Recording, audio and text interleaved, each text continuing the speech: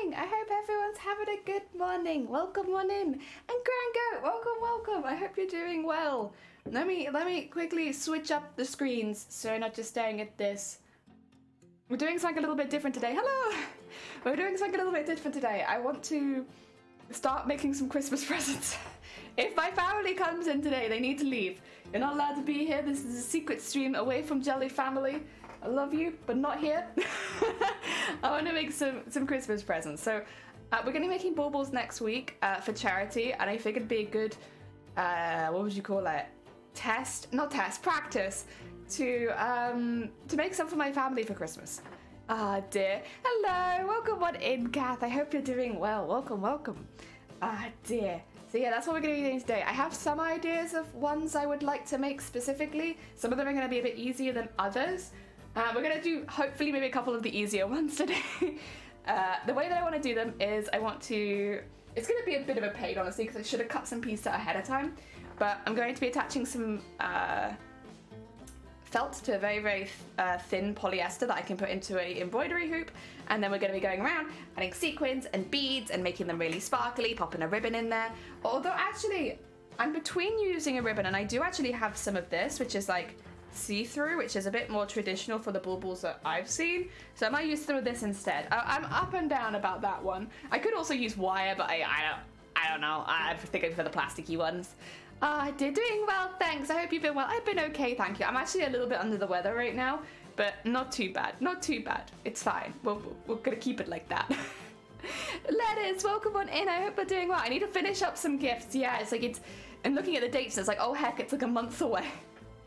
I should probably get making.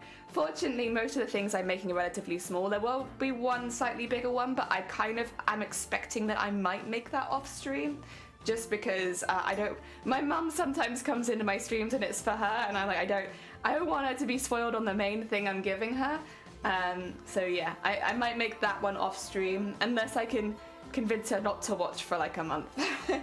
We'll see. Matrix, I hope you're doing well. Welcome. Yesterday I did paint a few more of the flower petals, but we're not going to be doing that today, just as like when we get back to it, a few more of them are done than where we left it.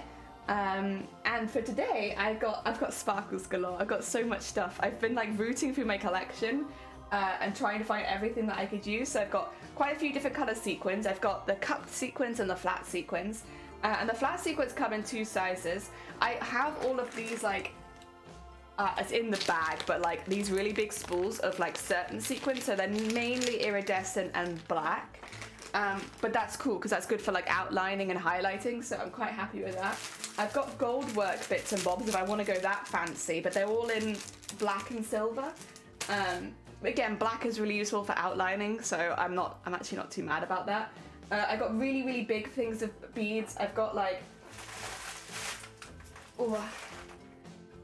for white beads, but then I've also got again white and black. I have a lot of white and black, but again I'm not too worried about that. It's great for outlining. I do also have like all the colors. And then I've got felts for bases. You won't see much of the felt, but I got it for bases. Oh, that's actually not everything. Where's my backpack? There it is. I went and bought these. This is like, I haven't bought very much, but I did buy these. Just a packet of 3 quid embroidery threads. So that if I wanted to do any, I guess embroidery I could. It's from the works. There you go. All colours again. Ah, dear Gordon, welcome on in. I hope you're doing well. In my family don't exchange gifts between adults. They spend the money on good Christmas food and the gifts for the kids instead. Heck yeah. We do gifts, but again, ours is also more of an emphasis on food. And a lot of gifts are like handmade things. I get handmade baubles a lot. Nearly every year I get baubles, honestly. And I've got some really cool ones. It means when we decorate, at this point, the baubles don't all fit on my tree, so we have to hang them elsewhere. And also, there is no theme. Everything is all over the place. Like, a lot of years people give themed baubles, but like, because it's from so many years now, none of them match, but I kind of love it. It's the vibe of our house. Also, Bateman, welcome on in. I hope work's going well. I hope the streams are going good. Was it you I missed a stream of? I know I missed Shifty's stream last night. Unfortunately, I wasn't very well. I lurked there for a bit and then I was like, oh. Did you? Okay. Early today so I can prep for a trip. Lovely. Also, Louise, welcome on in. I hope you're doing well. Yeah, we're just going through the kind of stuff I have to make it. As far as like all the colors go, I've got loads of these little bags of sequins. I probably wouldn't want to rely, like they'll maybe make 1 or 2 baubles per bag, so like I have to mix up the colors a little bit, but based on the things I think I'm going to be doing, I think it'll be fine. There's a few that I'd like to make over the next few days. I want to do skull and crossbones. Like there's going to be variety because they're for a lot of different people. I want to do a skull and crossbones. I want to do a fuchsia, maybe just the flower of the fuchsia, but a fuchsia. I want to do a dog, it's got to be like a little black dog, a chameleon, and some fish. Fish are going to be the easiest. Fish lend themselves to sequins and all that, so those ones are going to be fine. The rest of them are going to take a little bit more designing. I need to think of a couple other as well. Like there's some people that I want to give to, and I'm like, maybe daffodils would be cute. But then daffodils aren't very Christmassy flower. But I'm like, when I think of them, I think of daffodils. So like, I don't know, maybe daffodils, even though they're not Christmassy at all. Oops. So that's kind of that one I would like to do as well. But we'll see. Oh, Cave, welcome on in. I hope you're doing well. I'm trying to work out all the baubles I want to make. I thought I got them all down, but I guess I haven't. I guess there are some I still need to think of. And then it's whether or not I want to make any for our own household as well. Normally I don't. I don't buy or make my own baubles because everyone gives each other baubles. Like last year I think I got like 10 different baubles.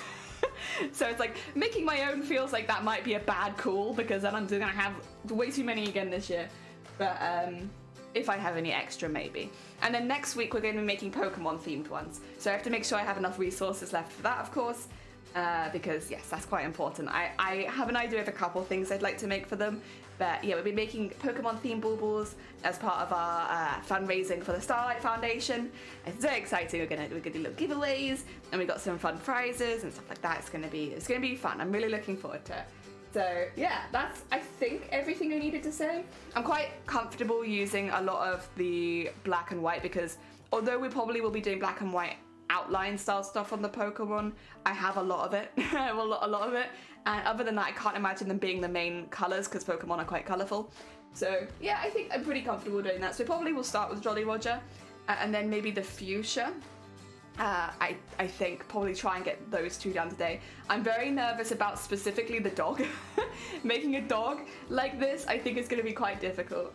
I have a couple of ideas of how I could do it, but I don't know, that one makes me nervous. I think animals are something that I'm just generally not very good at drawing, and then I am not super good with I can't quite imagine it, whereas the rest of them I can sort of imagine, because it will mainly be just like filling the space in, which sounds really boring, but like, just trust, it's gonna look cool. I think the Jolly Roger should be one of the easiest because it is just or like specifically the skull and crossbones because it is just a skull and 2 bones together. Probably one of about that size for if it's a smaller Christmas tree. Most of the time my family, we have like fake trees. I only set up like the top 2 pieces of my tree and I just have a little dinky one because I want to have a whole tree all over my house. They're too big, and the houses I've lived in have not been big enough for a full-size tree. Also, thank you for the lurk, Louise. I don't know if I mentioned, but thank you. It's very kind of you. So I'm going to be aiming to keep them about yay big. I know that's quite small, but again, smaller trees. I don't want it to overwhelm anything. So I think that kind of explains the plan. I did do like a little video of some of the sparkles we have because we have a lot of sparkles. I didn't include the beads, which in hindsight I should have. They're not sparkly, but they are nice. Oh dear, we do fake trees because allergies and I refuse to clean up after a real one. Yeah, it's like, yeah, it's just easy, cheaper, they look good. You can put the pine smelling stuff on them as well and then they smell like a real tree, which is like the only thing that I like about real trees is the smell. So it's like, well, I could just get the pine sticks, shove it in it, and then perfect, done, easy. We've had the same tree since I left home, and it's a bit raggedy now, but like, I left home nearly 10 years ago. So, you know, it's lasted a while. So Flop going 0, welcome on in. I hope you're doing well. We are, oh, this is my, I don't know if you remember it, my reindeer one. That can be a proper deer. There you go. They're very floppy antlers, but I have them. I've gone full on Christmas get up. Also, I've got a slightly different screen for you today. Where is it? Here it is. Welcome to the Christmas screen. It's Christmas, everyone. Happy Christmas. Wait, ducks? Wait a second. I didn't ask for ducks yet. Oi oi. Also, those ducks are kind of big. It's kind of big ducks. Oh my god, they're large. Good, put that in there. But no ducks right now. Thank you anyway. We're good. Ducks are for later. But yeah, we're in full Christmas mode here now, and I've got my Christmas screen set up with the 2 rows of lights. Because honestly, that's not as much as we do. Oh dear. And I've made sure that I've put, for any jelly family that might be lurking, it says I'm making baubles for you guys. So you can't look. I know you kind of probably already know an idea of what I might be making, but don't look. It's a secret. I'm also going to keep this down because it rubs against the top of my microphone. It shoots noise down into my mic, into my headphones, and I'm not sure why it does that. You're making scones for breakfast? Heck yeah. Delicious. Very nice. We need to draw some designs. Okay. First is my Wilco sketch pad, which I predominantly use for planning. It's just like before I draw it in a proper sketchbook. This is my sketchbook for my sketchbook, so that I can do slightly more finished stuff in my proper sketchbook. It's just cheap paper, it's easy. I probably want this one to be symmetrical, right? Either I want it to be symmetrical, or I want it to really not be. I feel like with a skull and crossbones, you normally want symmetry, right? One thing with this one, I'm not sure if I want to actually just do it in iridescent sequins. Because I could do white felt and then cover it in iridescent, and then I could do black beads for splitting up the parts, and then maybe black sequins around the edge. That's kind of the vibe. I don't know if I want to do any little red ones in the eyes or anything yet. I like the idea of it, but I'm also like, is that a little bit too much? What is too much? Alright. Well, let's start top or bottom. I might actually just rip this page out because then I can go horizontal, which is more what I want to do. There you go. Plus it won't mark the paper underneath because it is very thin paper. I'm already lost. Probably, if I do the skull bit first, it's gonna be kind of a cartoony skull because the idea of sequining a hyper-realistic skull is quite intimidating. What I might do, actually, those teeth are too long. If I draw it out, I could probably fold it in half, right? And then cut it out like that.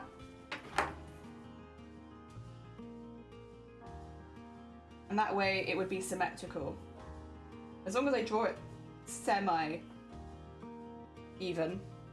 I do prefer that side. There we go. Drawing symmetrically is not my forte. This might be too small is the only thing.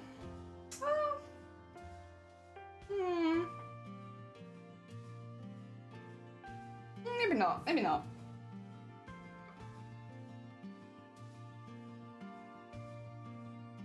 Yeah, because the thing is, like, can I fit a sequin around that? No. Maybe need to be bigger then. And how big is this going to be? I don't want to do really, really big baubles. I don't want them to be obnoxiously large. But then if I want to fit the sequins around the corners of the eyes, I mean, I know I can trim them, I just don't want to. I want them to be... Alright, what we'll do is we'll do a really big, nice oval. The bones could always be smaller. Nice big oval. Very good. Teeth. Very good. And get that oval a little bit big on that side. And then... Which way up is a human nose? I'm doing it the wrong way round. It's like a... I'm trying to fit... Where's the bones? It goes down, doesn't it? Like, yay. And then... Oh, does he look too cute? Let's have it like angled. There you go. No cuteness here, and I kind of only need to draw one side. At the idea that this is split down the middle. And then we'll have a bone up here. Yeah, try and keep it to a reasonable chunk level. And then a bone down here, I suppose. So this is gonna look a little sus while I'm drawing it. Just don't worry. Don't think about it. It's fine. Would that be fine?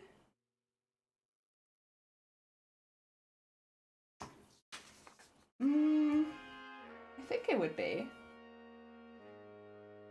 Very cartoon bone. How thick is... maybe to about... there. And then...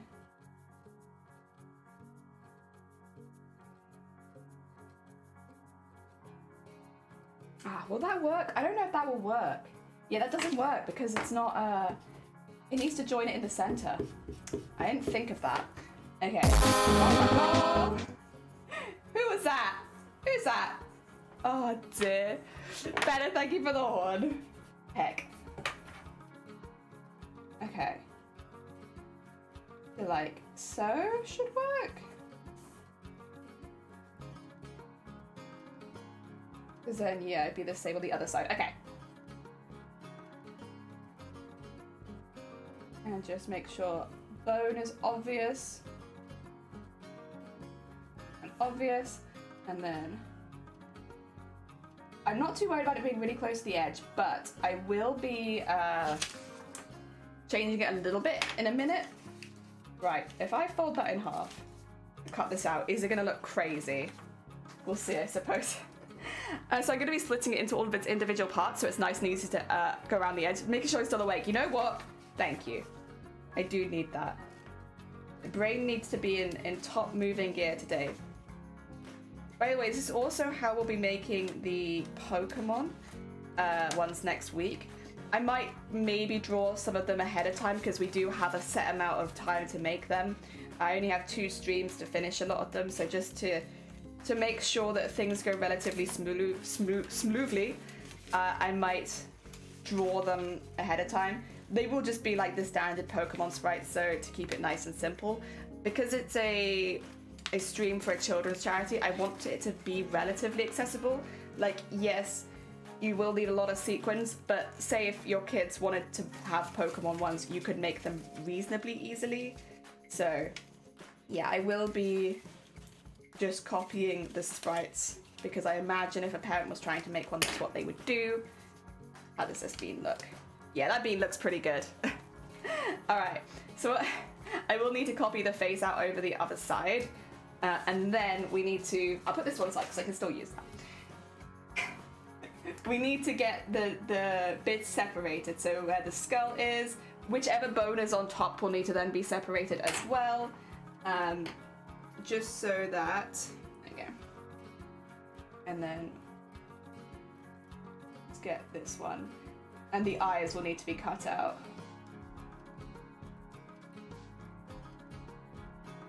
I think something like that.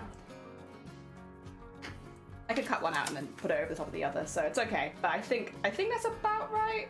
So yeah, what we need to do is cut each layer out so that I can then draw that onto the felt, so that I know where the distinct pieces are, so that I can do their outlines, because it is a pretty simple shape. I think it should be okay.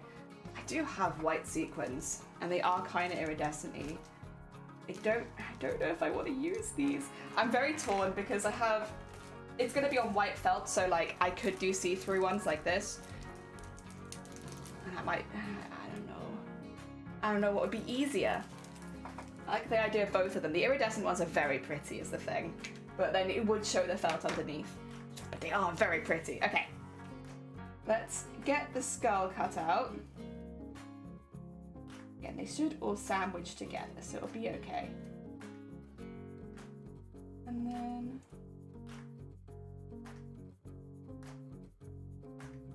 also, do I want to separate it with black beads? Or with the, whatchamacallit stuff? Gold work stuff? Because I'm not sure yet. I'm still thinking about that bit.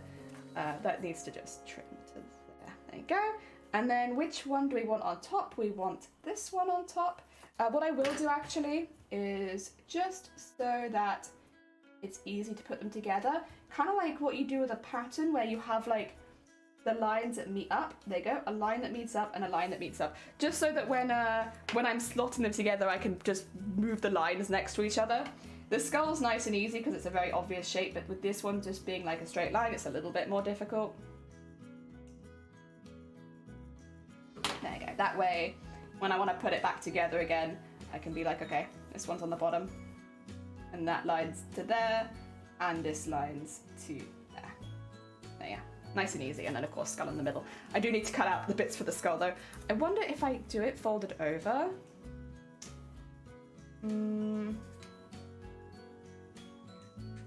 I don't know, I could do that. It might be the best way of getting them the same. Oh, so Gav, welcome on in. I hope you're doing well. Welcome, welcome, welcome. We are currently making a little skull and crossbones bauble for one of the jelly family. I won't tell you which one. Someone in the jelly family was like, I want pirate stuff. Okay. Pirate stuff. Well, I could do a whole ship, but I think the most obvious like pirate thing I could think of is the flag. So we'll do that.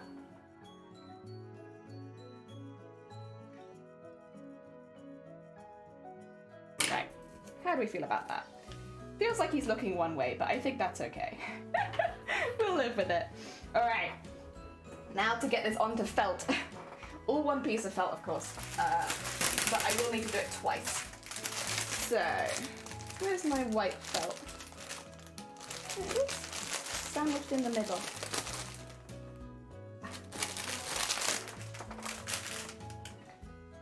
And I will need a biro for this. There you go. So we're going to put him in the corner, but I will be keeping a little bit of, how'd you put it, extra space around him. So like when I'm putting it on here, like, yeah, I need a little bit more space than that. I want a little bit of a border around the edge so I can do a little sequin around the edge. Also, Zay, welcome on in. I hope you're doing well. So when putting it together, I could actually maybe draw the bone first, since this is one of the biggest pieces. That might be a good call, actually. Let's draw the bone first. We're just going to draw around. Hopefully that's ink's coming out. There you go. Draw around this. So I don't know how obvious it is because I'm kind of holding it very, very close to me. And get that bone there. Around the edge. And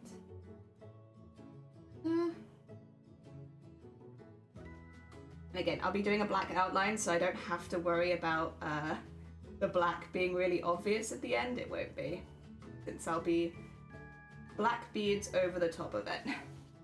That's nice and cartoony. Let's get the skull in next. And whoop, that back there. And then cut out the eyes there and there. It is tempting to have the eyes actually properly cut out, but I think it would be a bit difficult to line that up to the one that will be on the back side. Although, do I even need one on the back side? I might, thinking about it.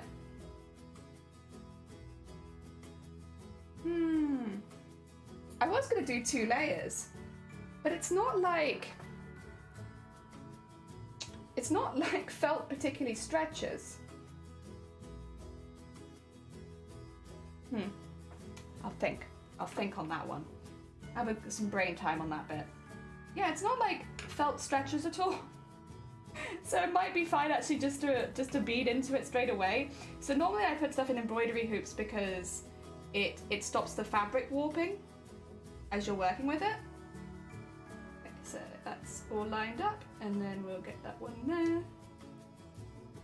Yeah, but thinking about it in this particular case, it's not really like that fabric's going to warp anyway. And get that one in. Okay. Good stuff. That's where those lines come in, helping me line everything back up again.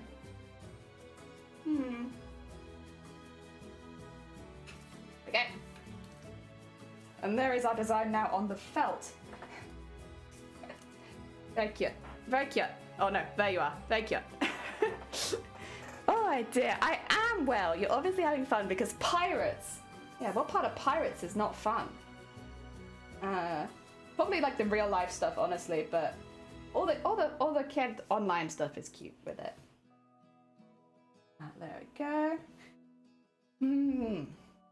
I'm still considering how I want to do this now. Do I want to do it as 1 layer or 2 layers? Because originally I was going to do it as 2 layers.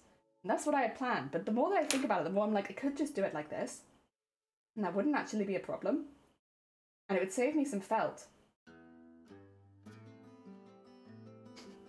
Oh dear, somebody doing it. Oh no, honestly, never apologize. You're all good. You don't have to talk at all. You can just come in and lurk.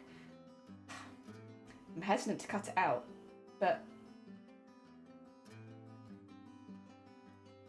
why don't we keep it in the block? We'll put the most of the stitching into it and see how we feel. So it will need to be two-sided, which means probably in some ways it would be better if I could get it on the other side as well. But whatever we do on one side, either I need to do it to the other or I need to do something different. It does become a little difficult. All right, let's cut it out. Just on the idea that I want to do the other side too. And then, how will I get my nice big black outline? It will need to be about the width of the sequin. So let's get the sequins. I'm going to use these ones. These sequins are interesting. They've got like a texture on them. And I don't often see textured sequins. I will be taking them off the thread to sew them on. I just want to show you it together. Do you see the texture on those sequins? They've almost got like I would say a leathery texture on them. Maybe like a snakeskin texture. It's cool. But yeah, if I want to go around the edge, it needs to be about that far from the edge. Maybe a little less far. So that I can do that and then sew the two pieces together. Okay.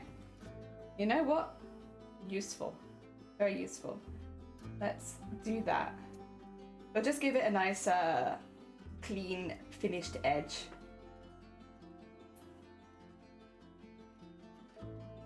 And make it look really cartoony as well, which is nice. Maybe they wanted realistic skulls, but I don't know that I necessarily do realistic skulls. That's a vibe that I don't know that I can necessarily put on my channel. We are sparkles and sequins all the way. Realism later. Also, Pit, welcome on in. We're doing a bit of a different stream today. We're making some Christmas decorations. Hopefully for family if they all go well. If not, it's a good practice. And I can make them again another time. But I'm hoping that they go well. So starting off with a skull and crossbones bauble for someone who wanted all things pirate. And there we go. Some of these are going to be annoying corners to go around, I can already tell.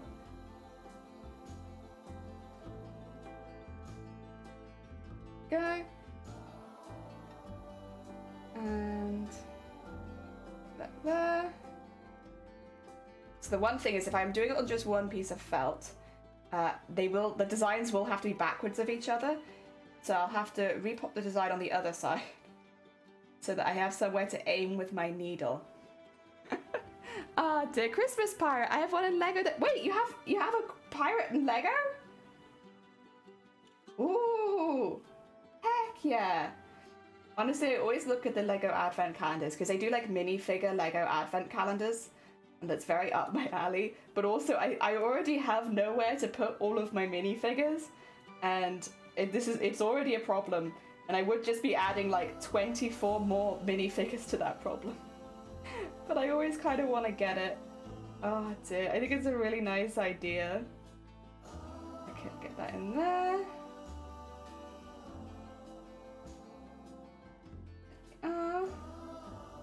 And around there. There, yeah. Right. Now we need to put it on the other side, but backwards. So, the main bone is this one. Means get that on there. It doesn't matter if it's not exactly lined up, but as close as possible will make my life easier. So that's what we're going to be aiming for. Like if it's not perfect, it's not perfect, but we'll try our best to get it close. Because we'll be aiming the needle through to the other side of the fabric to hit the same sort of lines. And you can definitely like bend the needle in the fabric so that it does hit those lines, which is why I'm like it's not the end all if it's not exactly lined up. But it's just a bit annoying to do it over and over again. Thankfully, this is a very small scale project, so if I do have to do that, it'll only be a little bit. Okay, get that in there. That around there. Whoop. That around there. It's one piece. And do this one backwards. Whoop. Go. Like so.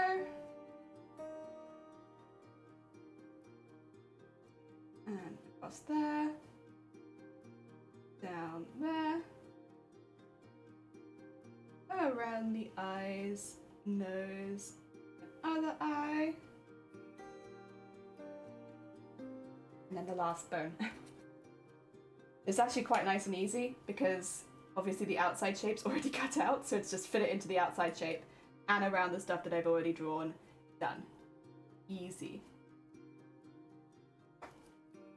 One. And get this bit in here. So put it like that. There you go.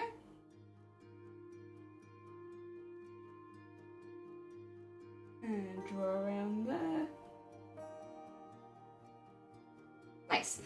So now we have the design on both sides, but like back to front of each other. I'm still gonna leave that to one side because I never know if I might need it again, but yeah. Ah dear, while I'm laying in bed, I suppose I have to get in my car and drive 30 minutes. Friend, hang out, but my body and mind just screaming no, but I don't want to disappoint by cancelling. There's like 3 hours of drive. Oh, that is a long drive.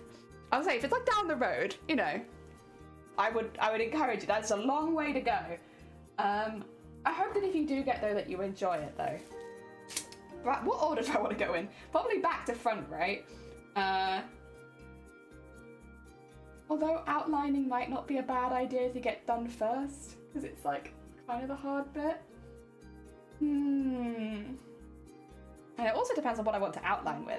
Do I want to outline with black beads? I think probably the black beads are a little bit big and would be better for filling. I think something like this would be better. One of these. Like a smooth black pearl maybe. Yeah, I think that would be a good one. I don't want to do the really shiny one yet. I have plans for that later on. Wow. Woo! Oh, it's got a few pieces already cut. Oh, okay. I mean, that's not bad for me because I will need some of this. This is, oh my god. I have not worked with this before, and that is such a fun texture. It's like springs. They're like really, really tightly coiled springs. I don't really wouldn't mind, but for an hour there to pick her out 30 minute drive studio to visit, and oh, that's a long. What the heck? Zay, thank you for the horn. You managed to get it. You got it. You got your horn. I think I should probably go around the skull first, if I had to guess. Oh my god, do I want to do this first? Ooh. See, it'd be easier if I was filling it in with beads and stuff like that, but because I'm thinking to fill it in with sequins, it's a little bit difficult. So should I do it first or should I do it second? Hard. Also, the thread has to begin on one side. I just thought about that. How am I gonna do a nice secret thread? Oh, scared me! Oh no, also thank you for the heckin' flex tape. Ah. Which order? Outline first or inside first? Also, how am I gonna do the outline on both sides with this? I didn't think of that actually. That's gonna be quite difficult. Maybe it'd be better if I used an embroidery thread. Alright, we'll use an embroidery thread for that. I love this, and the texture is fantastic. But, oh god, how am I going to put this back in the bag? The texture's fantastic and I love it. I'm just not sure how I would do it in this case. That's okay, we can come back to you. I will use you later for something else. Just not this one. Oh my god. Ah, it's so wibbly. Oh my god. Get in there, get in there. And then in there. Get. There you go. Oh my god, that's so wibbly. All right. if you're doing embroidery thread, I don't think we have to worry about doing it first. So I think we're okay. I'm going to have to... Oh, actually, no, I'm not, because I have the smaller ones. That's fine. You can just take them out of the packet and sew them straight on. So I'll have to get some white thread, I suppose. Oh, dear. And make sure that we're keeping an eye on both sides. Let's find a needle. Probably not my beading needle yet. I think just a standard sharp should be fine.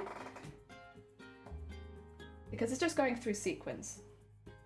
That's when I find out my sharp does not fit through these sequins. I'll be very disappointed. There we go. Oh, have they left some residue on my hand? I think they have. I'll have to keep an eye on that. All right, let's do this. Oh, now they're putting residue on the thread because my hands are putting it on there. That'll be fine. It'll be fine. At the end of the day, if it's not perfect, I can remake it. Honestly, if it's not perfect as well, it just shows that it's handmade. Ah, right. Let's cut this really, really small because it's going to be hard to hide it. I think my best option for hiding it actually is going to be putting it underneath where the outside sequins will be. So that's where I'm going to start my thread. I'm going to start it kind of far out so that it's where the sequins... Oh God. What happened to you? You okay?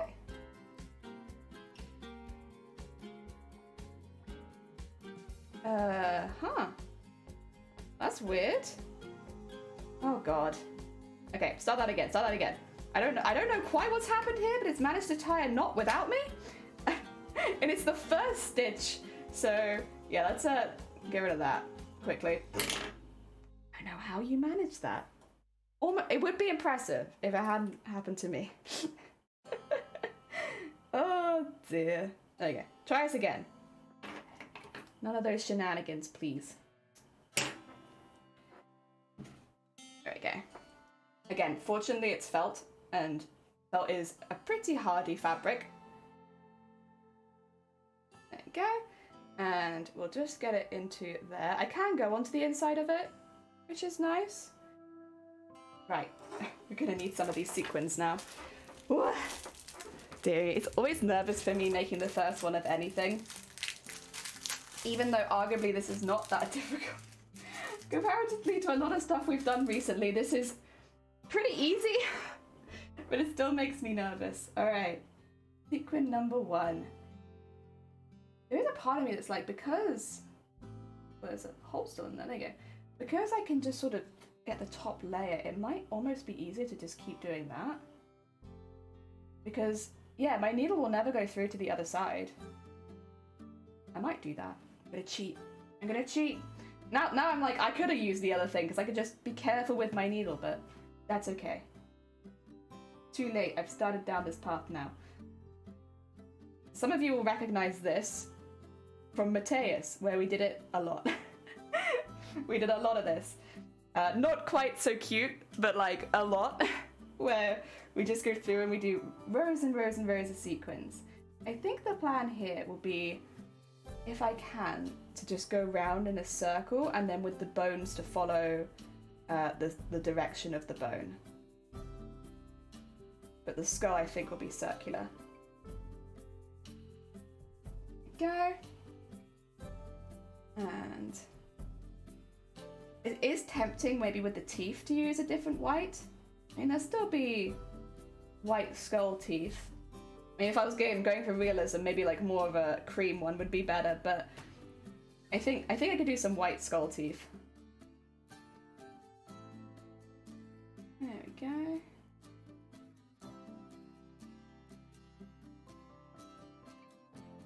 And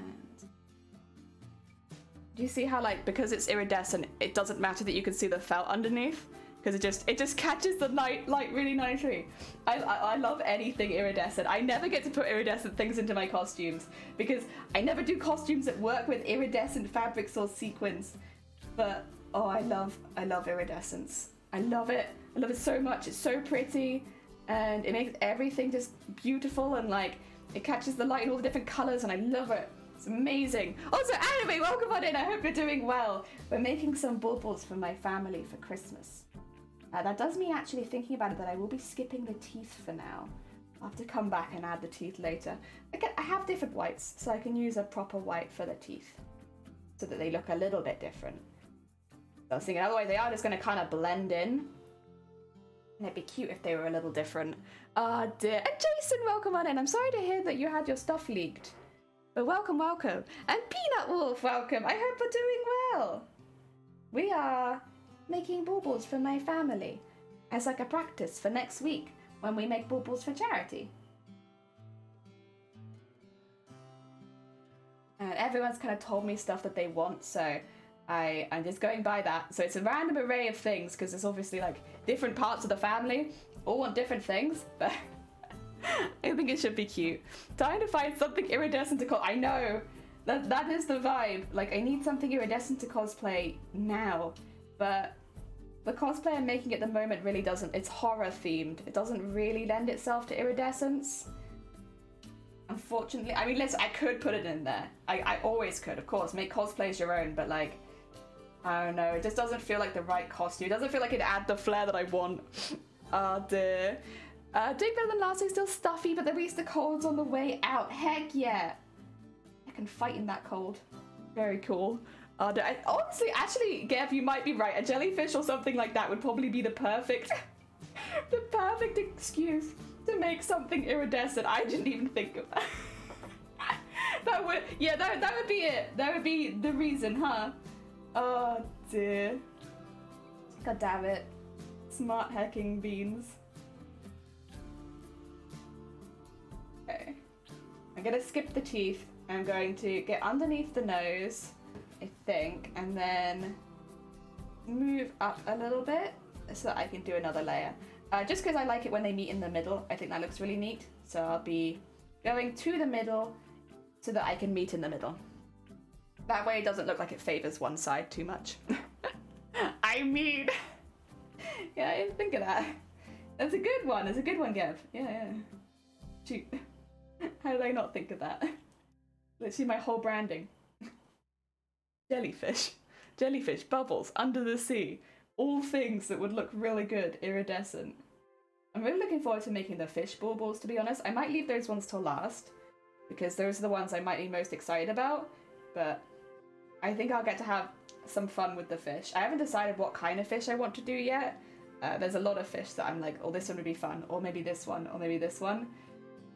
But I think fish will look really good in all the iridescent sequins, and I don't think it should be too difficult to make it look good. So yeah, save that one for last. But I am quite excited. Wow. Oh god! Wow. Steve, welcome on in. I hope you're doing well. Wow. Wow. We like to party. We like to party. We like to party. We like to party. We like to party. We like to party. We like to party. The Venga buses come and everybody's jumping. New York to San Francisco, an interstate free disco. The wheels are still on turning, traffic lights are burning. So if you like to party, come on and move your body.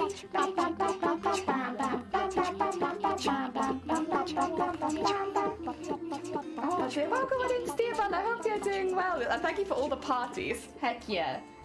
Oh dear, I hope your day is going good. We are doing making. And thank you for the horn. Who is that? Shifty, welcome on in. Thank you for the horn. And Malva, welcome on in. Thank you for DJ. I know it hasn't played yet, but I can see it. DJ. Welcome on in, both of you. We are making some baubles for the Jelly family today. So a lot of people want different things. So they're going to be a bit of a random mix. But the first one we're tackling is the skull and crossbones bauble. You know, Christmassy things, like pirates. That being said, we are making it very iridescent and sparkly. At the moment, it looks like we're not adding a lot, but when it hits the light, it's like, yeah. Look at that. So it's initially subtle, but, you know, we're getting there. I might have to do this top bit because of where I've edged it. I don't know if I have to do it separately. Oh, you know, actually, I think it'll be fine. I think it'll be fine. I'm overthinking this. It'll be okay. We're doing it in a way where we're meeting in the center, so I'm kind of doing one side then going to the other so that all of the sequins curl into the center of the skull. Just so it looks a little bit, it's like the illusion of being round, even though this is very much a flat object. Okay. And it looks neater. Not that I think my family would care about that sort of thing, but I care. And if I see it on their tree, I care. DJ, nice earrings, thank you. Are they some kind of jelly? They are, they're little jellyfish earrings. My friend makes them. And she makes lots of different earrings as well, actually, honestly. So, very, very hacking talented bean.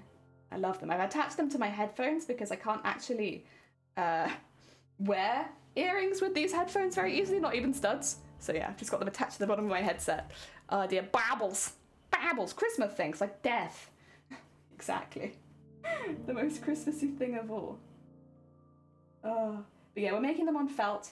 I'm trying to make them reasonably accessible to people, so it's like, it's not a process where you need lots and lots of equipment. You need a needle, some thread, felt, and then whatever decorations you want. I'm going with sequining because that's like that I enjoy, and I think the sparkle suits the season. But you could make it out of anything, really. I do think felt as a base is a good call, though. I would probably recommend using felt as a base. It is cheap, and it doesn't fray. So you don't have to worry about using it too much and having things open up and everything. Alright, let's now scoot inwards and do the next layer. Go. Very nice. Very nice. Sparkles do fit that, though. Yeah, like, you decorate them. I think it fits okay. I don't have to justify it in my head. I think it's perfect. More specifically, it's perfect for the recipient. I know that the person who receives this will end up liking it. So even though it's maybe not the most 100% Christmassy thing in the world, it's perfect for them. Oh dear. Honestly, because I'm quite enjoying the theme, I almost want to make more, but I might get them something else as well, and I don't want to just overwhelm them with gifts. There we go. This is the thing, you think of something that suits someone and you're like, but now I can think of 10 other things that suit them also. I'll have to make all of them. But it'd be best to save some ideas for next year as well, if they still want piratey things. That way I can make them more baubles, if they want them. If they don't want them, I'm not going to force it on them. Okay. So my thread got a bit stuck there. Oh. Keep going. Oh dear. I'm going to do Christmas decoration this weekend! Are you, Kath? Heck yeah! When you see the light leave their eyes. Oh god. Steve L.Y. Take my baubles, Cresso! Welcome on in, I hope you're doing well. Yeah, we're making some Christmas baubles for my family right now. They all want very different things, I think. Some of them have not even said that they specifically want baubles. However, they are receiving baubles. I'll get people other things as well. But I think handmade bauble would be nice.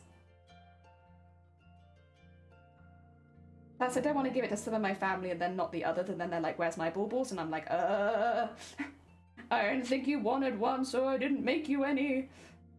Christmas drama, you know? I don't want to cause Christmas drama. There we go. That's right there. Yeah, look at that. Look at that side of look at it. It's so sparkly. You can't say it's not Christmassy. It's so Christmassy, my god. It just screams Christmas to me. Okay, go backwards and then through to there. It gets a little difficult in the center. Any bits where the I guess there's less space, it's a little bit difficult. We're working it. We're working through it. Honestly, this also, I'm so used to doing Mateus where everything is on such a much larger scale that I'm watching this get sequined. I'm like, wow, this is quick. Look how quick I'm going, Jesus. Because Mateus, all of the sequining took bloody hours. Hours to do every tiny little bit. And don't get me wrong, I did enjoy it. It was relaxing, but God, it was a big job. Oh, dear. Why are you asking me why? I try not to think. I just do. You're good, Stevel. The way that you do is perfect. Oh, dear. You get baubles or you get nothing. Yeah, that's kind of the vibe at the moment. Like, listen, sorry, I've made baubles. That's what you get. Yeah, everyone in my family. I think I've received baubles from nearly everyone in my family. I think there's one person I could think that hasn't, and they're the youngest, so it's like, you know, fair enough. You've got a lot going on in your life. You're busy. You're a busy bean. Arguably probably one of the busiest in our family. I think everyone else in my family has done baubles or given baubles or made baubles at one point or another. So it's like I need to become part of that bit of the family who've done the baubles. We've done our time in bauble without making. Oh dear. My family's getting scrunchies? Heck yeah. I think my family would need more hair for that. They would appreciate the thought, I'm sure, but it would...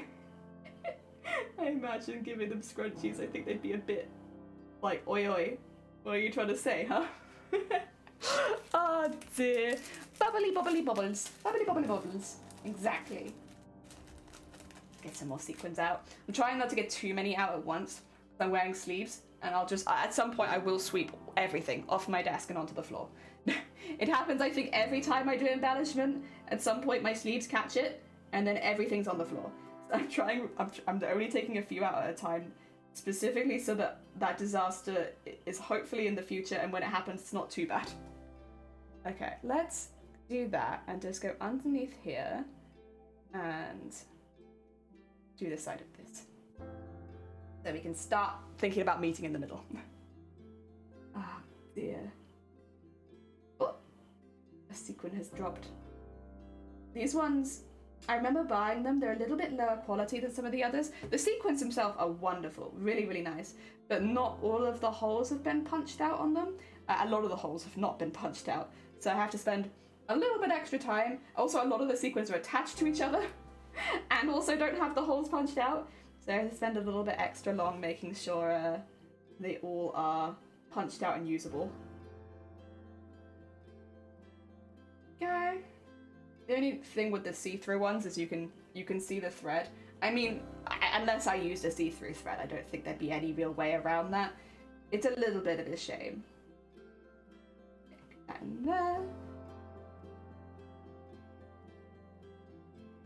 And right, let's do the last couple going into the eye. Oh, there you go. And hell yeah. Okay, nearly one half done. Given the presence of very sharp objects, I'll be hesitant to sweep the desk on. You know what? That sounds like smart. That sounds like a smart approach to crafts.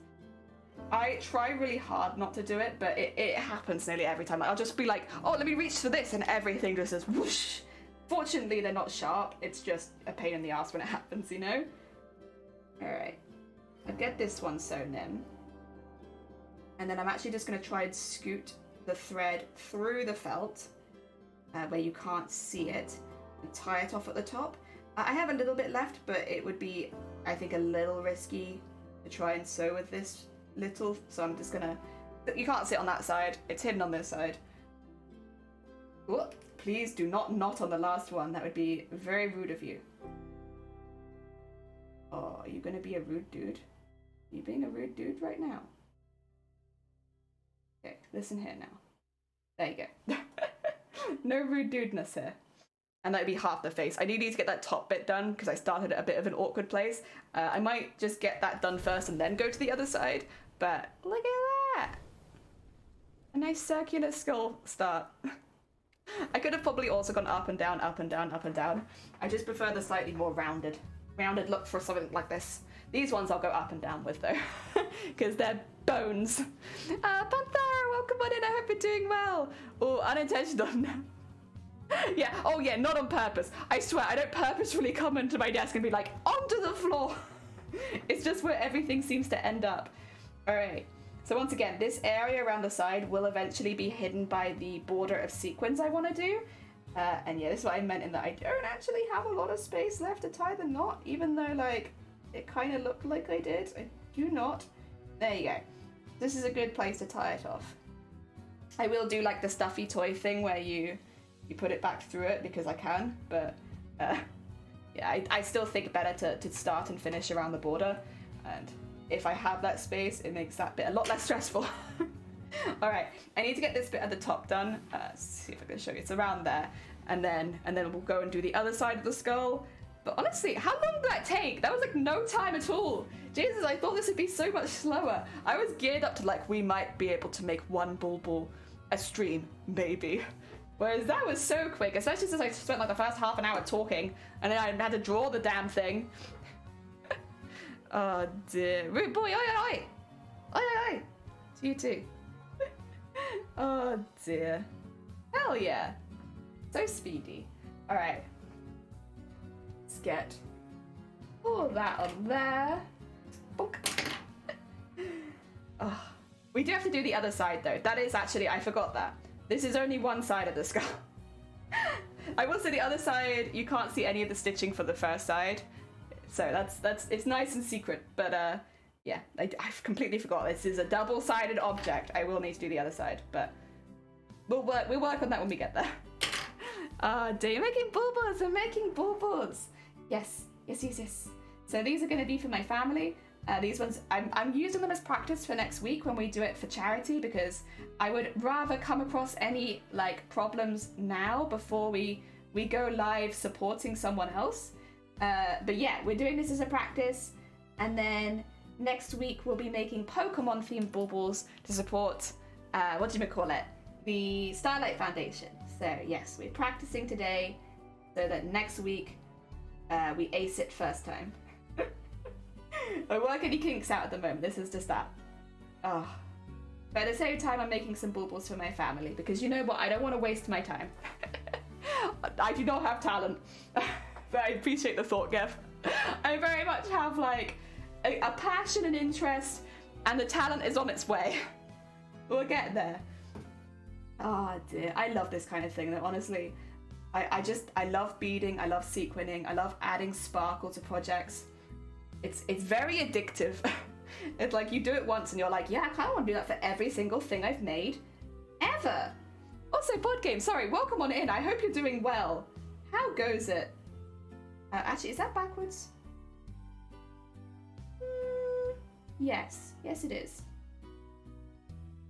I'll have to do 2 layers through that one. That's a shame. It's okay though. Again, we're working out the kinks today, so if I make mistakes, that's actually fine.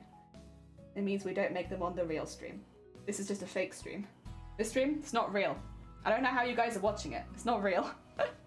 I got paid today and Steam just happened to have their autumn sale. You got paid right before Black Friday then, huh?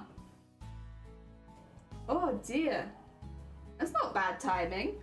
My work never did that. They'd be like, we know Black Friday is coming, save your paycheck. And it's like, thanks. You can pay us early. Daddy! Thank you for the and the 15 bits. Very kind of you. Also, welcome on in. I hope you're doing well. We are making some little baubles. We're making a skull and crossbones to start with, which is the most it's the most Christmassy thing. Oh dear. Pretty sure one must have at least a modicum of talent to go to TwitchCon. Oh, the pageant thingy. That is my, at the moment, and it's right now it's my magnum opus. I would like to make a new magnum opus, which I realize that's probably not how magnum opuses work. There's meant to only be one, but I want to make a new one. I'll make a better one, I swear. Ah, it just so happened. Grants, thank you for the horn. I know Jelly said Danny, but it sound like Daddy. I will I'll fight you. Steve-o, you looking for fisticuffs today, huh? I might look small and meek, but you'd be surprised. I'm British all the way down, which means boom boom boom. Oh dear. There we go. Get that one in there. And then through there. Alright, there we go. That joins up the sequence at the top. Yeah, it's just a bit having that line not there. I was like, I really want that in there. Get that back in there. Okay. There we go. And then... whoop. Okay. Get that through there. Okay, so that one side is done. Look at that! It's so sparkly! Perfect, I love it. Good sparkle. Oh dear. Jelly is that accent. Well, fight you accent. I'm innocent. I don't think so. You're allowed to make a magnum opus once a month. Heck yeah, that's the plan. It's like, right now it's my magnum opus, but also I want to keep going and make a new, better magnum opus. So one day, yeah, I'll have a better one. Just wait. It'll happen. go. Oh dear. Also again, thank you for the lurk, Daddy. No daddy. Absolutely zero daddies in this stream, I'm so sorry. There might be some dads. Oh. Wah, wah, wah. There we go. Get that. What's happening here? Let me just swap out my needle. It's like one side of the needle thread is slightly longer than the other somehow. Let me just fix that quickly. I should have probably fixed it immediately because I've been having to fix it every single stitch. I'm really good. I'm actually going to try my hand at beading for the first time to make a bracelet. Oh my god. Heck, good luck. I hope it goes well. Are you doing it live on stream or are you gonna give a bit of practice off stream first? What are you thinking? Also, what color beads have you got? I love beads. I have to keep giving my beads away to people because otherwise I have way too many. I probably have like 50,000 beads in the house right now. Help. Like, I can't stop collecting them whenever I see them. And they're all different. God, so many beads. Oh dear. There we go. Oh. I'm 27, so I'm not still daddy. Maybe up to 40. Heck yeah! Oh, the metal people are here. I apologize if you can hear them. If you hear wow, wow, wow, that's the metal people. They're here to collect the metal. I don't think we've ever had scrap metal in this house. It's because we're still, I guess, a very new household, but like we're not getting rid of old furniture or anything. And or old fridges or stuff. I don't think we've ever had scrap metal. Like all the stuff in the house, we very much need it. There we go, get that around the outside there. I am gonna have to do all this again on the other side in a minute, but that's okay. The fact that it's going as quick as it is gives me good hope that we might still only finish one ball a stream, but off stream I think I could finish quite a few. So that's good. I don't know how many bulbuls I should plan for the streams next week. I was thinking 1 or 2 a stream, because they're 6-hour streams is what I'm scheduled in for, as long as nothing goes wrong. I'm a little concerned because we've had a lot of internet issues recently, but I guess at the end of the day, if I do cut out from streaming, I can just come back again. Yeah, I think because of all the flooding in Wales, we've been having some problems with our internet just randomly. It only cuts out for like a second or two is the thing, but it's enough to end your stream. I don't want the organisers to be like, Jelly, what are you doing? Why do you keep going live? DJ. It's like, I'm sorry, it's our internet. We keep cutting out. Oh, thank you for the DJ. I know young daddies, me too. I'm doing it for fun while I have your stream on. I have a pack of 24 seed bead colours, and then you actually have some beautiful green beads. Oh, beautiful. I think that's a really nice mix. Like, obviously bulking it out with the seed beads, and then having some really special ones in there. I think that's a very nice vibe. I wonder if I have the same pack as you. Wait a second. I have this one lying around. Is this similar to what you have? This is, I should say, normally I buy seed beads in larger packets than this. I don't know why I have this one. But normally I get like seed beads in about 6,000 per colour, because obviously with cosplay this is not a very good amount of beads, but for things like bulbuls it's fine. For cosplay it's like, you probably need like a lot of beads. But yeah, something like that. Mine says bala bead. Oh, mine doesn't say anything on it, but I might have removed it. I'm not sure. That's the problem with hoarding. Trying to remember where things are from is a bit difficult. I gave all of my gold beads to Sunkoi, so they have right now my gold bead collection, which honestly after Mateus was not too bad. I think it was probably about 20,000 beads tops that I sent, so it wasn't so bad. But I still have loads and loads of white and black beads, because I buy them, I can show you one.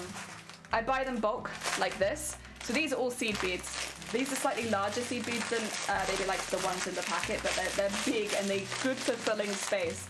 And I buy them by like the kilo, rather than, you know, yeah. But that's because cosplay. You know, if you're trying to cover your whole body in beads, you need a lot of them. Whereas if you're trying to make decorations, that would be a waste. You don't need that many. Oh dear. Do you have any tattoos? I have 2. I have one on my back that there's no way you're going to be able to see today. I'm so sorry. It goes from the top of my neck to my butt. And I have a jellyfish that goes the whole way down with all of its tentacles going out and stuff like that. I love it. And then I have a little one on my arm, which is a music piece that I used to play a lot in concert. Which, if you want to listen to it, exclamation mark tattoo, because when I wear short sleeves, that one's very, very obvious. Oh heck, it's a Cthulhu! Welcome on in, I hope you're doing well. We're making, actually, which is more maybe your theme, we're making a... Oh, that's not what I want to do. We're making a, what do you call it? Skull and Crossbones bulbul right now for a member of my family where that's what they wanted. Welcome on in, how was your stream? Welcome on in, Lemon and Sleeves! Hello, hello! How is your stream going? How was your crafting? Welcome on in. We're making a very, very sparkly skull and crossbones. Oh dear. Very cool, thank you.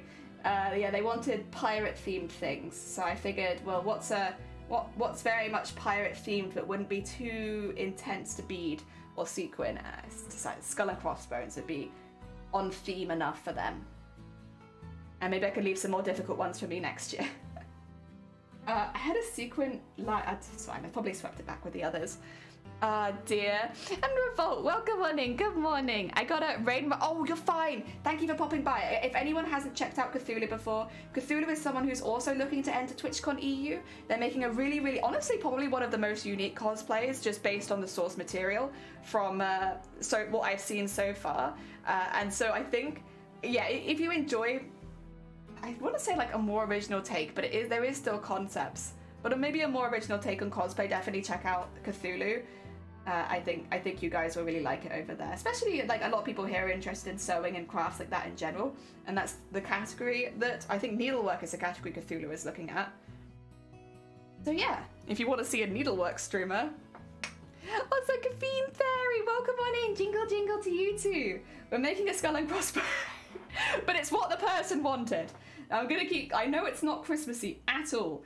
I don't think any of the baubles I make for my family are in the least bit Christmas themed, but it's what they wanted, so it's perfect. Oh dear, Antonia, welcome on in. I hope you're doing well. And hi from Wales too. Oh my god, a fellow Welsh liver. A Welsh liver? A liver of Wales? Oh my god. And thank you for the follow. Oh dear, all the stabby. All the stabby. Yeah, we're making bejeweled skull and crossbones.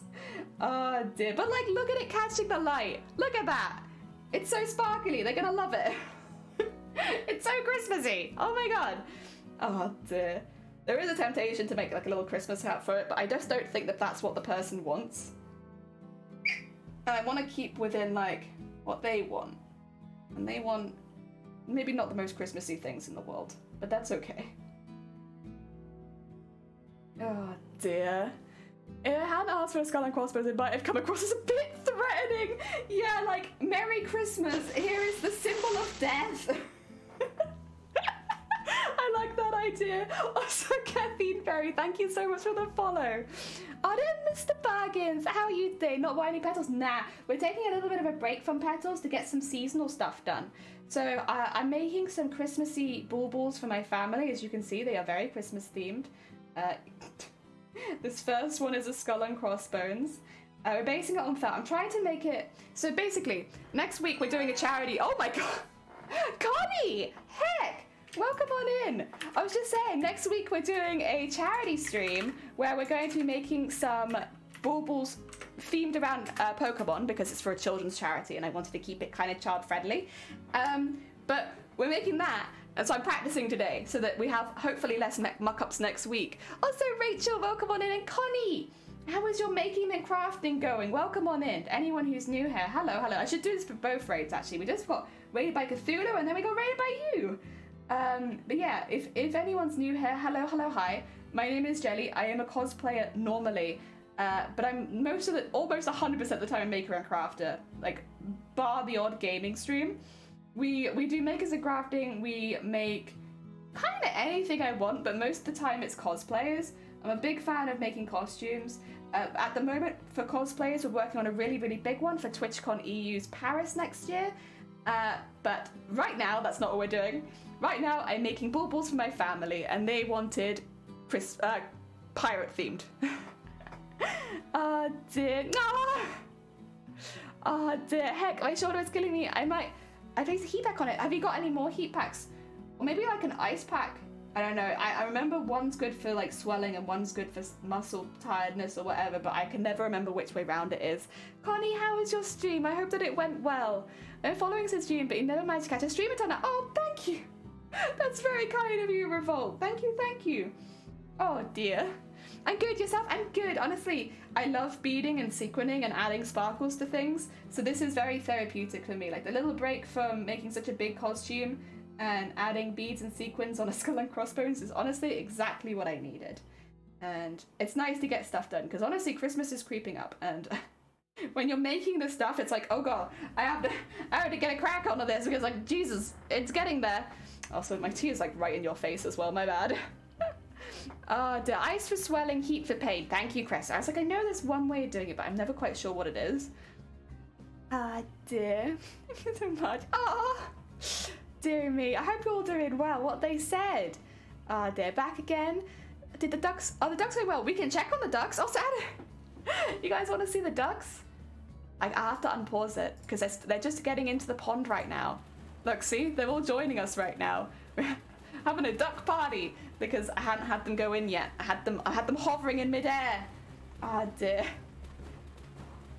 Out of interest, Anime, do you make things for Christmas or no? Or Connie, or any crafters in chat, actually. Do you make things for Christmas, or do you just keep getting on with your regular stuff? Because this is the second year of the row I've made stuff for Christmas, but before that, I never would have. Here they all are. There they go. Oh my god, what is the ducks? So basically, it's our most expensive channel point redeem, but we have a channel point redeem where like people can name ducks, and they can be a duck in our duck pond. Like there's Sunkoi. Speaking of Sleeves, there's Sleeves, who is the dragon duck. There's Blapple, just popped in. We got Rotation, we got another Sunkoi. They do double up sometimes, so like we have a couple of some of them. Some of the ducks get caught on fire if Sleeves gets them, or Sunkoi gets too close. There's Sonny, who flies. Bateman returns. I think it's the 8-ball duck. The 8-ball duck. There's Nyor, Shifty. There's Sonny again. Yeah, everyone could be a duck. And they have this pond, and if I go over to like this person, oh my god, who? Someone's already deflated the flamingo. Yeah, we've got all the ducks there, and we can watch them. They're very cute. Board game, you want to be a duck? All right, 2 seconds. Let me get us into the bigger screen for the ducks. And we have a collection. You can be any duck that doesn't have a name under it. If it's got like a name underneath it, that duck is already taken. But we have all these ducks, and then we have all these ducks, and a few of them are special. Like this one can set things alight. This one at night becomes a disco ball. This one, oh, that was already taken. This one falls over a lot because it's got a big head. This one glows in the dark, stuff like that. We do have a few special ducks in here. The alien duck only appears after the cow duck's been abducted. So which duck do you want to be? The flamingo invasion was not me. I don't know, can you prove that? Well, okay, Tommy started rumbling, having this video makes me get food long. Oh god, look, thank you for the luck. I appreciate it, Connie. I didn't make it for Christmas, but we did do a surprise for a different holiday. We don't do that anymore because we're all grown up now. Ah. Alien duck. Okay, you're going to be alien duck. Got it. 2 seconds. I'm going to see if I can copy and paste names, because that would be super useful, right? If I could copy. No, I can't. Okay, that's fine. Oh, dear. I'm just going to have to try and make sure I know, like, your name is not even that difficult, but I'm so bad at spelling. Board game Yogi. Let's double check to make sure I got the capitalization right. Board game Yogi. I think that's right. There we go. You might not be in the pond yet, though. So we'll have to keep an eye out for when the alien comes and puts you in the pond, because it's actually you're a special event duck. So at some point, normally at nighttime, I should say, the alien ship comes along and puts you in. So we'll keep an eye out. When I hear the alien going, I will. Oh God, there goes Sonny. I'll let you know, and we'll bring it back to it so you can see it. Otherwise, you'll miss out on your duck being there. Also, thank you so much, Rachel, for the heckin' follow. That's very kind. Right, ducks away. We're back to sewing. You make napkin rings. Actually, that's a really nice idea. I have some family that have some really pretty napkins. But then it's like, would I be able to make a napkin ring nice enough for their beautiful napkins? I'm not sure. I don't know if I can handle the pressure.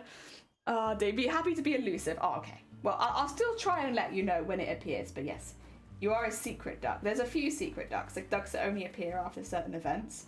You are a secret duck. Alien duck! Heck yeah. You have to be put into the pond by the spaceship first. It's very important. I do some art for my partner for Christmas, but nobody else. I've only got... That's fair. That's very fair. Last year we actually we bought it as gifts, so they weren't gifts from those friends.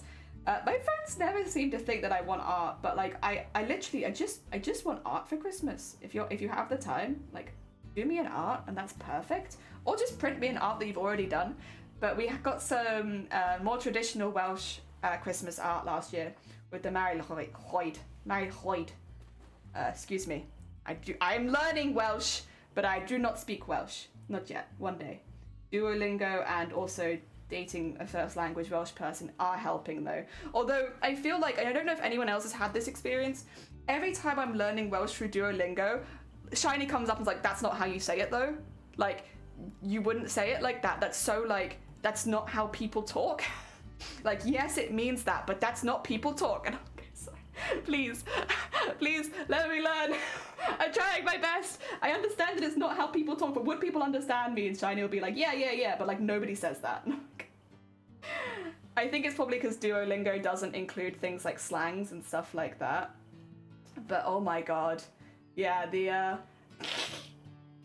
I've been doing Duolingo in front of Shiny a lot these days because it's like, first of all, it's really funny, but it's also really fun. It's like, I'll say something and he'll be like, yeah, that's right, but don't say it like that. Like, come on. I enjoy it. If you're ever wondering what I'm doing after stream, I take my Duolingo downstairs and I learn Welsh in front of Shiny. I feel like, oh, do I get a shifty art? Oh my god, I would love a shifty art. I'll do an art exchange with you for Christmas. I'll make you a shifty bulbul if I can have a shifty art. Art exchange. You're learning proper Welsh. Well, that's it, innit? It's like, I'll learn how to say something and Shany's like, not quite. Get it? Welsh tends to be a very lazy language sometimes. It's just, I think, because like, yeah, Duolingo is like very proper and formal, but yeah, no slang. Whereas from the sounds of it, there's a lot of slang. So like, they're also Shiny did the I love watching Shiny do Duolingo, because again, they speak fluent Welsh. And they'll be arguing with it, like, so they've put in several reports now, because you can report if you get something wrong, and Shiny's like, no, you're wrong, I'm gonna report you. That's not how you say that thing. You're adding extra words. That's not how it goes. So funny. I love it. Oh, it's been one of my favorite things about learning Welsh is just watching Shiny fight Duolingo. Oh dear. You know what? You're more likely to learn a language if you're having fun, right? So hopefully it means it sticks a bit easier. What language are you learning? Welsh. I mean, I've lived in Wales for the majority of my adult life at this point. I should really be getting on learning Welsh. So I'm learning Welsh very slowly and apparently partially incorrectly. It's really funny, so it's worth it. Oh dear. What did I learn the other day? Dwi wedi blino. Dwi wedi blino. And I've just been going around the house every evening screaming it. It means I'm tired. I don't know why that was one of the first phrases Duolingo was like, you need to know, but it was accurate. You know what? I do get tired really easily, so I can just go around the house yelling that I'm tired, and it's practice. It's practice. It's important. I have to do it. Dwi wedi blino. Blino. So tired. All the time. Duolingo gets it. It knows what it's a perfect phrase to learn. I don't know how to say yes yet. Like, I think technically I do because like Shiny's been helping with that. But like Duolingo has not taught me how to say yes. It's taught me how to say I'm tired, but it hasn't taught me how to say yes. Oh dear. It's really funny because like a lot of the things it seems to be teaching us early are like really negative. Oh, excuse me. Why these phrases in particular? Oh dear. In general, the first phrase that was bread and water. You know what though? Important. In a survival situation where you need food, at least you can say bread and water. The slang pretend word for jellyfish is funny. Yeah, the wibbly wobbly. I've had people come into chat there and think that's legitimate, and it's like, nah, there's a real word for jellyfish. It's just, you know, not that. Also, what was it? Pop-T-Ping. Nah. Microdon. Which but does not get enough love. I know everyone laughs at Pop-T-Ping, but Microdon sounds like a dinosaur. Like, why does nobody use Microdon? It's a dinosaur word. Why, you know, like, it makes your microwave sound so intense. Like, okay, I get Pop-T-Ping's very funny, but like, what about having like the most intense microwave ever? Microdon. Oh dear. Preparing me for German prison, it seems. Oh, there goes Zay. That's a Zay noise right there. Learning German is eat and spoon, but I could only just... Also, thank you for the like, Amazonia. I should say as well, we do have a few very talented crafters in chat. And, oh, wait, I'll get back to them, because we're about to have the cow abducted and potentially a new... There they are. We got you. You're in there. Where are you? Let's just... Oh, they dropped off. Oh no, one of them's the chameleon. This is the real you. That's a chameleon, it's a fake. There we are. Board Game Yogi. We got you. We got you. It took a minute, but you're here. A special duck. There we go. I was going to say we have some very, very talented crafters in chat, other than, of course, the people that did raid in.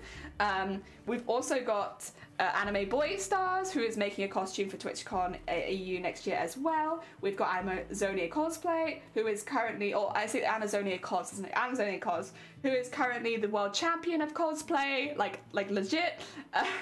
We've got some very, very talented crafters in chat. Oh dear. So if you are yourself a crafter and you are looking for other crafters on this platform, there's a lot of you here. A lot of you here. A very small dinosaur. Yeah, it's like your kitchen dinosaur. And honestly, I think that's way cooler than Pop-T-Ping.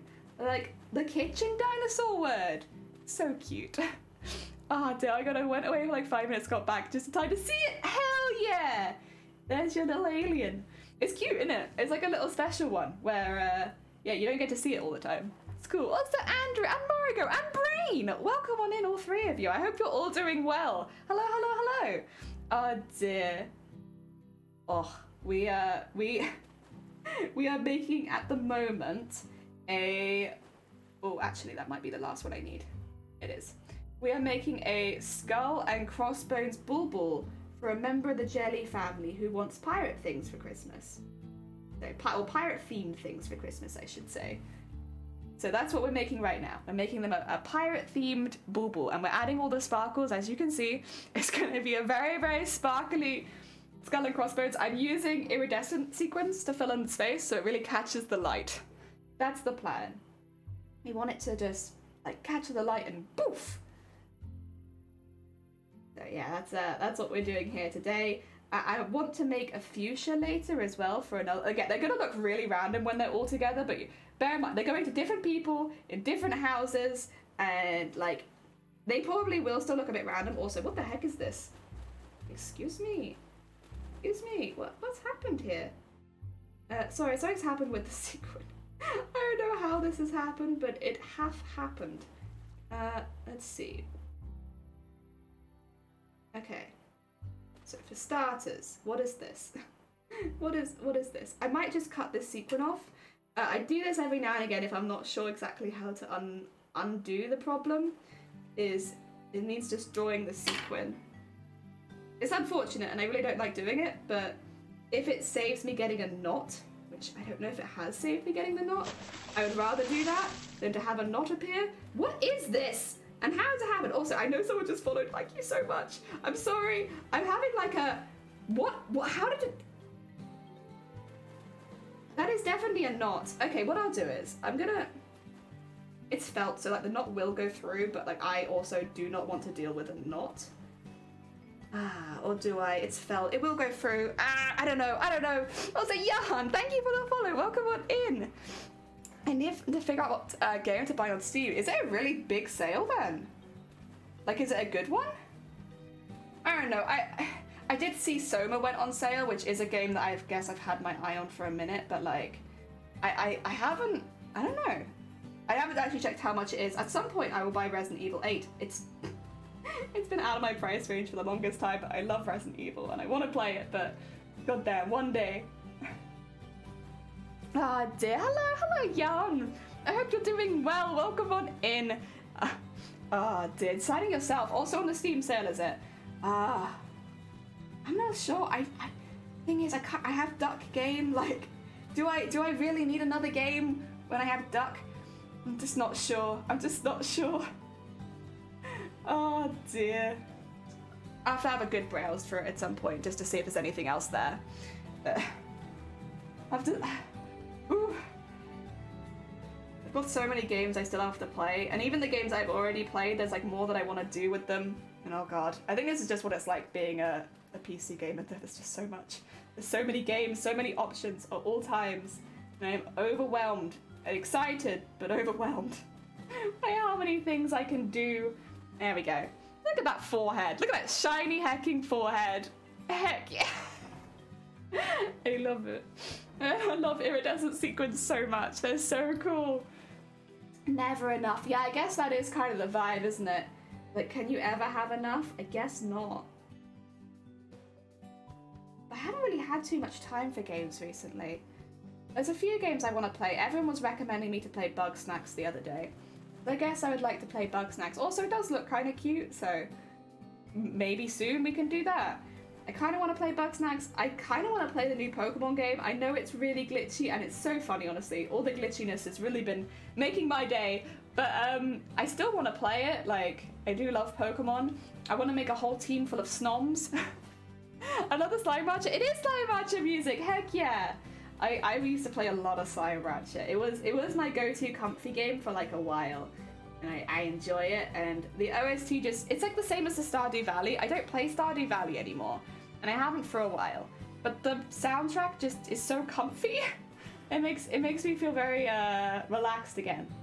All right, I'm going to actually tie this thread off because I need a bit more than I had anticipated to finish it. But we'll start from the bottom down there and go in from there. But also, we've nearly finished one side of the skull.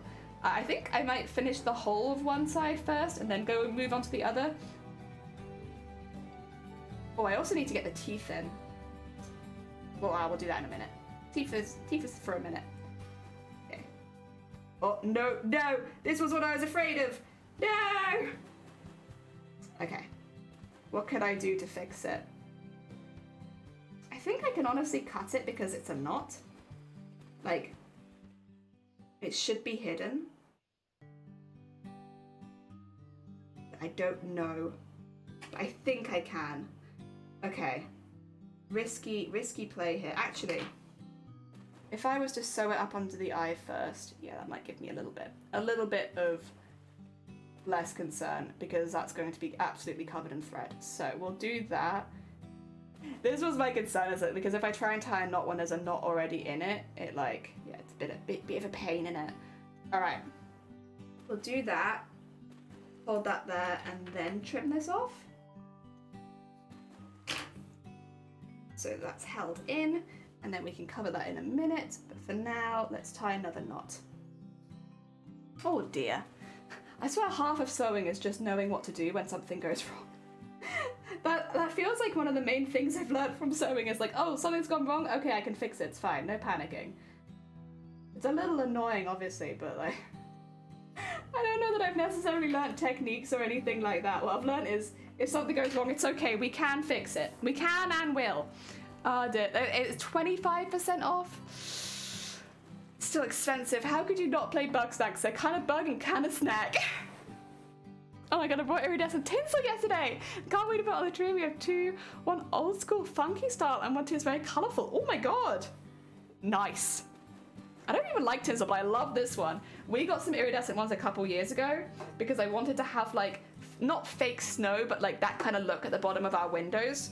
So I bought them then, and I bought quite a few of them because at the time we had a lot of windows with like big windowsills where you could just cover them in tinsel. So we had quite a few of them now. And I love them. I think they're great. Oh. Thing is, there's a few years back, so they're a bit more raggedy now, but yeah. Do they make glow-in-the-dark tinsel? I wouldn't be surprised. Bug Snacks is like nightmare fuel. I've never played it, so I don't want to be spoiled on it, if possible. Because I am very new to the world of bug snacks. But I'm excited to give it a go. Like, everyone was recommending it during our last crafting coffee morning.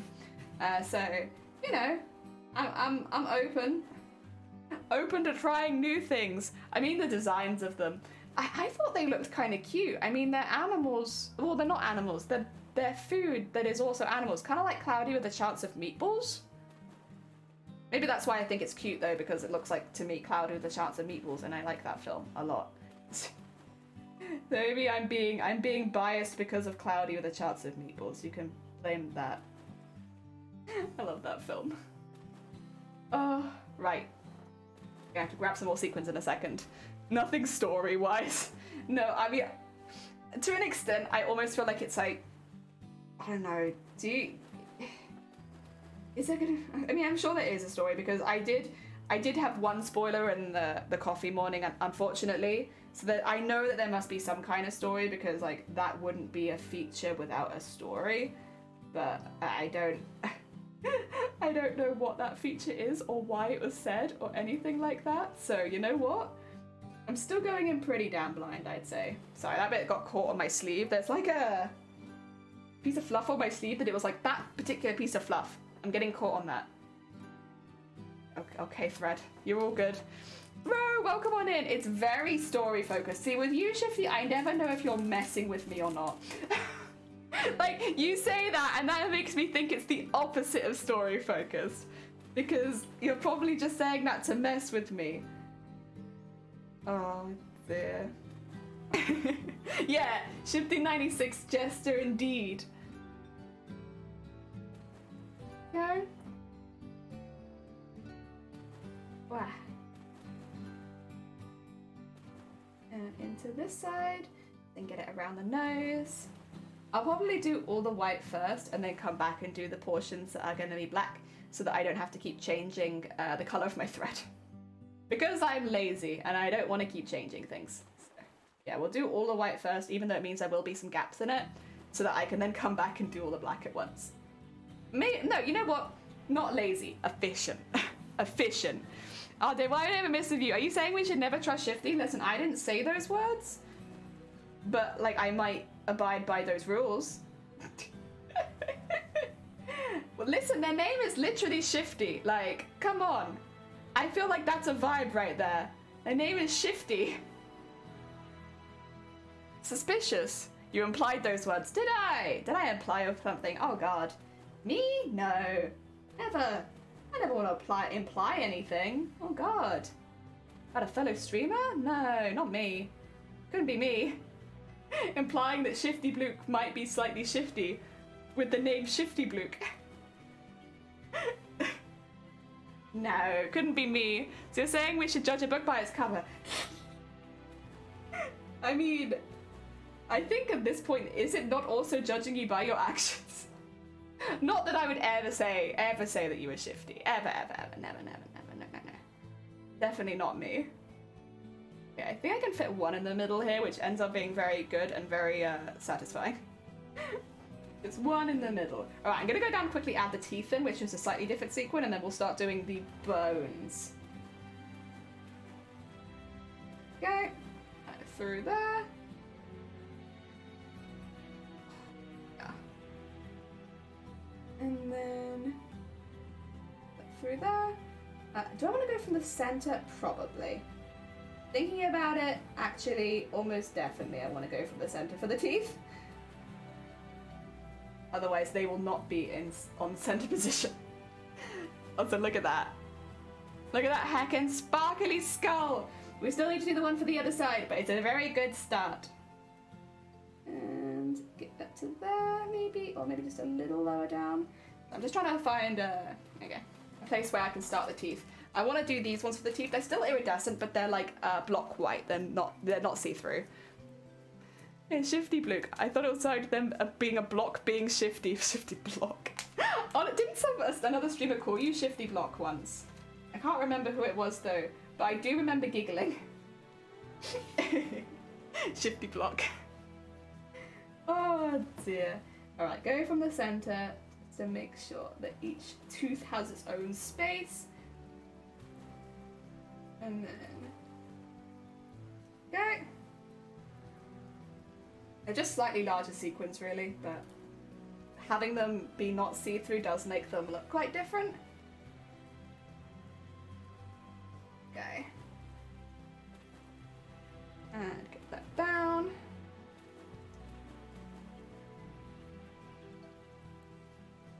And to there.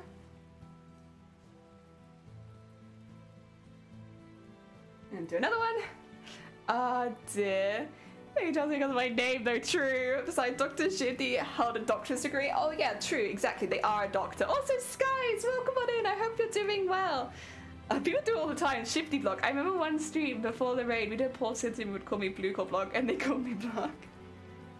Hell yeah. There's a story I read online a while back that I've been trying to find again. It was a band doing a cosplay at a convention, and a drummer didn't test fit his costume, so when he put it on before going inside, he realized he didn't have enough movement to play the drums. Oh no. It happens to the best of us. It's one of those things. We've all had a moment in cosplay where we're like, I don't have the range of movement I kind of assumed that I would have in this costume.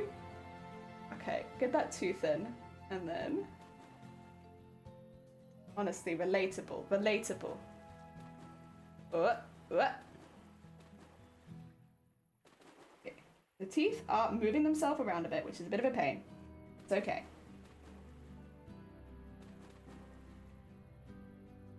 And get that in there. Oh.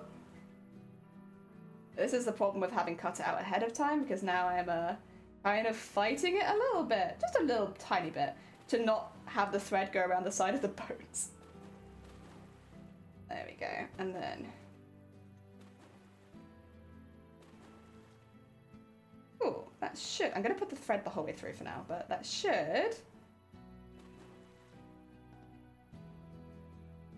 give us some teeth. They don't fit perfectly, but I think they fit well enough. We have some little teeth at the bottom there. They do look different. I think they look different enough at least. All right.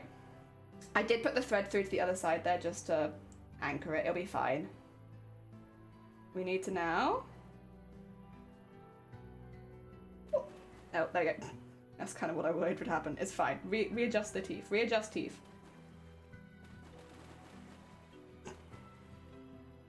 There you go. There you go. Teeth readjusted.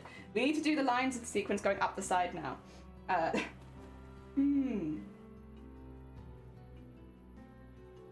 I think I could put one there. Obviously it's different because they're all kind of overlapping, but yeah. Oh dear. Anyway, my point was to ask if that's ever happened to you. Oh. I wore a costume once that was so heavy and the weight was so badly distributed that it literally looked like I'd broken a rib afterwards. My skin was so bruised after that costume because like I basically, all of the weight was on one hip and one like side of my ribs, and it was a really heavy costume. So it looked, when I took the costume off that evening, to like, I knew it was like leaning in on me, like I could feel it. The bruising was so bad, so bad, that it literally looked like I'd broken something. I had it on, I think it was this rib and then the opposite hip, and it was bad. And like the next day, I could only wear that costume for one day because the next day I was in so much pain from, yeah, maybe not the most effective moving the weight around or anything that I've ever done. And yeah, it definitely made me, first of all, it made me learn how to make corsets. So because corsets are great for distributing weight in cosplays. So it made me learn how to make corsets.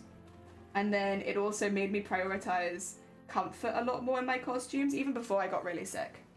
It made me prioritize comfort a lot more. So although the experience itself was like very painful, it was, you know, it was worth it for the learning afterwards. Ah, dear. Oh, obviously it does look similar. I guess it does, you know, you're right. Ah, dear. Doing well as local to a football game. Nice, I hope you enjoy it. Is this Slime Rancher music? It is! The Slime Rancher soundtrack. Thank you for giving me company while I bake my Oreo cookie crust for oh my god, delicious! And corsets look good, and that. They look good, they make costumes look really cool. But I think for me, it's always been like, after that experience, it's like distributing the weight of these costumes. Because like Mateus, I would have had exactly the same issue. It was already heavy. Like it was already a weight that I would struggle with. But like if I hadn't put a corset underneath, it would have been impossible to wear. Like near guarantee. Because the weight of that costume is so much that it would have just, yeah. It would have been nearly impossible to wear, I would have assumed. So yeah. Corset making, very important. And this is a thing as well where I'm like, you know, regardless of your gender, it's a really useful skill to learn if you're getting into big costumes, specifically like big sewn costumes as well, because it helps distribute weight for those costumes. And that's not a gender specific thing. That's like, you know, anyone could have that issue. And yeah, doesn't matter your gender. There are male corsets for reasons, especially in costuming. Oh dear, so try and keep you from hurting yourself. Alright, I'm gonna put that to there and then I'm gonna go back down the bone and we'll do maybe the end bits separately. So for now, just focus on getting the bare bones down. Oh ho ho! There we go.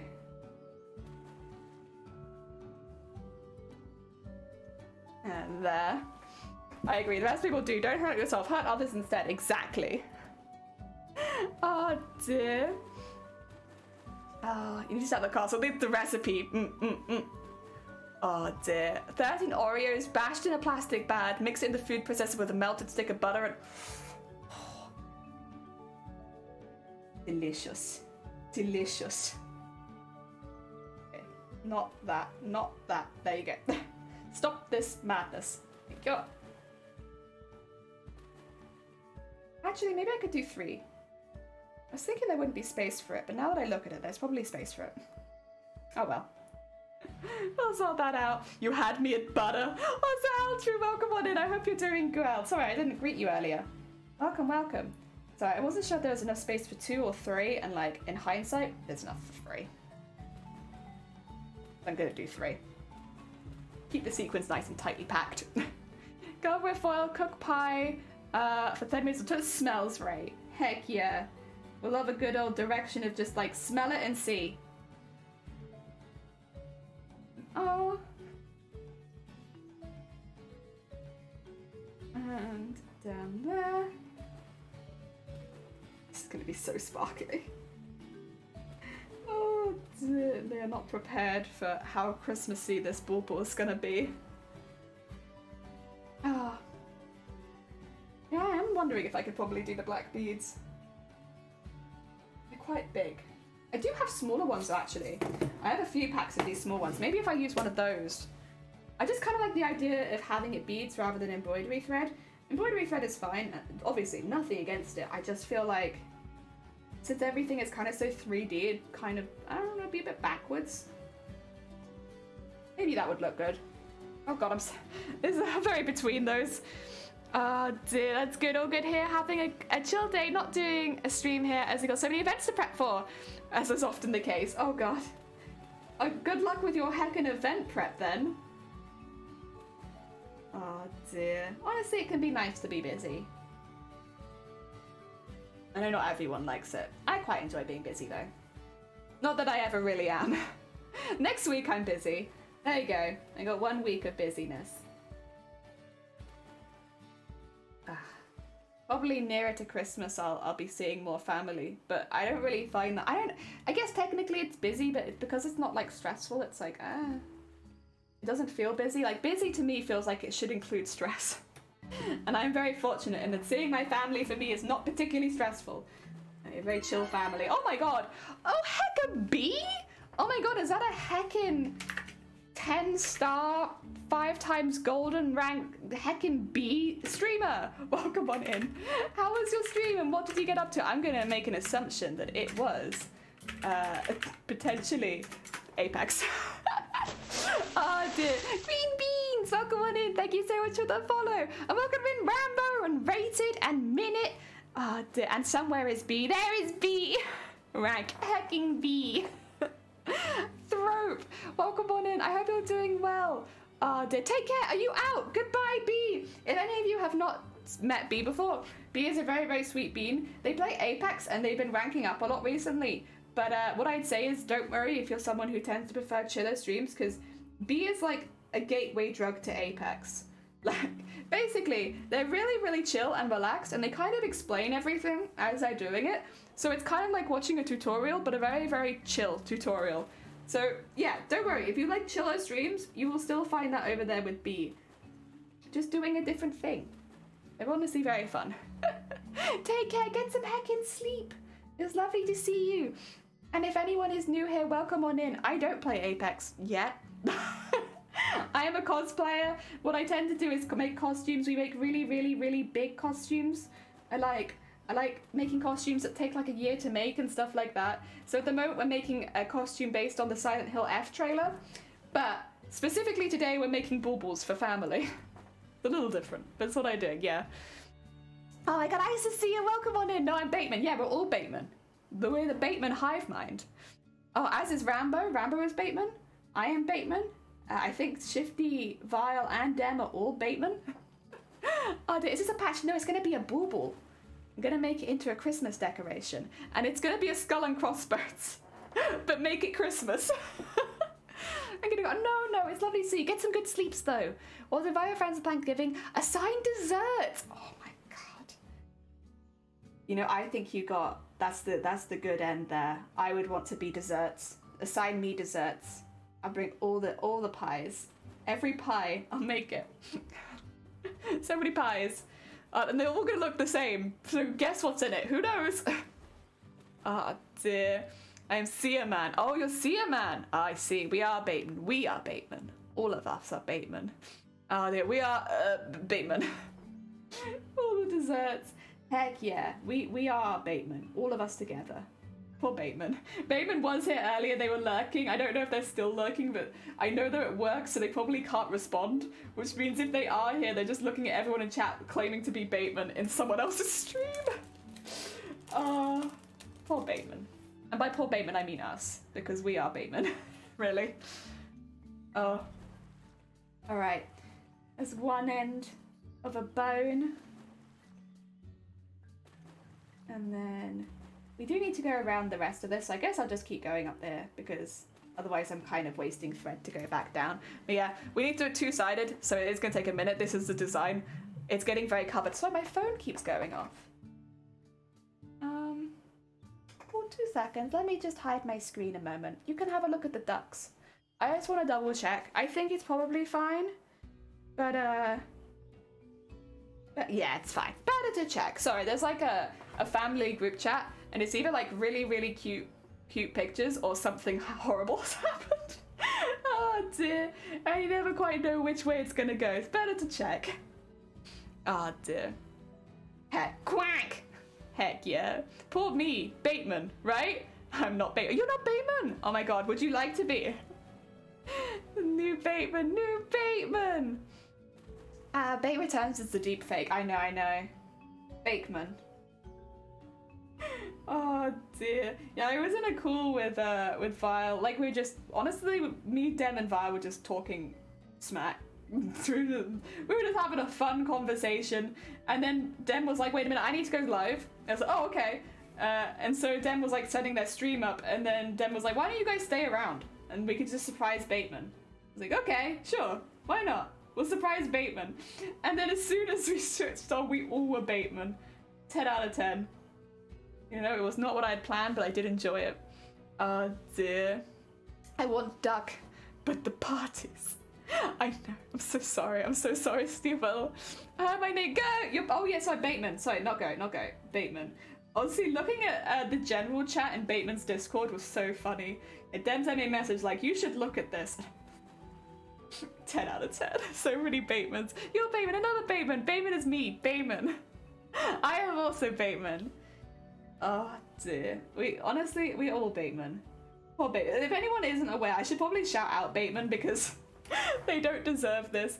Bateman is a very, very sweet bean streamer on Twitch. They do a variety of games, but they also do a lot of cooperative games specifically, so like playing with other people. They do like Phasmophobia, they do multiplayer Skyrim, all that kind of stuff. So if you enjoy multiplayer games, if you enjoy chatting with people, and Bateman is a very sweet bean, even if they are the fake bait.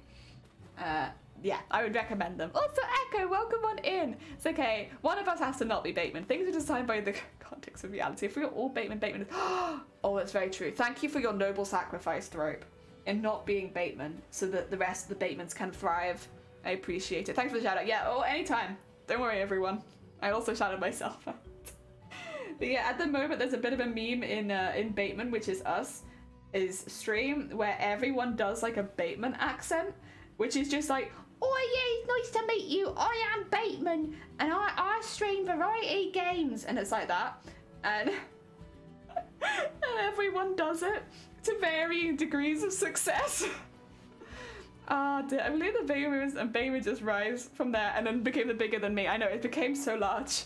Also, unpredictable. Welcome on in. I hope you're doing well. We're doing a little bit of different crafting today. We're making baubles for my family, although I might just cut this thread and go to a new one. This thread's kind of been mucking with me a little bit. I need to get some new thread. Plus I'm at the end of it anyway, so there you go. And just get that through there. Wow. Nice and tight, because being a bit of a butt. But we're making a skull and crossbones bauble, which will be for a member of my family. That's what they wanted, I swear. I'm not threatening anyone. This is what they want. So I'm making them a skull and crossbones bauble. We're covering it completely in sequins, and with probably some beads to separate certain areas. And it's gonna look really cute. It'll be perfect for them, even if it's not specifically Christmassy. 6 AM. Oh my god, so early, unpredictable, so early. Oh dear, fun. I was being ridiculous things. Hell yeah! Honestly, I love beading and sequining. It's very, very chill, very relaxing work. I like it a lot. Yeah, he's got little teeth, and he's very sparkly. He's gonna have, like, we are of course gonna go over all the details, but for now we're just adding all of the white down so that we can then add the rest of it. I know you're up late. Oh god. Oh god. Wait, I don't think I've ever... Yeah, I haven't made anyone ever eat poop. And no, I've never done that. As the quote indicates, I don't believe that is something I've ever done. Oh, sorry, Steve, the quotes have a cooldown. Yeah, please understand, we have over 500 quotes. It becomes a lot when my whole chat is just quotes. Oh dear. Left a picture of the ridiculous... Oh, did you? Oh, wait 2 seconds. Let me thread my needle and I'll be right there. Wow. Oh dear. Gasp. Yeah, it was getting to be quite a lot, because if somebody raided in, people would spam quotes and then I wouldn't be able to greet the raiders, and also the first thing the raiders would see would be like me telling people to eat shit. I was like, I can't, I have to have a cooldown. One quote allowed, fair enough, but then we're getting a bad reputation here. All right, what is it? Let's have a look, see. Is it in cosplay and sewing? Oh my gosh. Hey, that looks so cute. The beading as well is really, really nice. Oh, hell, I like the little eyes on the skull too. the little skull eyes. Very cool, very nice. Oh dear, you can quote her on that. You can't, well no, actually only VIPs can quote me. Otherwise, the thing is, we would have people coming in and then like, for the first time, and adding some really, I mean this in the nicest way, trash tier quotes. Like, the quotes were kind of like hot garbage, because they'd only been here for the first day. So like, they'd hear me say something like, yeah, I am like, you know, someone who does bra fitting, and they'd be like, haha, she said bra. And it's like, you guys, you know nothing of the sorts of chats we have in this stream. So we had to limit it to VIP and mod only quotes, because yeah, otherwise the quotes were a bit... Ah dear, seed beads are evil but so gorgeous. I love seed beads. Seed beads are like, yeah, they are the ones that I have to really watch myself to make sure that I don't start hoarding them, because I use them a lot. So it's like, I always have the justification in my mind of like, well, I use them all the time, so I need to make sure that I have plenty of them. But then also I end up just with like, I buy seed beads by the kilo. So I end up with a lot. Oh dear, such a long cooldown. Yeah, it's 5 minutes. 5 whole heckin' minutes. Oh dear, couldn't sleep, so visiting here. Oh, heck yeah. Well, yeah, but you know what? You've been very productive. You're like making heckin' desserts, which is important. Everything, you know, you're doing the good bean stuff. So I made a sandwich once. Jenny talking about a sandwich. Yeah, it's like that kind of stuff. And it's like, you know, this is what ended up happening with quote 69, because everyone was like fighting to try and get that specific quote. So the one that it ended up being was really just like meh. Like it's not like a very good quote because at that point we had it where anyone could quote. And so people were just like fighting to try and get that particular one, and they would quote anything. Dear impatient, Bateman is not patient. Well, this Bateman is. I can be patient, bait. They were static into my knee. Oh my god. That's very... Wait, what kind of beads do you have? Are they glass? I mean, no, they can't be glass if they're making static. Maybe it's because I'm used to working with glass seed beads, which don't... In my experience, have never been static. I do have other ones, which I think probably do seem a bit more. Already on the Oreo crust. Impressive. That's what I'm saying. It's like very hacking productive. I think they're glass. Okay. Yeah, the glass ones have never given me any problem. These ones, on the other hand, are static. But... yeah, my glass ones, they've always been very good. They're like glass and silver lined is the ones I often use. I just think they look nice. You know, I have preferences. Those are my preferences. Very nice. Also, Rambo, thank you for the luck. Good luck with all the heckin' Apex. I hope it goes well. So old, Jelly. I might have earned them half your life. Wait, I want them then. Give me your old beads. I'll hoard them for my whole life too. And then I'll give them to someone else, and then they'll hold them. They'll never be used. David's very patient. He waited a whole minute to smash. Poor babe. I mean, you're not wrong though. It's Dem's fault. Dem made me jump. Yaha? Yaha, bait! Finally used them on my boy. True, true. You found a reason to use them. Heck yeah. Oh dear. Oh dear. Oh, Deep Fix failed to smash it. But no, they did smash it though. They but then they blamed Dem for it, and it's so funny. David's gonna have to get in here and defend himself about all this at some point, but like, it's such a funny clip. But the funny thing about it is Dem like Bateman vehemently being like, no, it was Dem that made me jump, and that's why I smashed it. When in reality, when you watch the clip, Bateman literally like jumps, looks at their monitor, looks at us, watches their monitor, and then smashes their mug. And it's like, it's so good. Oh dear, they only broke the handle. Yeah, I guess that's true. Oh, the handle really ties it all together. It's so funny. It's so funny. It's honestly one of the best clips on their channel. And like, I'm proud of the clips that I've made for Bateman's channel, but like that is a top tier clip of Bait. Again though, I do think it somewhat needs the context of Bait, like just saying it's Dem's fault, it was Dem, it wasn't me, it was Dem. Because that makes it so much better in my mind. Oh, actually, I think I want to go through to here and go from this side. I know it's wasting a little bit of thread, but I think it will look neater. There we go. That through to there. We've got around the edge, but I need to fill it all in the middle. Oh dear. Bless Bait.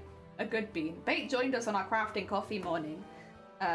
We're gonna just do that more consistently now because I had a really, really good time. I'm not gonna do it every stream because it is very difficult to be productive when you're obviously holding a conversation with multiple people, which is fine. It's like, but probably every day would be a bit much. So I'm just gonna do it on Sundays, I think. Sundays have it that VIPs and mods can like jump into the call if they want to. And we have a crafty coffee morning. Ah, dear. As much fun as it is, I can't justify being that not productive every single day. I'm using felt, yeah, I'm using felt to base everything on, and then I will put like a proper edge around it, but it's just felt. It's just felt. We're trying to keep it really, really accessible for people. I know that obviously these ones I'm making for my family, but next week I'm going to be making them for the Starlight Foundation. So as like kind of more of a tutorial, so that basically if parents or kids want to do some like fun beading and sequining, it's not too difficult, nor is it too expensive. It's why I'm avoiding using the sewing machine in what I make this year, just because obviously that does then make it a little bit more difficult for people without a sewing machine to take part if they want to. We're not doing a sew along because you do need a lot of sequins, and I don't expect everyone to have that, but to keep it accessible so that if somebody does see it and enjoy it, that they could do it themselves. Yes. What counts as a proper edge? I'm going to be going around the edge with sequins and then sewing the both edges of the sequins together so you get like the edges of the felt are all sealed in. Yeah. I did it a lot with the Mateus armor and it just helps with the longevity of the stuff. Oh dear. I have 8 long ass laps left of my crochet cardigan until I can start the sleeves. But listen, Kath, you're doing it. It might be taking a minute, but you're getting there. Oh dear, I bet that makes a lovely finish. It's just, I did it a lot for Mateus's armor. Again, it just makes it a little bit more hardy. Because like Mateus's fabric was really, really delicate. I used loads of the lame and like that's super, super delicate fabric, honestly. Felt not quite so much, but I am stitching into it a lot. So yeah, just to make sure that year after year it can be hung on the tree without having to worry about it just disintegrating. Because honestly, like that's the real thing that I'd worry about is like the edges catching on like the tree. And so I want to avoid that if possible. Oh dear. And yeah, it's pretty. Also, the black sequins we've got that I'll be putting around the edge, it's really difficult to show you guys because my camera will not focus on it. What if I take all of it? Nah, you can kind of see it. They're like, they're textured sequins. Like the sequins have a texture printed onto them. I kind of like it. It's sort of like a leatherish texture, like but printed onto my sequins. I think it's gonna be very much you'll either love that or you'll hate it.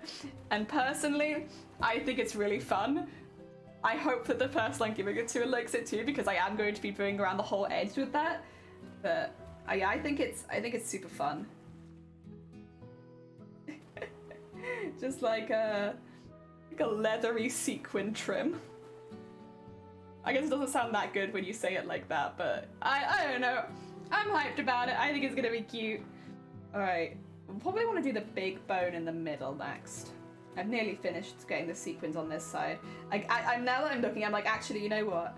It does take a while, doesn't it, to add all the sequins. It's still a lot quicker than Mateus was, but I wouldn't be surprised if in 6 hours we did, if I'm doing a slightly more complicated one, only get one done on stream.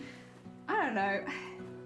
Because that would mean if we've been going for 2 hours, then it would be another hour to finish this side for just the white sequins, which I think is realistic, but then actually, yeah, if I want to do black as well. I mean, I am filling a lot of space in with sequins on this one though. That would be the only thing is like, I might not, for all of them, use as many sequins. Even if I kind of want to. Oh dear. Yeah, I do need to kind of go at a sharp angle here. There you go. Just to start pulling and going to the bottom part there. Go. Oh, we're getting there. We're getting there. And down to here. I didn't want to do it with the first one because I wanted to have the illusion of it going behind the head.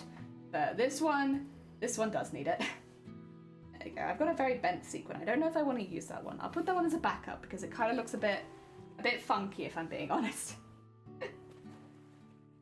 Go. And there. And then whoop. There you go. I thought it had knotted there, but it had not, thankfully. Right, a few more sequins will fill in that last bit of bone, tie it off, and then we'll probably work on the big bone across the center. It's a lot of space to fill. It is nice. For me, it catches the light a lot, you see. I know for camera you kind of have to hold it towards the light, but for me, it's catching the light like whenever I pick it up. It's lovely. I love it. It's exactly what I wanted.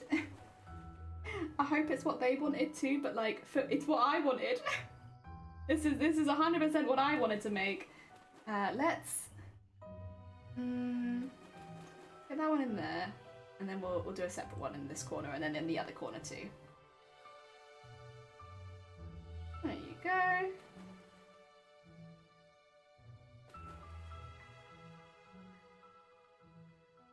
And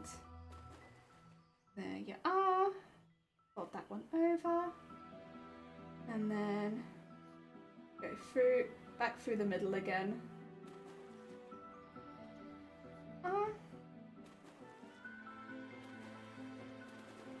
And then up that side, and then we can finish that off. Heck yeah. I have some, I think, 7 or 8 inch styrofoam balls and little toppers that look like giant glass. Ooh, I was going to cover them with fabric and make it ridiculous.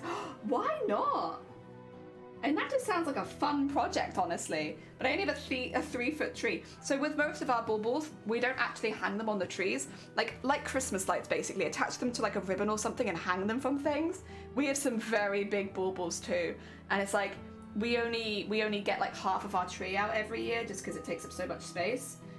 So yeah, we hang them around the rest of the house. Like, not from the ceilings normally, but like we normally have like a rope attached to them. That way, like, I wouldn't want to do them as individuals in case they fell down. Some of them are quite delicate.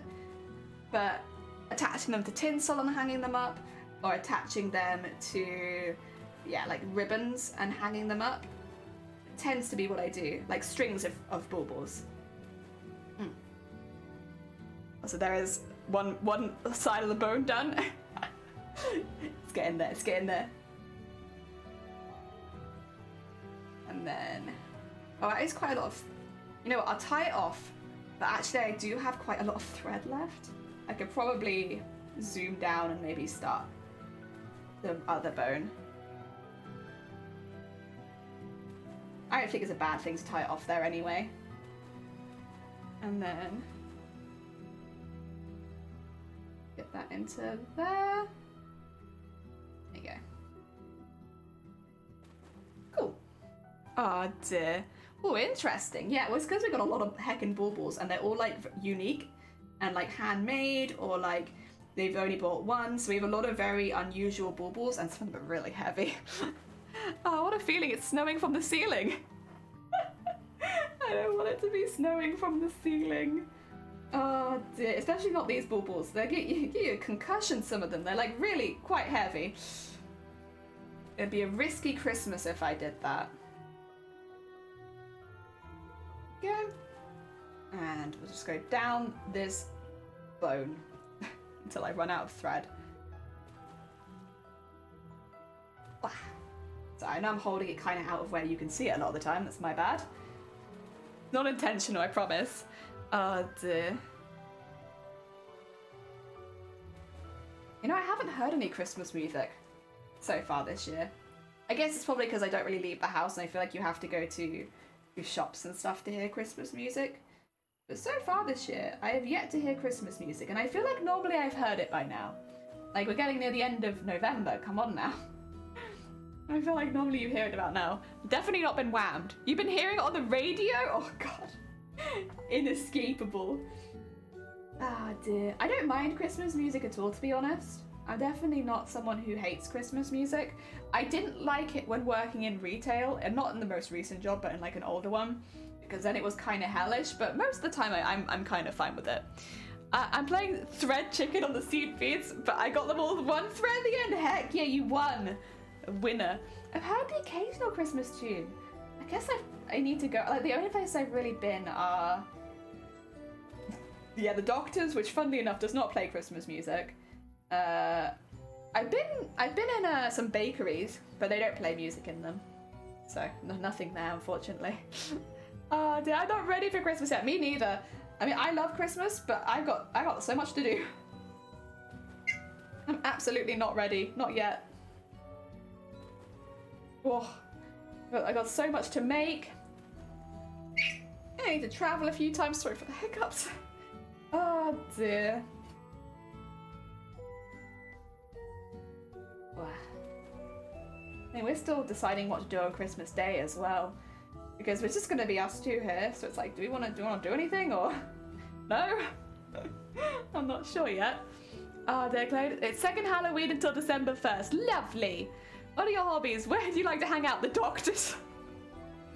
It's the only place I've been.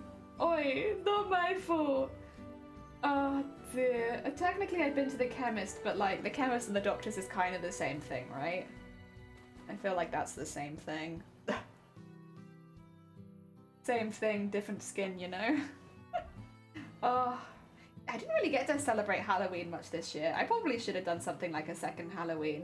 We had a lot going on in October, so Halloween unfortunately couldn't be a priority this year, but I didn't really do anything. I didn't dress up. We did actually, I lie, I did get to play Resident Evil with Shifty, which was very fun. But I guess for like, other than that, normally I do all the dressing up side of things a lot more. I didn't really get to do that this year. I missed out on all of the dressing up. I guess I'll celebrate it twice as hard next year to make up for it. Oh, there we go. Oh dear, I don't know, the drama happens in the true. It can get pretty dramatic in the Doctors. I'd say A&E is a lot more dramatic, but like, the Doctors even can be pretty intense. I was sick on Halloween, sadly, no, Daddy! Oh dear. Yeah, I guess at least I wasn't sick. I just had a lot going on. It was very busy. Oh dear, I might have to nip underneath here for a second, just because otherwise, yeah, I'm gonna be invading on the space of the skull, and I don't want to do that. Chemists are super catty. Oh my god. The other day I went to the chemist to pick up some COVID tests for Shiny. We didn't think Shiny had COVID, but like, you know, we wanted to be safe rather than sorry and just be like, just in case, we'll get some COVID tests for Shiny, because Shiny had a cold. And so I went to go pick them up, and as soon as I asked, so basically I asked if there was any way I could pick them up in the store if I had to wait at the counter, and I asked one of the assistants, and I was like, hey, just to check, do you guys do COVID tests here, and where can I get them? And she was very helpful. She was like, yeah, you just need to queue up there with everyone else, and everyone just went, whoop. I was like, oh, I see how it is. I'll be honest, I completely understand. Everyone like backed all the way up, and I was like, yeah, that's fair. I had my mask on and everything. Again, just in case Shiny did have COVID. We didn't think they did, but you know, again, better to be safe. It was so funny. Everyone like zoomed off into the distance, and that's where I've been. I don't know if I've been out the house since then. Yeah, mostly doctors, heck yeah. Doctor party. Oh dear. Thankfully a lot more of my stuff I can do over the phone these days, which is good. Because I'll be honest, I really hated going in. So I am someone who actually likes phone appointments. That's me. I like them. That would mean that we had 6 or so months till TwitchCon if we had the same day. Oh god. Anime! Anime! The alien is full of attention seekers. I know, honestly, all these people, so sick, so attention seeky. Dear.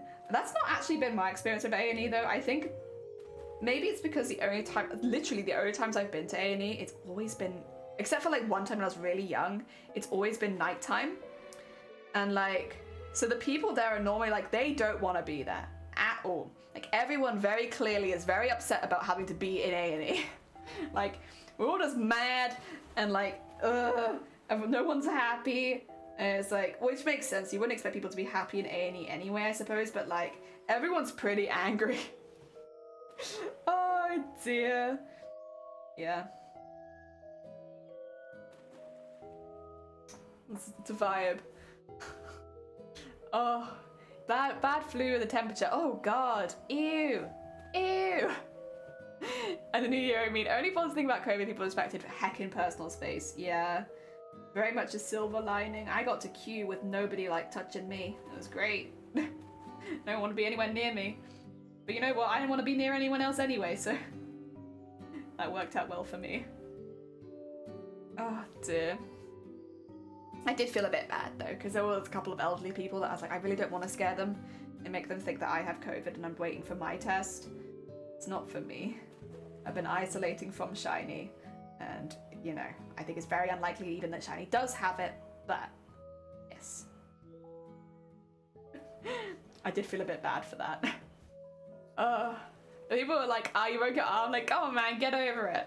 Yeah, I've walked into A&E and like, my arm was turning purple and like, I have like massive swellings on it, and they've been like, could you wait till Monday? And I'm just like, not if you want me to keep my arm, like listen.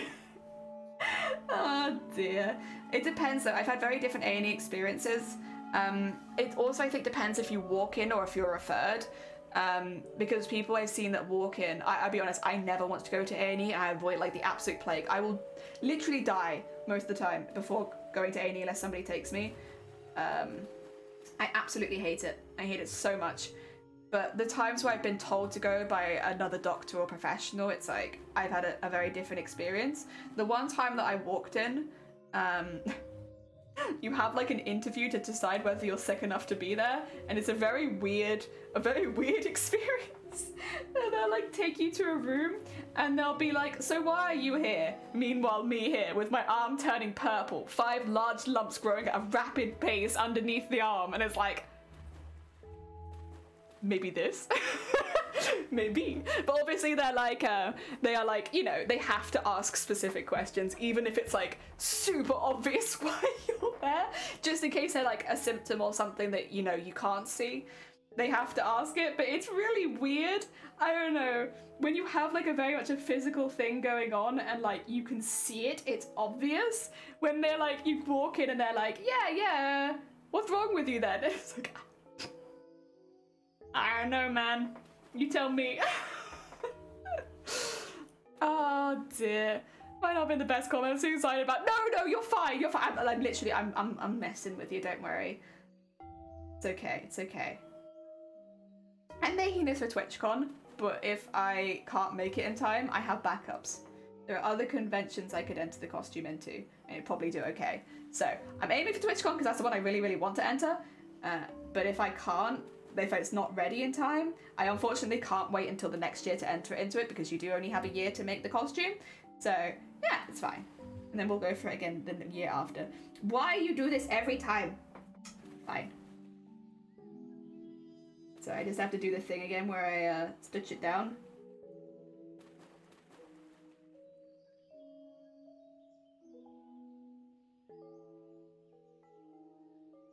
And then trim that off.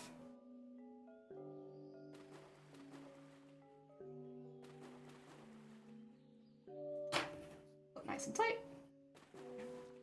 And then I have to tie another knot. Because you're being a butt. A butt who requires 2 knots. So greedy. Okay. Oh.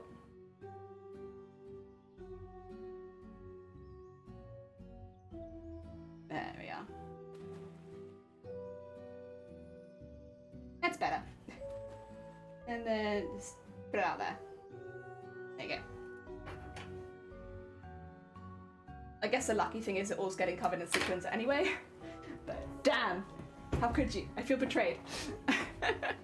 Oh dear. Has everyone got COVID? But I've been super careful when I mask up everywhere. Yeah, I've had it twice, but I also worked in retail as a bra fitter. Like, if somebody came in and they were coughing and they wanted a bra fit, you still had to do it. So, you know, there is only so much you can do, and then like that kind of job, it's like, yeah, there was no protection for us really. It meant that we were constantly sick.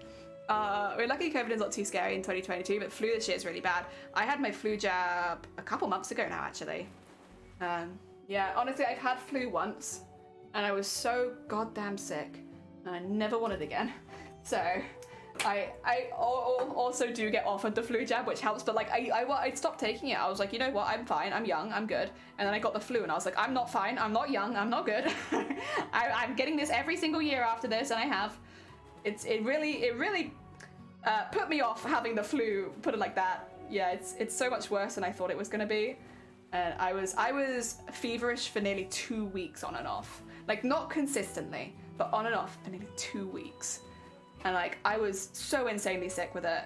And I couldn't walk up the stairs by the end of it. And like, so I had to like sleep on the couch in the shared house we had. Because yeah, I couldn't get to the toilet if I went to my bedroom. So I was like, it was awful. And I was 20 years old when I got the flu. 20. And like, yeah, okay, I do have a few pre-existing conditions, which do mean that likely flu is going to be a bit worse for me. But like, I'll be honest, I didn't think it was going to be that bad. So bad that I didn't have the energy to walk to the toilet. Like, that's a level of sick that I feel like I've actually not been. Outside of like operations and stuff like that where you're recovering, I don't think I've ever been so sick as that. Like, yeah, it's something. I do not advise it. No, your needle! Heck! Do you think you're sick enough to get here in person to code on the result? You can't even tell us yes. That is kind of how it feels. Like, they had people like rushing in because they had suspected appendicitis, and they were like, so why are you here? And the person would be like, ah! And like, it was all in a very open area. You could hear and see it. So like, you want to like, they're clearly in agony. But, so what brought you here today? Just screaming. And saying thank you for the horn. See, if you've never made a cosplay, yeah, it sounds like eternity, but it absolutely isn't, and it flies so fast, it really does. Oh dear, crust in the oven off to bed for me. Oh bless you brain, productive bean, go get some heckin' sleep. Thank you for popping by. Got the flu of my malevolent COVID at the same time. Oh my god, and I was just like, give me everything. I'll take one of everything. Every disease, give it here, I would like all of them. I avoided COVID 2.5 years and then caught it when the government decided it didn't matter anymore. Grim times. Yeah, I think COVID is one of those ones as well where it's like, I think because some people have very mild symptoms, which I should say I was very lucky. I caught flu and I was like literally went to hospital. I caught COVID and I barely noticed. But like because there are people like that who don't have as strong symptoms, everyone kind of assumes that's going to be them. Well, I assumed that was going to be me with flu. I assumed that if I got flu, it'd be relatively mild, and it just wasn't. But then, because I had such bad flu symptoms, I thought if I got COVID, I'd be like, again, at least that sick. And I wasn't. And I think that's the thing, is just because you don't know, it's best to be safe. With flu and with COVID. Like, you just don't know how sick you're going to be. And I should, by rights, really have been quite sick with both of them. And I was very lucky that I've had COVID twice, and both times it's not been too bad. I will say, though, I have had COVID after having the jab, which might have been part of the reason. But yeah, you just don't know, and it can be really nasty. Oh, night. Hello! I've still yet to get the bird. Queen, welcome on in. I hope you're doing well. I rarely get a fever, so I don't do. I'm crippled into a pile of nothing. I'm okay. I can manage a fever, but I cannot manage a blocked nose. A blocked or runny nose, I'm done. The other thing is, flu made me feel really sick. Like, I think I don't know if that's the same with COVID, but like, flu made me like very sick, and like having like nausea, blocked nose, fever for 2 weeks straight. It's very demoralizing. It's very hard. Even if I didn't get really, really sick at the end of it, which unfortunately I did, and I had to go check with a doctor, and we're like, okay. Yeah, that's the other thing, is I have the ramifications of flu for the rest of my life. Doesn't mean that necessarily it wasn't something that would happen to me anyway, because it is one of those things that can happen at any time. But I got chronically ill with a specific condition straight after flu, due to the fever. And that's another thing people don't necessarily tell you, is that if you have a fever for a long time, you can get other illnesses. You can be sickened for the rest of your life. Love it. I mean, and the thing is, I joke about it because it is kind of my own fault. I am someone who's meant to have a flu jab every year. So the year that I didn't get a flu jab and I caught flu, like, yeah, that was kind of why I'm meant to get a flu jab every year, is because this can happen to me. But I didn't, so I'm happy to joke about it. It's my own damn fault. Cautionary tale though. Get your flu jab, man. It's great. Oh dear. Flu made me feel... Did it make you feel different? Oh heck. Made you feel some kind of way, huh? Same. Made me feel really sick. Also, these teeth are doing my head in. I know once I finish crafting it, they won't move as much, but while I'm crafting it, these teeth moving around all the time... Excuse me. I sewed you into one specific place. Stop moving. I have a vision. You're ruining it. Oh dear. I also saw my muscles and joints. Throat pain is the worst for me. I can deal with throat pain, except for the one... I'm not going to go into it. It's very gory and very gruesome. I had several infections after I had my tonsils removed, and that was a pain I couldn't manage. Until then, I was pretty good at managing throat pain, because I'd had swollen tonsils for about 3 years straight at that point. So like throat pain, I was like, you know what? Honestly, it's just everyday life. I can live with it. It's fine. But when I had the infection, I think it was the second infection specifically, after having my tonsils out, I literally couldn't even speak anymore. Like, I couldn't speak. I literally would just be clutching my ears because the pain for some reason went straight to my ears. But I'd be clutching my ears, just like, couldn't even cry. Like, it was so painful I couldn't even cry. And I think the only thing that I've had that rivaled that was the gallstone rumbles. Which, ugh. My body is just dying. Like, don't worry about it, it's fine. We're good. I've had a lot of diseases in my relatively short lifespan. That's why I always say, like, if we didn't have modern medicine and technology, I would have died ages ago. Because somehow this body has managed to basically get every single organ with some sort of issue at some point in my life. Oh dear. Most of them have been very fixable though, or like they just require a surgery, or they just require this, and it's like I shouldn't have any issues again. Oh, dearie me. Getting FEMA, and I'm like, what? Everyone has FEMA.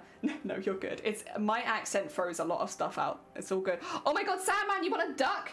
2 seconds. Let me show you the ducks, and then we can decide which duck you would like to be, because there is options. There is heckin' options for ducks. Don't ruin the jelly vision. Yeah, the teeth are really doing my head in because they're moving around so much, and I know that's fine. I can just move them back into position again, but like, I have a vision. And they don't seem to understand. Oh, it's nighttime for the ducks, is it? All right, let me get you, wee, a duck. So these are the ducks we have. You can be any duck unless it has a name under it. So for instance, like it says here, Anime Boy Stars, Grobbit. Those ones are taken. You can be any duck that isn't already taken. And we have all of these ducks and all of these ducks. Some of them are special, like this is a disco duck. This duck has a see-through head. This duck can set things on fire. You know, we have certain like special ducks, but yeah, which duck do you want to be? You have to pick a duck, otherwise you can't. I'll pick for you, I suppose. What's anxiety? Welcome on in. I hope you're doing well. Golden duck. Heck yeah, you can be golden duck. That's this one down here, right? 2 seconds. It's gonna look a bit weird for a sec because to get to those ones. Sandman. Wait, am I getting this right? It's Sandman Boo Boo. Yeah, okay. I was worried about capitalization for a second there. Sandman Boo Boo Golden Duck. There we go. Back. Resume. Let's find you. Anyone spot Sandman? There's a lot of ducks in here, actually. I don't think you're down here. I think you must be up here somewhere. Wait, where's Sandman? There you are. A golden duck. We got you. There you are. Oh dear, oh, there you go. There you are, and there you go. Oh dear. I don't know, covered by warranty. It's not. You say Ghoulhouse Rump? Yeah, oh, not Ghoulhouse. Gallstone, right? I'm making it even further away. Just make it really, really confusing. Oh my god, gallstones. My gallbladder was shredded to bits by 7 of them at 2. Literally, so painful. So we were watching. Is it Mitchell and Webb or something like that? It's a comedy series. I was watching that and we were having a hearty chuckle. And we were just, you know, laughing and smiling and laughing at the jokes. And then suddenly it was like something changed and I was like being stabbed in the gut and I was like, ah! And I was like, all I was doing was laughing. And it must have been that triggered it, because they were like, what was she doing when this happened? And my parents were like, laughing? I don't know, laughing at the funny people. And yeah, honestly, haven't been able to watch it since. Absolutely traumatized. So painful. And yeah, it was probably about, it wasn't that early in the morning. It was probably like 10 at night or something like that. Yeah, it was late for me. Because I was only like, I was really young. I was like 14. Oh my god. Yeah. You ever been sent to hospital for laughing too hard? I have. It's very traumatizing. Funny enough, I have 2 ducks on my desk. I have some ducks in my house somewhere, and I don't know where they are, like some rubber duckies. I cannot find them. I'm sure that I packed them, so like they are somewhere. I think I've just packed them with things that are completely irrelevant to them. So like I don't know where to start looking even. But I do own some duckies. I just don't know where they are. Also, these threads are a little bit too long. Some people get 1 or 2 major health issues and meanwhile Jelly trying to catch them all. Yeah, it's like I'm trying to think of things I haven't. I've the only bone I've technically. Broken a bone is a strong word. I have not, as far as I would say, broken a bone. I have cracked my skull twice, and I have punched a hole through the bone in my finger, but they've never broken. They've cracked, or they've had a hole punched in them, but they've never broken. So as far as I'm aware, I have pretty strong bones. Because I've never broken a bone. I've never had a fracture or a break, as far as like they're more specific, I suppose. And like, I don't know what a hole punch counts as, because it was maintained on both sides, so it just had to heal the middle bit, which was actually quite easy. And the head ones, they heal on their own. Your head just becomes a bit warped. Hence why I have my butt forehead. Calcium saved the day. I did used to drink a hell of a lot of milk. I would drink about 8 cups of milk a day, maybe, growing up, because I didn't like tea when I was a kid, and all of my family would have like 8 cups of tea. So instead of tea, I would have milk, and I would just call it tea, and I had like 7 or 8 cups a day of milk. Like, I drank a lot more milk than I drank water. Oh my god, unpredictable! You want to be a duck? Alright, let's get the ducks back in here. We have a very close, zoomed-in version of the ducks right now. Unpredictable. What duck would you like to be? Again, any duck that doesn't have a name under it already, just because that's somebody else's duck.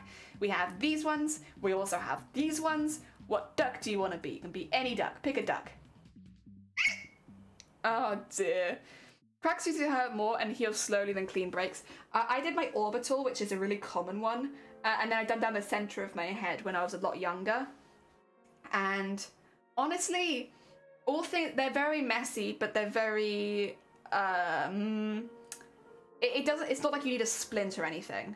Like maybe some strips in one case to hold everything together, but like you don't get like splints for that sort of stuff.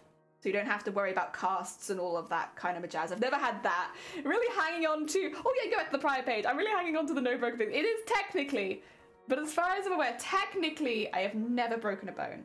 Like I've never broken my arm or my leg or stuff like that. Oh, I did also misplace a bone once, but it's all right. It ended up being fine. By the time we know that we've done it, it's like, well, it's healed. It's okay, whatever. If you have any problems in the future, just let them know.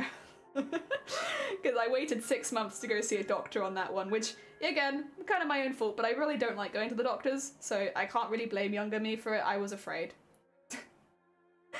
Oh, dear. But yeah, never broken a bone. I've just done some other things to them. Right, what are we thinking? What are we thinking? I'd like to be the black and white polka dot.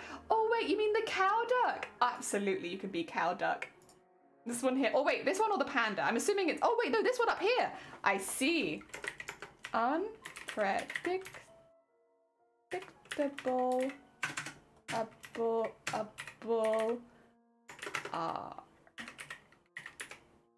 Sorry, I can't see what I'm typing very easily because the thing's in the way.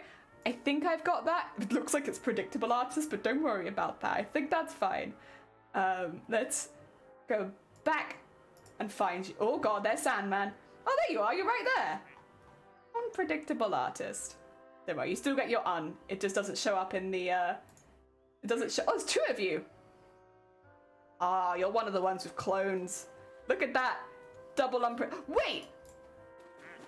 Triple unpredictable. I mean, that is pretty unpredictable. There is a lot of you here. You have triplets. Oh my god, so many. Oh dear, I never broken a bone or been to hospital. Very thankful for that. Hospital just kind of sucks, honestly. It just kind of sucks. There's like nothing positive really about it, other than I guess you get better there. Oh, it just kind of sucks. You're not missing out on anything, honestly. Ah dear. I know, so many of the same duck. Oh dear. This happened with Sunkoi. Sunkoi has like 4 Sunkois now. Broke both hands, both bones of my arm, right down to my wrist. Oh, but that's still, this is the thing, is like why I say like I haven't broken any bones, because if you've broken something that prevents you using a limb, like that is like a very different experience. I guess technically like breaking a finger is still a pain, but I didn't break it. I hole punched it. I didn't break it. I had a really cool x-ray from it as well. But yeah, it's like when you have like a full cast on your leg, or you have to have like a splint or anything like that, I feel like it gets in the way of your life a lot more, which I've never had to do. Don't recommend. Oh my god, is that Fakeman? Oh heck, it's Fakeman. Can't imagine anything good about going to hospital. No, not worth it. It's horrible. I hate it. Every single time I go, I'm like, this is the last time I'm ever going. I'm never coming again. I hate it here. It sucks. Everyone's sad. Oh dear, it's a heckin' fakeman! I did do that. I'm a bit excitable. This is why I have all these injuries. I had to air cast and stay home from school for a week so it's trying to go down so they could cast it. Oh my god. See, that's what I mean is like, the stuff that I've had happen to me, like, I will say the head ones were quite dramatic looking, but like, they didn't really affect my ability to do anything. I think I took a day off school, if that, just for like some of the gore to heal up a bit, but yeah. And also to make sure that I didn't have a bad concussion. I think both times I had concussion, but it wasn't like dangerous and we didn't have to do anything. But yeah, and the finger one I didn't have to take any time off at all. It's straight back the next day. Don't say that you go. My heart can't break the news. Then I had a cast with the elbow for ages, a short one. Yes, I've never had that. My homework for half the school year was written by my dad for several weeks, and then I taught myself to write left-handed. Aww. Yeah, see, I've never had to go through anything like that, and that sounds so disruptive. And like the kids I know who did break bones, like in their legs and arms and stuff like that, were always like, so annoying. I got crutches. Oh dear. Like, crutches are fun when you don't have to use them, but when you have to use them, they're not so fun. And also, you can't take part in lots of things. Then when I got the cast off, I went back to my right hand and looked just as bad as I started with my left hand. Oh no! I guess if you'd had a cast on for a while though, that would kind of make sense. Like, you haven't been using it, the muscles probably a bit, like, confused. Yeah, I remember I was going to play a guitar concert before I did the stuff with my... where I hole punched my finger. I had to like make it a lot simpler. I still did it. I still played it, but I couldn't, you know, I couldn't use the finger that had been hole punched, so I had to like work with just the other fingers. So I had to simplify what I was doing quite a bit. But obviously everyone was like, yeah, completely understandable if you're still playing, like, simplify it down a bit. And thankfully it was very much a casual thing. Oh, so yeah, that was something. All the muscles atrophy. Also, so much. Yeah, see again, like I never had a cast, so I've never had to go through that.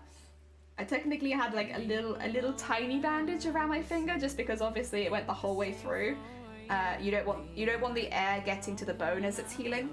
But that was only for like 2 days even then. Like, it wasn't for very long. The worst part about it was taking antibiotics.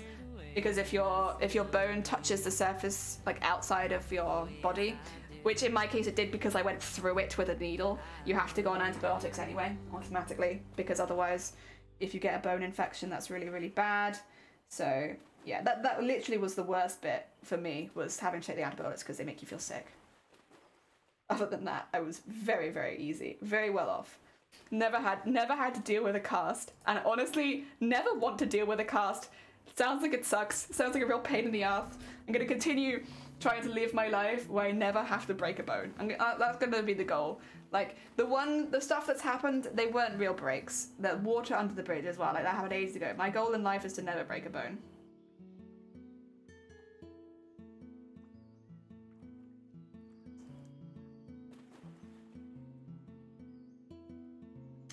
Oh, it's a fucking sequin.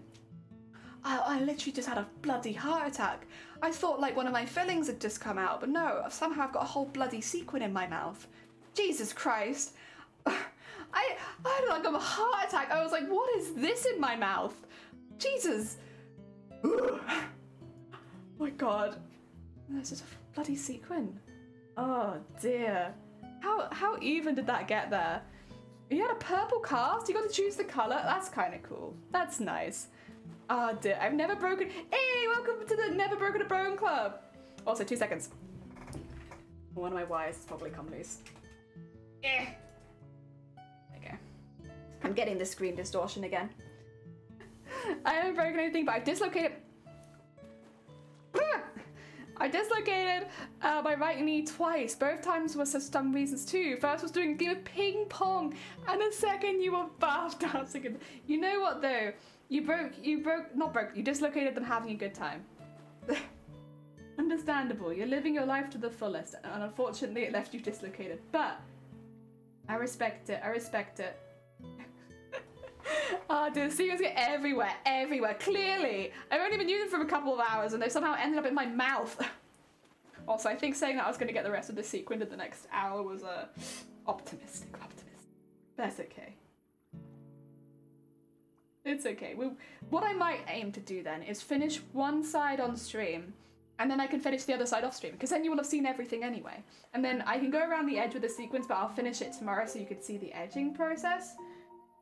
Although I did show you a lot with Mateus. I don't know if you actually want to see that. I did do that like a few hundred times. The only thing I broke was my own tooth when I was 3. It snapped in half because I was a curious kid. Was it one of your baby ones then? So it didn't really matter too much. That's oh. That's kind of cute though. I don't know. I know it's a tooth. That's kind of sweet though. Just the idea that you like bit something. Yeah, you still have it. Yeah, I was gonna say if it's a baby one, that's all good. Still finding secrets with the belly dance outfit I made 6 years ago. I don't have a blanket. We moved it apart. Oh my god. It's kind of like big chunky glitter then, I guess. Glitter once it's in your house never leaves you. You can't get rid of glitter. I haven't introduced glitter to the house for, again, yeah, probably about the same as you, about 6 years. Not since the Madoka costume. And still we find that glitter. And I don't know how. We've moved house 3 times.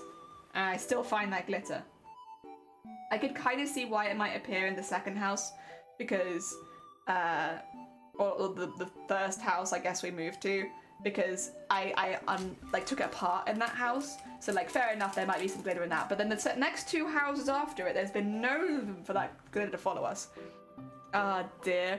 Never broken anything, but I've had my foot in a cast for an infected tendon. Also dislocated my shoulder twice. The second time the bone got a dent when it popped back in, so on its own so I have to be careful with certain arm movements. Oh god. And imagine an infection cast also kind of sucks. For the same sort of reasons, that it'd be kind of gross. You have to get it changed a lot. Yeah, that'd be annoying as well. Also because everyone's going to assume that you've broken something. You have to keep being like, no breaks actually. Just infection. Yeah. I also had a tooth that rotted from the root on it as well. It's in the only collection I have is interesting background story. My teeth are pretty boring, honestly. I have some fillings. They were because of my life choices. They were preventable. I was probably eating too many sweet things during that time. I used to have more of a sweet tooth than I have now, though, to be fair. These days, I just don't eat so many. Not really sweet things, at least. Custard slice, that's about it. That's the only thing that I really crave that is sweet these days. It's like, I really just crave custard slices 24/7. Also, Studio, welcome on in. Thank you for the follow. We're making Christmas presents for family. Specifically baubles, and even more specifically skull and crossbone bauble. But they're sequined. I want to make it really, really sparkly, so when they cast the light on the tree, it's like... they never had a filling. Heckin' cool. Good job. I might have to have something done to my teeth soon. We're keeping an eye on it. That one, though, I always feel a bit hard done by because it's like completely out of my control. It doesn't matter how well I look after my teeth. Something is happening to a couple of them, which I could never have avoided. Like, listen, just back to the jelly is trying to get everything, every single disease, ever. Yeah, it's unfortunate, but I have a slight disease. Another one, just another one, which, yeah, there's nothing I can do about. But I can't remember, they said there was something they could do for people like me, but it's like, it's gonna be a bit of a pain. We'll work it out. And it's only affecting a few teeth so far. I kind of always was under the impression that I would lose my teeth. I don't know why. I've had so many dreams over the years of me losing my teeth that I'm probably like, you know what? It's inevitable. It's written in the stars. My teeth will fall out. Oh dear. That is pretty horrifying to hear or read. That can be the next Halloween. I know Halloween's like a year away anime, but next Halloween, the body horror stories. Currently making blanket stitching around the felt letters. Oh my god, it's for craft group Secret Santa. Lovely. Oh, I love a good blanket stitch. Wonderful. Thank you for the welcome. Nice to be here. No, thank you for joining. Sorry. Oh dear. You joined, we joined in a discussion of who's broken a bone? And I stand by that I've never broken a bone. Never, never, never. Even though I've had some close calls, I still stand by it. I've never done it. I've done everything else, but not broken a bone. And I also don't want to. Just a little one. A little one. Oh. Honestly though, I know it's not Christmassy at all, but the family member that this one's going to, are gonna love this. They're gonna love this. Just a wait, no. Your breaking bone was not a little one. Oi. Wait a minute, you literally just told us what happened. That was not little. That was not little at all. That was a big break. Off for lunch. Have a lovely lunch. Thank you so much, Visceral, for popping by. But yeah, get your good snacks on. I'm still deciding what I want for lunch. I think I'm gonna have chili. I've got like, again, it's the nostalgic chili I was talking about yesterday. I had half of the tin, and so I have the other half ready for consumption. And I might have my nostalgic tin chili for lunch, I think. I don't know, the weather is cold, it's really wet here in Wales. I want to eat things that make me feel nostalgic and happy and relaxed. Oh dear. Sounds like that I was responding to, but I've forgotten what it was because it's bedtime. Honestly, how do you get by going to sleep at like 6 in the morning? Like, I guess maybe you have curtains actually. I might have answered my own question there. Like the light coming into the room in the mornings for us is so bright. But then we also have not got, well, we have curtains. We don't have curtain poles. So like, we don't have a way to hang the curtains up yet. We'll get there. We're getting there. Listen, it's a slow process. It's just slowly but surely we will have curtains one day. Ah dear. Yeah, it's pretty stormy in Somerset too. When it's like this, I just want to cozy up in the house with a custard slice, always, and chili, or ravioli, or something like that. Or maybe not a massive knot, please. Excuse me, who told you could do that? Oi, oi, oi, oi, oi. There we go. I love how these streams always start where it's like, I love sequining. I find it really relaxing. Like, it's what I always want to do with things, and it ends up with ah! Nearly every single time. But I really do. I do find this really relaxing. It's really nice and like, you know, just slow work, but adding sparkles. It's just it's the thread, really. It's the thread that does it to me. Unpredictably. I get by unpredictably. You know, I should have seen that one coming, I suppose. Very fair, very fair. Oh dear. Oh, also, I know, so, okay, heads up. We don't really do a lot of gifty stuff, but we do buy each other gifts or make each other gifts. And, like, it's just not the main event for us on Christmas. But one of my family members yesterday was like, what do you want? And I was like, well, we kind of need lampshades. If you want to find us a funky lampshade, we could put that in the house, and we'll, and you know, that would be our lampshade for one of the rooms. And they sent me a picture of it like a few hours later, and it's a dinosaur lampshade.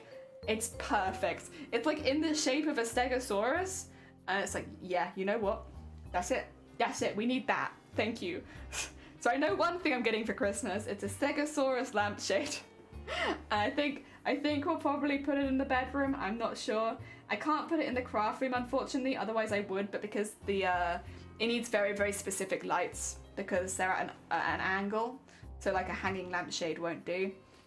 But bedroom stegosaurus I'm really up for. That is quality lampshade, yeah.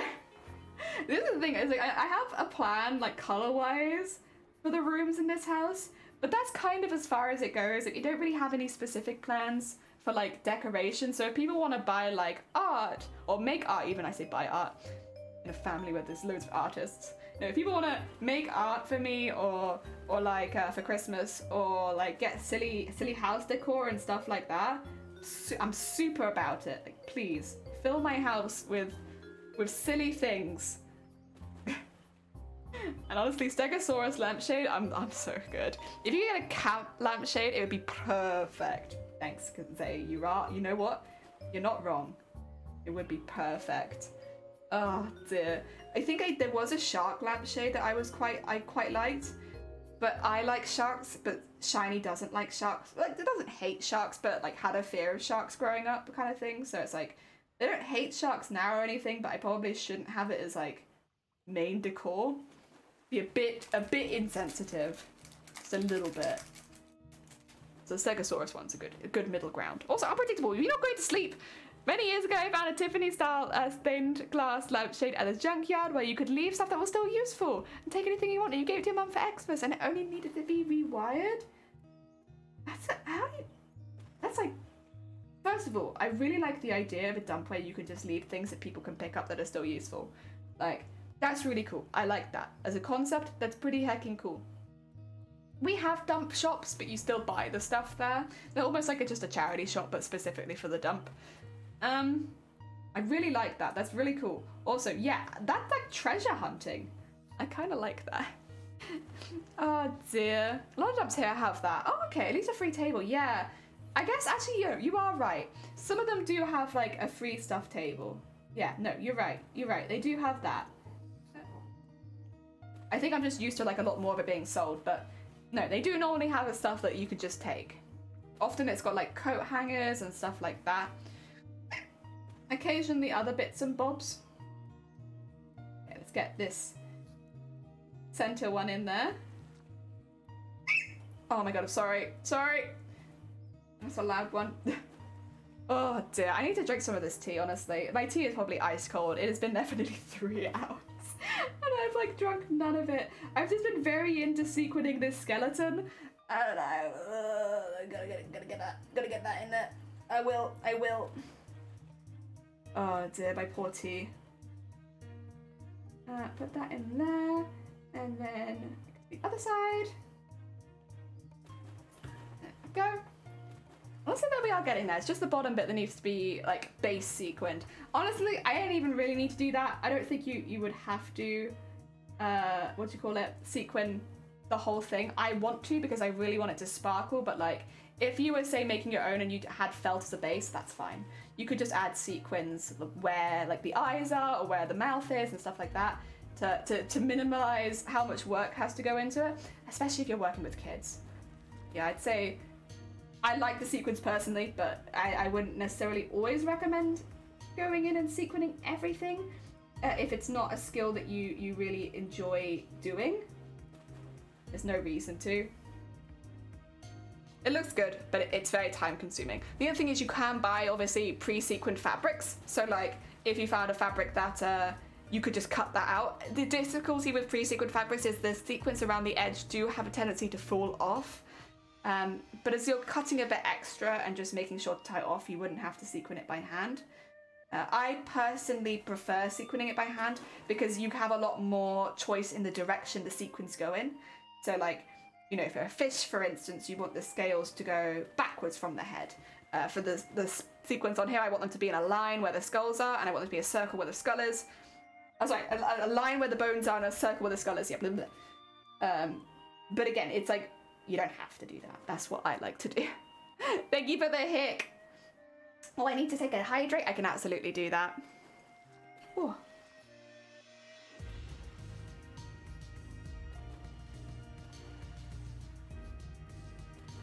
I have quite an intense hydrate because you don't notice during stream. I mean, I don't notice during stream like getting hungry and getting thirsty and stuff like that. But the idea that I haven't drunk for 3 hours and I've been talking for 3 hours straight, I'd say, is probably, I probably need to drink more than I think that I need to drink right now.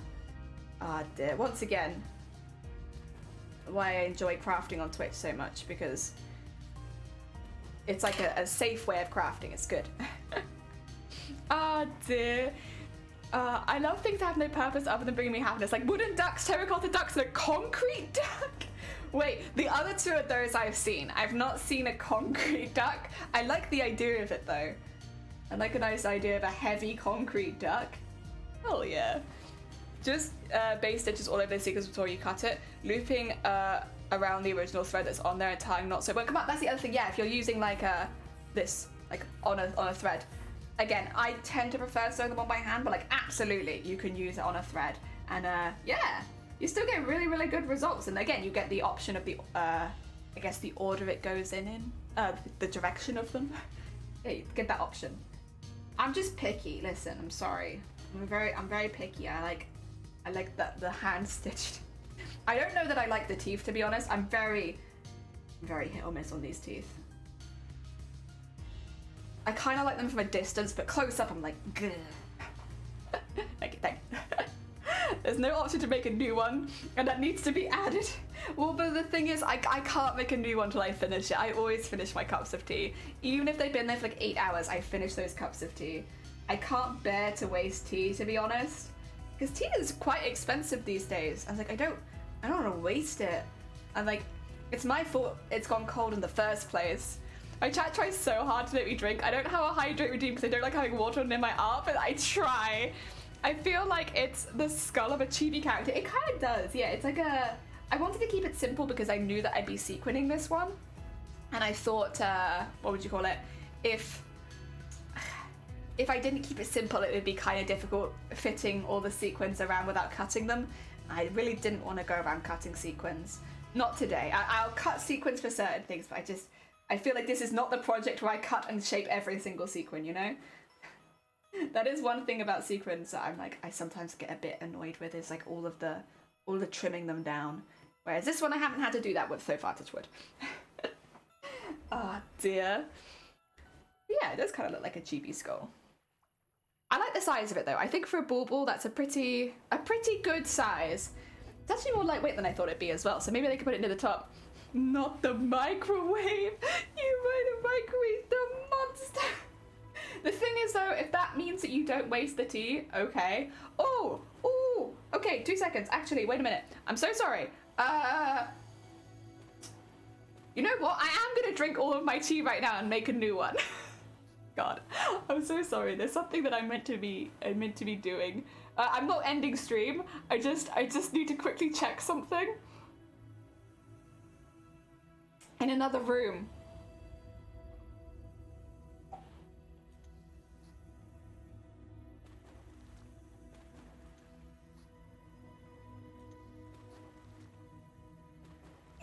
Okay, back in a moment. I'm gonna leave you with the ducks. I might move the ducks around a little bit so that we get a slightly better view. I'm gonna take a quack break. Quack, quack. Oh my god, why is everyone down there? What if I want to go up here? Everyone's on fire as well. Jesus Christ. Okay, listen. If I get unpredictable there, that'll get me a good angle, which I can leave you on so you can watch all of the ducks. We're gonna take a little quack break. I'll be back in just a moment. Very, very serious. I am a mysterious lady. Back in a mo.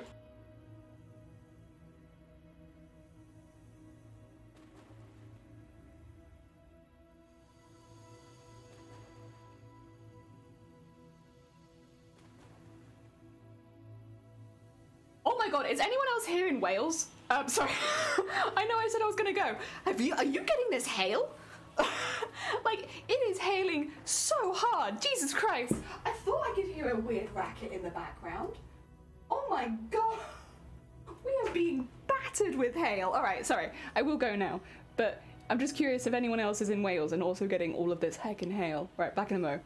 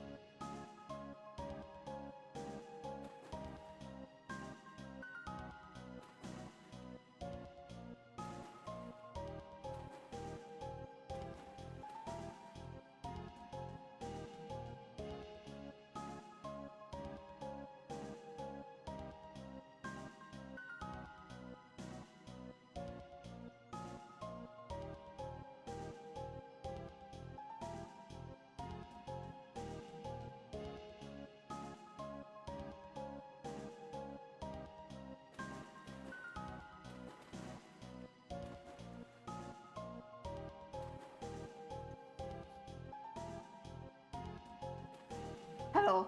Oh my god. Voice break as soon as I come back. Where were we? We were here. I got some bread. I'm gonna give you guys the ducks for a bit while I am consuming my bread. There you go. I'll have a little duck break. I know you've just been with the ducks. Oh dear, you don't hear anything where I am. I should have picked a fire. Oh, don't worry, we've already got a fire one. An unpredictable. Get some good sleep. I hope you get good night. Thank you for the welcome back. I hope you've enjoyed watching the ducks. Are you gonna watch them for a little longer while I eat some bread? Also, it's weird. All of my chat disappeared. I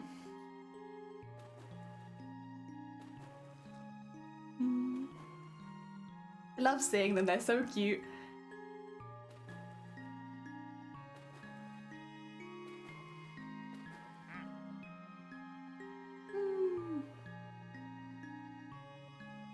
Their little faces. It's so cute. I love that we have all of these ones down here as well. Which one? Can I not click them? I thought they were ducks. It looks like I can't click them. I'm sure they are ducks though. We definitely don't. Those are definitely ducks. Also, Blapple, where are you going? Whee! Oh dear. Oh my god, is everyone going down the slide? The zigzag one is. It's Blapple. Oh, no! No, Disco Duck is. Oh dear. Wait, can we go with this one? Oh, that one's straight down there. Wow! Nah, not this one either. They've hit the corner. They can't go down. Oh my god, PM, when I live in Australia right now. Oh, almost bedtime then. Surely.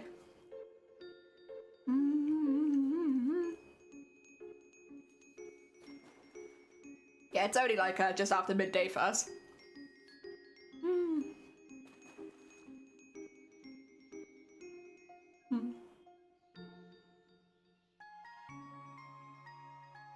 There goes Ro.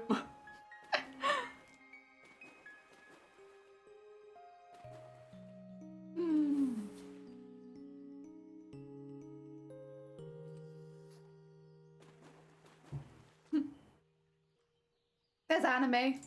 Shooting off. So too fast for me, there we go. There's Anime. Oh my god, Anime's got so much speed, Jesus Christ. Can't, you're gonna go straight back down again. It literally only just came back up.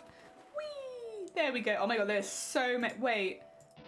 Oh no, a lot of the ducks here just have similar eye patterns. I was confused, I was like, how are there so many of that one duck? That's a lot. They just got similar eye patterns. Oh dear. There's Sunkoi, a Sunkoi, one of them, one of the many, many Sunkois. Whee! It almost looks like you're about to go around again, but I think there might be some other ducks in the way this time.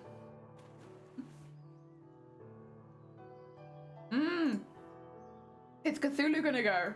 Or we can have a look.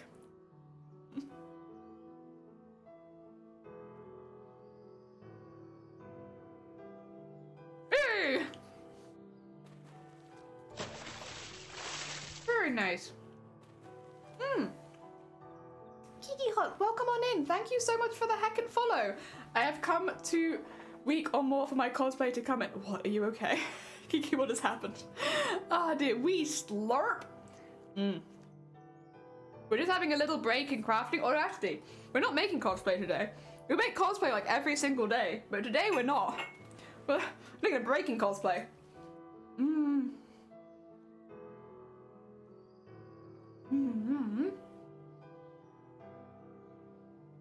We're just taking a bit of a break to eat some bread.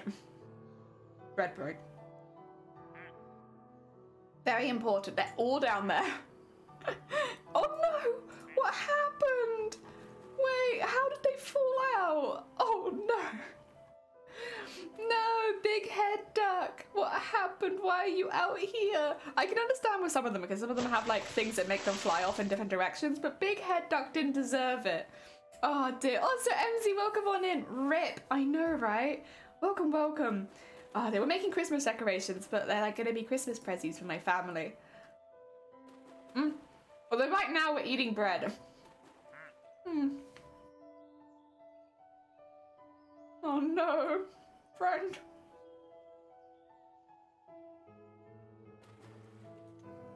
I kind of wish I could pick him up and put him back in the pond with the rest of them. He's just there. Mm. Delicious, right? Mmm. White skies, they've really multiplied, haven't they? We used to only have one and now we have so many. Order from Naruto, my top favorite cosplay from Genshin. Heck yeah! Oh, I hope they arrive soon then. We're making cosplay every single day except today, so not every single day, exactly. Oh, I mean, I will say, I kind of assumed we'd be making cosplay pretty much every day this month, but then I realised that Christmas is in December, so... Heck, I need to catch up. We're making a skull and crossbones one for someone who wants pirate-themed things. Yes. He's touching grass. I mean, you're not wrong. He is touching grass. I just kind of wish we could put him, you know, back in the pond with everyone else afterwards. Doing 70% of the time, every time. Yeah, I do. 70% of the time, every time. Right you are, Yogi. Oh dear. I will say this month we've been pretty good. We've done cosplay like 5 days a week, I'd say, and then on the 6th day, either is kind of normally something else, but predominantly cosplay. This week we've already done cosplay Monday, Tuesday, so like, you know, have a little break. He's living his life, but he can't sit up. But he can't sit up. He's stuck. Oh dear. Delicious grass. Save some for the rest of us. Delicious, delicious grass. Oh dear. They're making things for Christmas too! Heck yeah! I'm making bubbles. Lots of little bubbles there'll be. I don't know if I'm gonna wanna... I guess I can't really thicken it if it's just one layer. So they're gonna be quite thin bubbles is the only thing.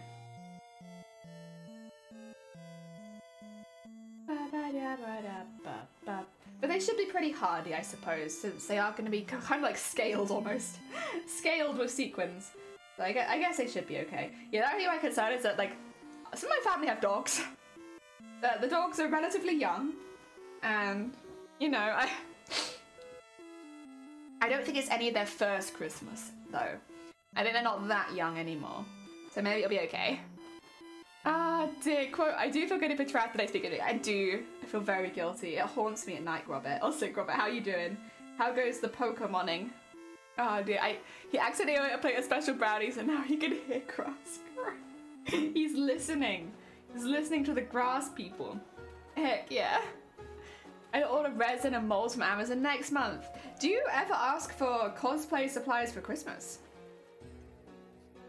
I guess it depends if you exchange gifts, but I've asked for cosplay supplies most Christmases. I'm like, hey, I could really do with some, you know, black cotton sheeting.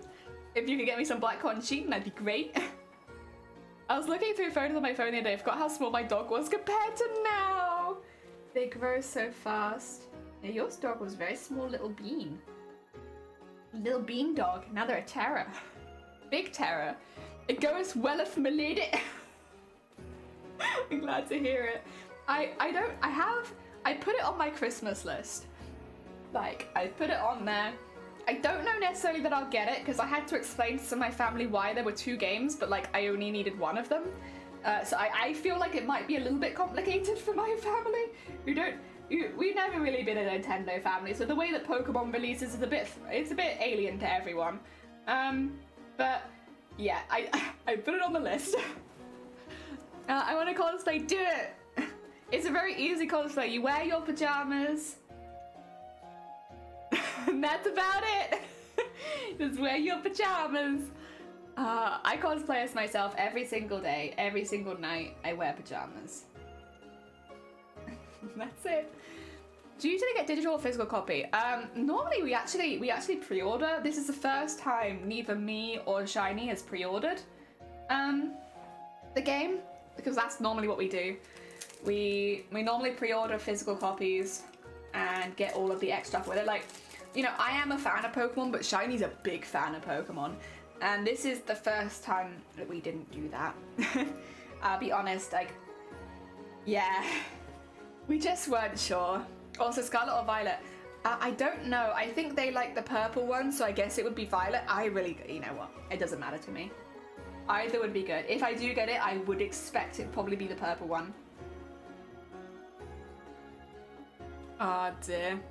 Yeah, normally we get physical copies. and we pre-order and get all of the extra stuff, like the bundles. But yeah, didn't do it this time. I don't know, because we've done it for, at least since I've been dating Shiny, it would have been Sun and Moon, Sword and Shield, Arceus, and then yeah. I mean, because that's where I started with Pokemon, was Sword and Shield. Yeah. But I can't say so far I've been overly wowed.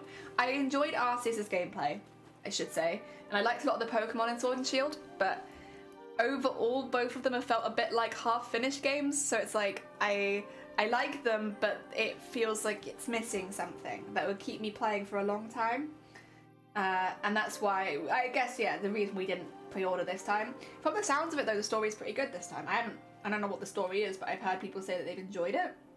Whereas with Sword and Shield, people were very actively against the story. Oh no, you're pretty recent. Yeah, I never had Nintendo consoles growing up. We were not a Nintendo family. We were like Xbox 360. And PlayStation 2, but that was it. Ah, dear. Yeah, you didn't, the exclusive gift that was with the pre-order. Yeah, I wasn't interested this time. I don't know, I think it is just from like, we pre-ordered them for so long, it's like, eh. Had all style and no substance. Yeah, sorry, I'm getting stuck on my thread, my bad. Let me just even that out again. There you go. Yeah, like, I like the Pokemon, but the story was meh. Oh dear. I have 40 hours and only 2 badges! But that's a good sign, right? That means you're enjoying the gameplay. Also, 2 seconds. Sorry, I just gotta hide.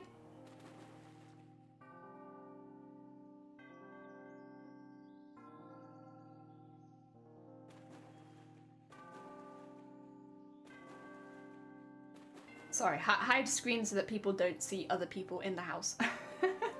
Excuse me, that's fine. That's it. Okay, it's fine. Ah, dear.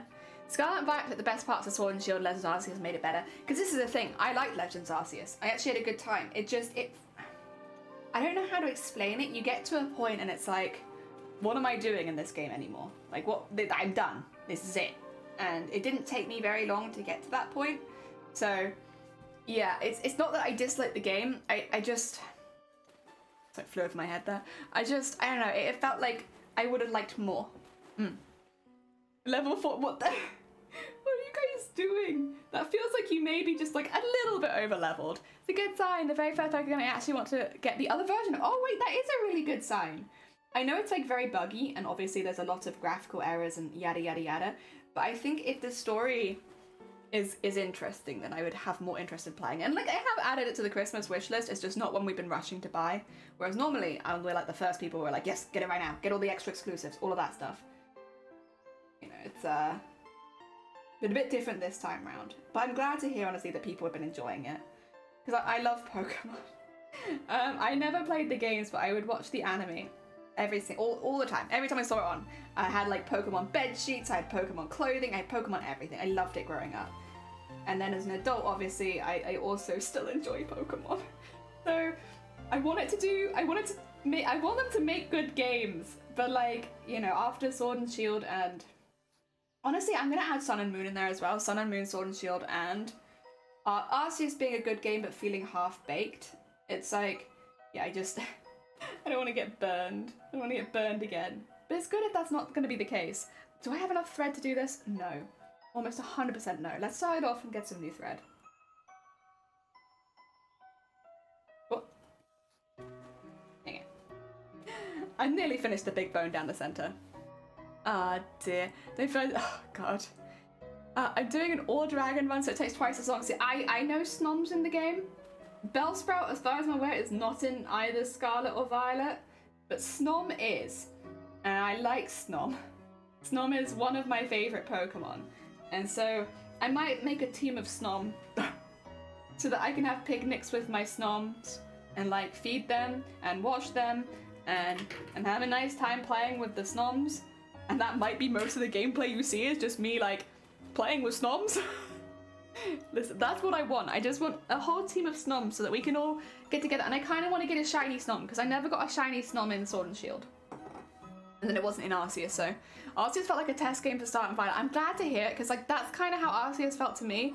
without playing Scarlet and Violet is it felt like a half game, like not quite there. So if that's the case, then I have quite high expectations. Oh dear. I feel like some bugs Arceus had with a few extra character rendering bugs and weird camera angles. Yeah, I've been seeing a lot of the weird camera angles, especially in battles, where it's like, huh, okay. I mean, I guess we can look through the floor, but yeah, you know, not what I would have picked for a camera angle, but sure, you know, I'm not a game developer, you do you. Do it. I want it. I want a whole team full of snoms.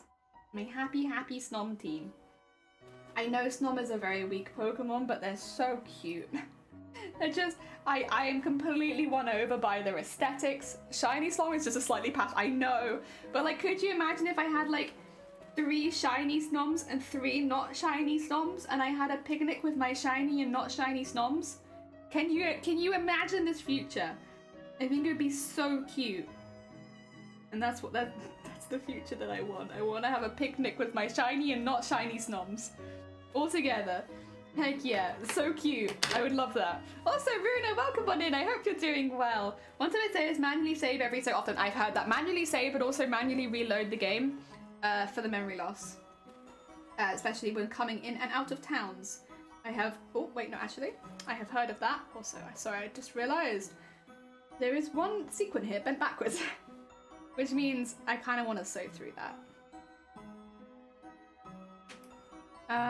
How should I do this? I guess put this through here. Yeah, I didn't realize that sequin was there, to be honest. That's okay. We'll work around that. No Frostmoths? Maybe one Frostmoth. I don't like the design of Frostmoth quite so much.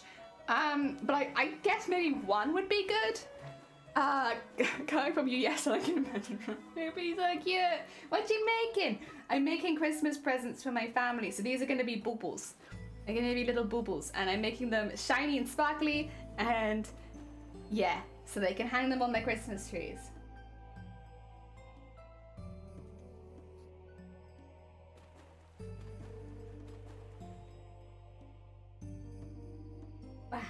And they're based about things that they've asked for. Heck yeah, so they've like, if this person wants pirate stuff, so I'm making them this.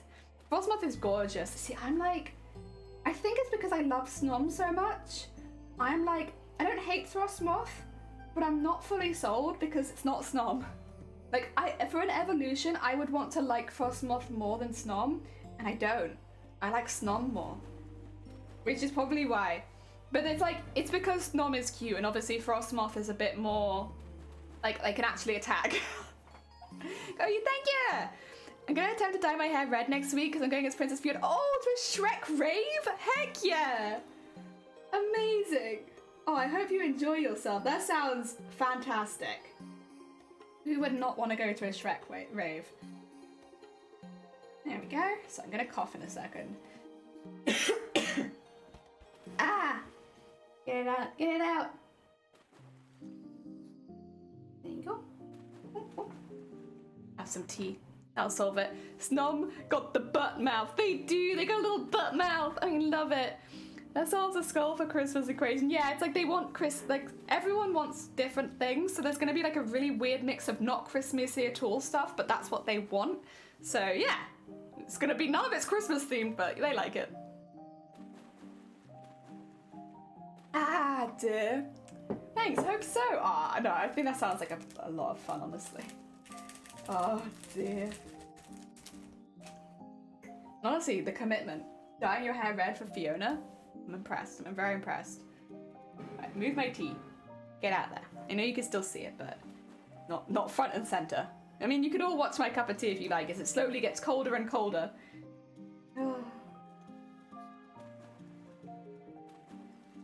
Go. Might be a bit of a sad, depressing stream though. Watch my cup of tea get cold because I'm not drinking it. Oh, there we go. So we'll finish this bone, and then we'll scoot over to the last bone, and then we'll have filled everything in with sequins, and it's going to be so sparkly. Oh my god! And now that I'm like looking at it, I'm like, maybe this is what we're going to be doing for the rest of the week. Actually, I need to get these finished pretty soon. That's okay. If that's the case, that's okay. I'm so unsure about these teeth, honestly. I don't hate them. Do I love them? I'm just not sure. I'm not sure that I do. Hydrate, thank you. You know what? I do need to hydrate more. Ah. Delicious. Thank you. Thank you. And honestly, it's nice doing it, like, hydrating when the tea is still hot. Where's the time I'm hydrating? It's cold tea. Thank you for the horn, Shifty. Heck, now I'm even awaker. I actually am getting a little warm as well. Shifty, did you have hail by any chance? Like, I want to say half an hour ago, maybe. Maybe not that long ago. Did you have hail? Because we had such strong hail. It was like big chunks of hail very suddenly. And it's not even like that cold today. But no, we had really bad hail just like half an hour ago. I think so, but I'm facing away from, so you could hear it, was it? Like that might have been hail, but it was so loud. Like as soon as I took my headset off to go on break, I was like, wait a minute, what is that? That's so loud. And it's the hail, yeah, because we have a conservatory, and the hail on the conservatory is insanely loud. Oh dear. It really took me by surprise. I might actually, just so, because I'm pulling this very close to my body a lot, yeah, there we go. Just move the camera so it's closer to my body in general. It means you see a little slither of the side of the desk, but I think we'll live. I think we shall live. Oh dear. Oh, see, now I've taken this off, now I'm cold. God, there is no happy middle ground here, huh? Like, jacket on, I'm too hot. Jacket off, I'm cold. Immediately, I'm cold. Oh, dear. It's because this room doesn't really get heated at the moment. Well, it doesn't have a radiator in it. But it does have my computer, which does somewhat act as a radiator, but not quite as good. Because it only really heats the room when it's like this. Totally not surprised. I swear. Sus clips. We were talking. Oh, actually, no, Shifty, you were here. I was gonna say we were talking the other day about Twitch channels who play clips when people raid into their channel for the first time, and I don't think I can ever raid one of those channels again because my clips are so suspicious. Like, it gives such a weird first impression. Like, I can't do that. That avenue is taken from me. I can't raid into those channels anymore because the clips are just way too suspicious. Oh dear. Gotta love a British person that doesn't treat their tea like it's holy. Yeah. Oh dear. Oh god. So yeah, that's that avenue cut off for me. Way to not be able to raid loads of heckin' people that I like now. Because they might get a clip that's called Jelly Joins the Tories. And then that definitely paints me in a specific light, I would say. Oh dear. Although that being said, I do still find it exceptionally funny when like Shifty or someone else raids into a channel that has that as a thing where like the raid person gets called out, basically. What's happening here? There is something happening here.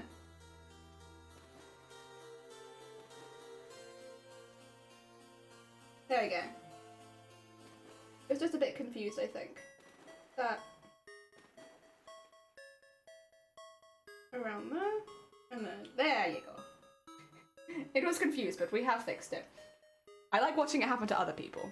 Yeah, with a clip like that, you couldn't raid a lot of places. Well, a lot of the places that I actually follow, and like, I love them. They're such good streamers, and I want to be like, yeah, we're raiding to this person, but I'm like, in the back of my mind, what if the Tory clip comes up?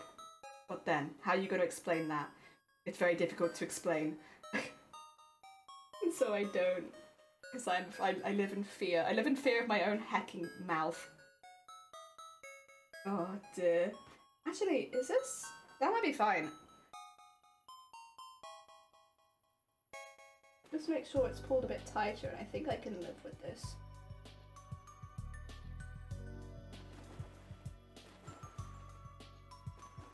Okay. Okay, cool.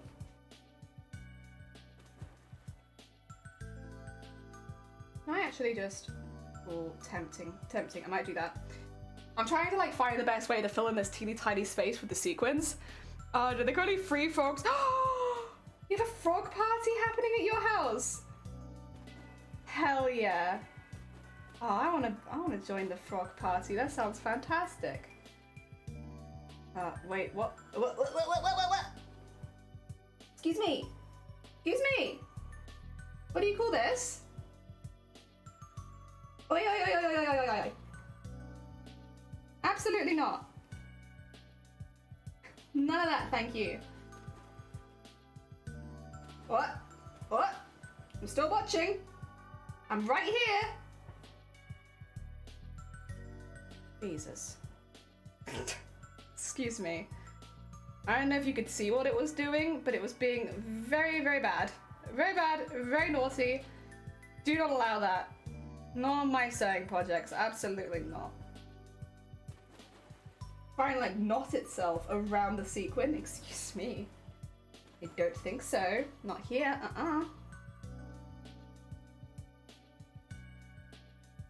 Okay. Cool. I'm gonna tie that off. I don't mind my friends being such a butt, but I probably need to do something to stop it happening. It's probably my fault somehow or other.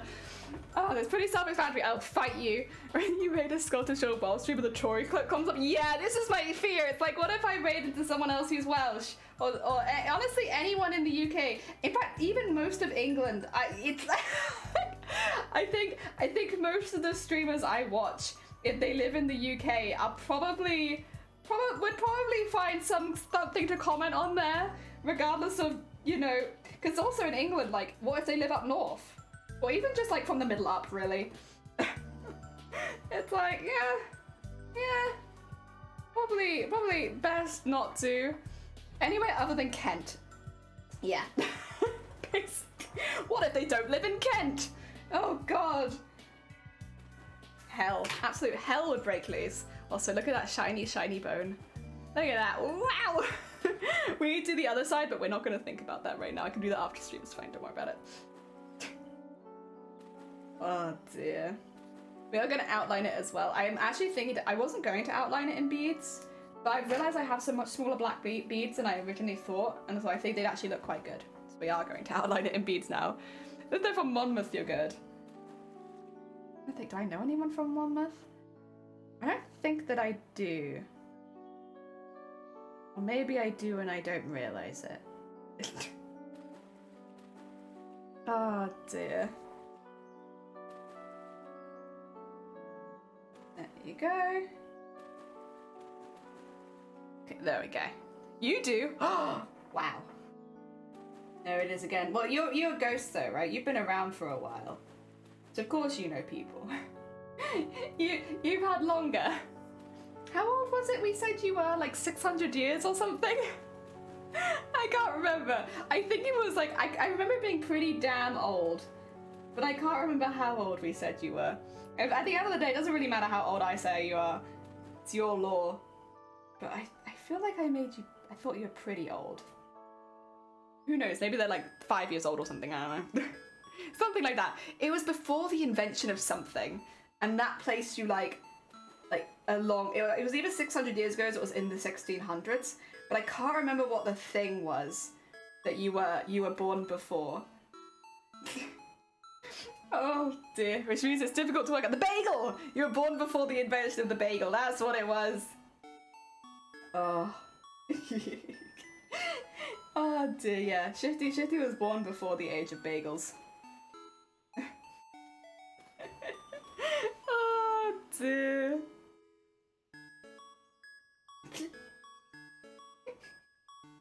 Oh, it's never not gonna make me laugh, honestly, as well. The idea that you were born before the age of bagels specifically is lore. Like, that's canon. I think it's so funny.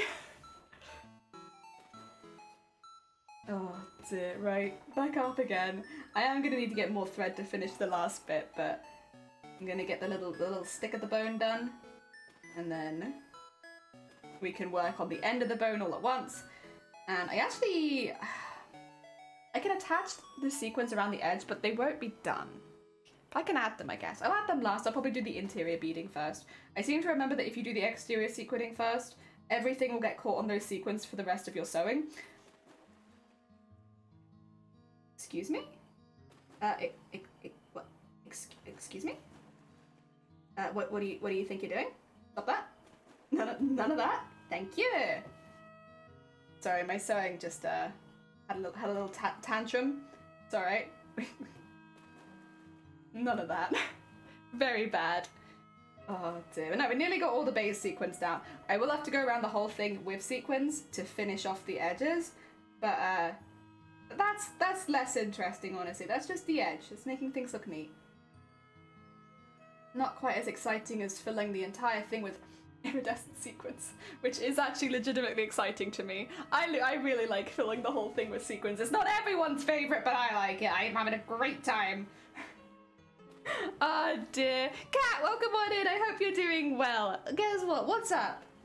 Oh dear. Are you also making Christmas decorations? Welcome to Christmas decorations of, oh heck, it's nearly Christmas. I am so far behind. Oh good god. Stream. Although mainly it's prep for a charity stream next week, so you know what? All good. Had a great time. Heck yeah. Having a whale of a time over here. I honestly, I love it. I love adding sparkles. Sparkles is so fun. If I could just work in making sparkly things for the rest of my life, they've probably the only thing I'd quit cosplay for would be to make sparkly things for the rest of my life. Oh heck,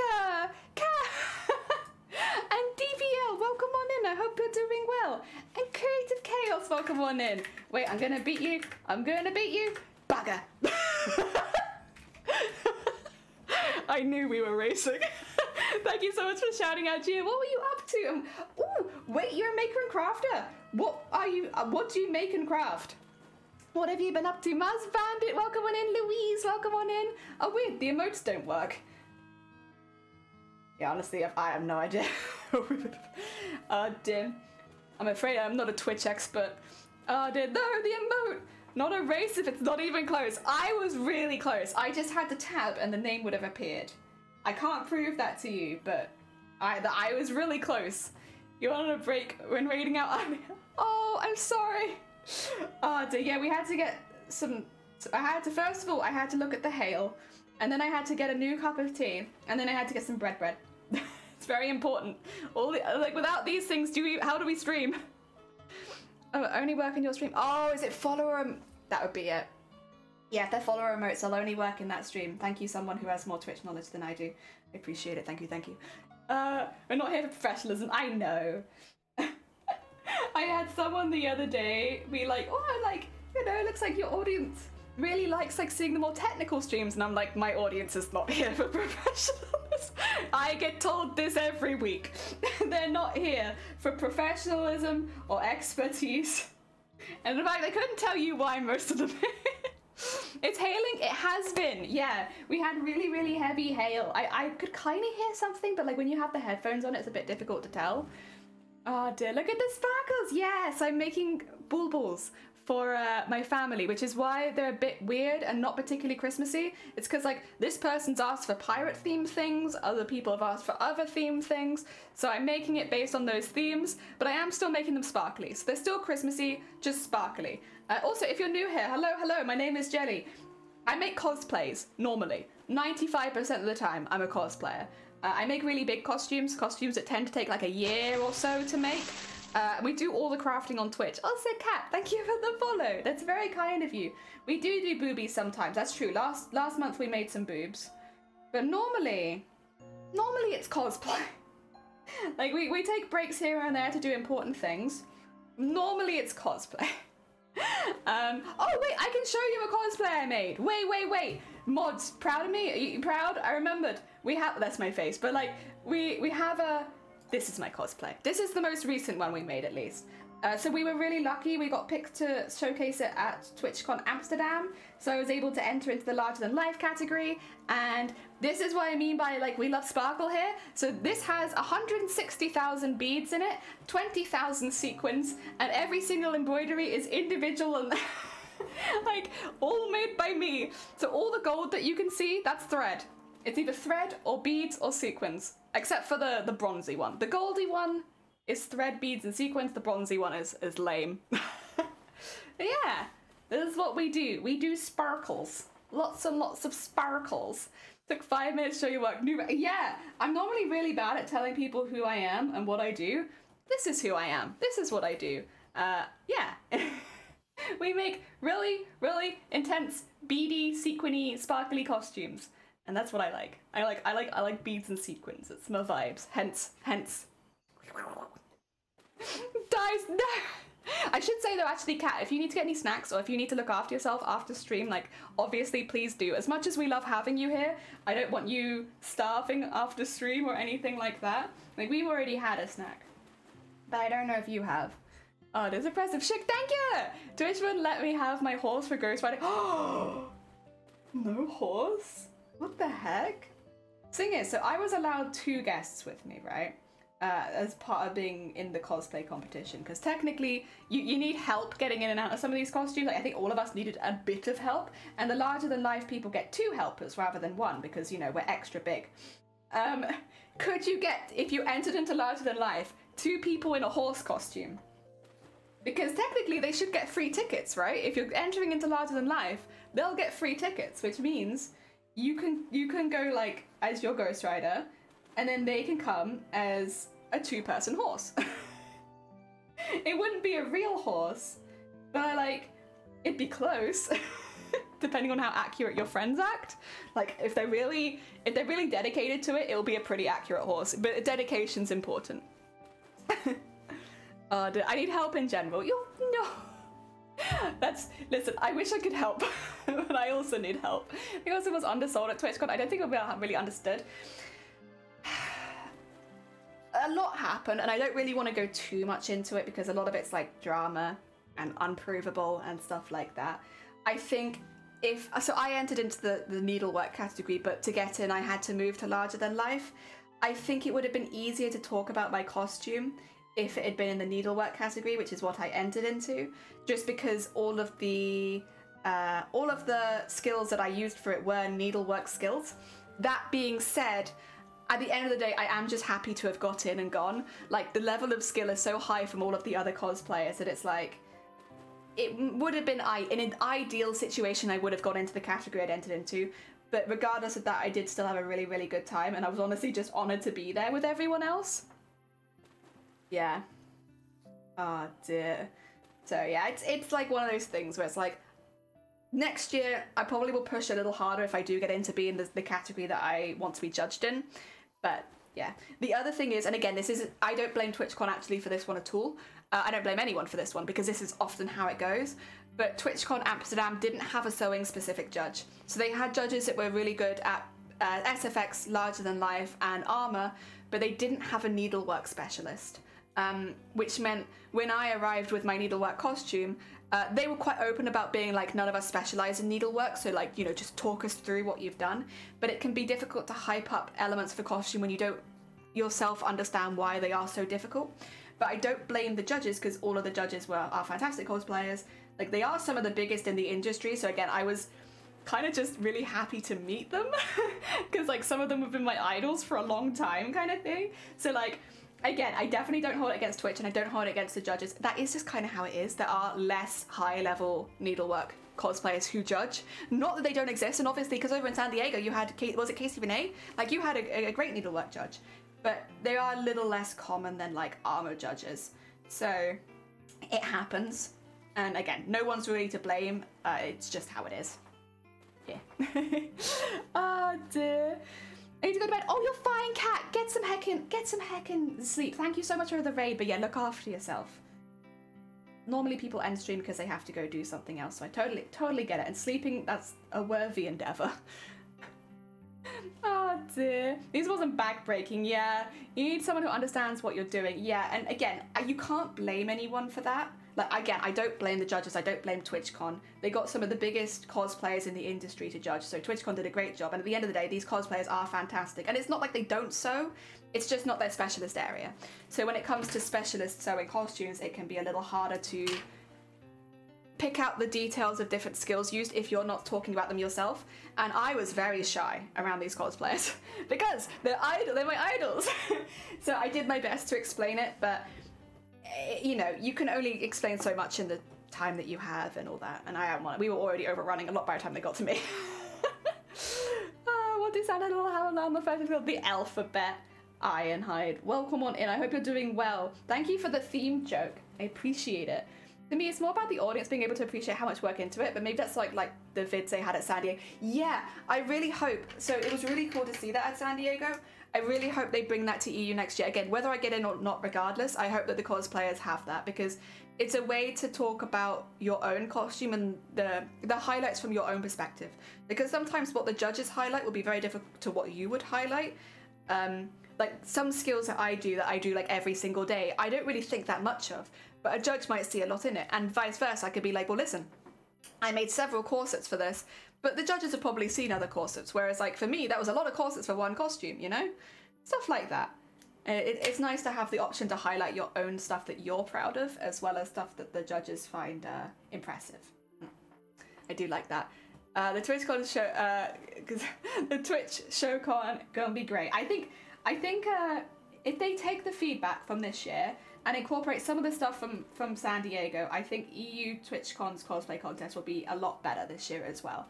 Not that it was bad, and honestly, considering it was the first time they'd ever organised it, it actually went pretty smoothly. I think there was some teething problems, like everyone had, I think, 10 or 15 minutes with the judges, but we still overran because, you know, of one thing or another, and the fact that some cosplays do just take longer to get into, so everyone thought we'd have a bit more time to get into them, and then they didn't, and then certain people had to like be pushed back because it took so long to get into their costume and all of that kind of stuff. So yeah, it's like teething issues. If you've not run a cosplay contest before, like those aren't things you wouldn't keep such a large margin of extra time maybe to one side, but now that they've had it and they've had that, like, you know, okay, it takes all the cosplayers like quite a long time to get into their costumes, maybe setting something up on the day so that they can be there earlier and stuff like that, so that we don't have those same issues. A lot of it was like small stuff like that, where it's like, it'd be very easy to fix. It's just because they'd only run it once. Over here, Never also notices, I raided Cat because you were on break, and then oh wait, so Bird, what do you do? Also, if you need to sleep, ignore me, but like out of interest, what kind of stuff, what were you doing today? What's the kind of stuff have you been up to? Oh my god, it's 6 a.m. Why are you all up so early? Why? Oh god, you're like, I won't even, like the third person I know that's up that early now. Why are you all up so early? But yeah, I think if we take the feedback of what happened this year, and again, there are some things that unfortunately happened at Amsterdam that did then again happen at San Diego, but I really hope for next year at least they take the feedback, because I think all of the cosplayers gave feedback and a lot of it was very similar. The feedback that a lot of people gave at Amsterdam was it was really difficult for the audience to know who was who. Like, because they would flash our name on screen, it would go away, and that was basically the only introduction we had. And for some people, it wasn't even their Twitch name. So it was like kind of difficult for people to find the cosplayers afterwards if they did have any questions. Luckily, my name is the same on all platforms, so I was okay, but it would have been good to have like a proper introduction. And then when you go over to San Diego, that's exactly what they did. They did have a proper introduction. So it was really cool to see that, because that's basically what we had asked for. You're like, you know, this was great. Would it be okay to have this as well? I know you're up late. I'm talking about trade, but I usually stream nail art. Oh my god. That's like something that's been on my mind for a minute, is maybe doing stuff like that. Not so much for crafting, but more for costumes. Because it's the little things. It's the little things that add like a lot. I just wake up at 5 to 6 a.m. Oh. It's too cold to get out of bed at 5 to 6 a.m. Like, getting up at 7:30 kind of, at the moment, is enough for me. Getting up so, it's cold. I cried the only so it was wax seals. Oh, I know someone who does wax seals. Actually, I know 2 people that do wax seals. I don't have any of the stuff for it myself, but I like it. I think it's very cool to open something with a wax seal on it. Next stage, unnamed cosplayer. Well, I will say there was a cosplayer in, unfortunately, in San Diego that I wonder if something happened. Maybe they didn't have as much time to prepare as the others, who didn't get an intro videoed. It's like, oh, there must be a reason. I'm sure they weren't purposefully excluded from it. It was a little sad I didn't get their opening thing. Oh dear. It feels so nice out. I was doing 3 color seals. Ooh, and somebody say wax seals. There's one of the people I know that does wax seals. So I know someone else does them.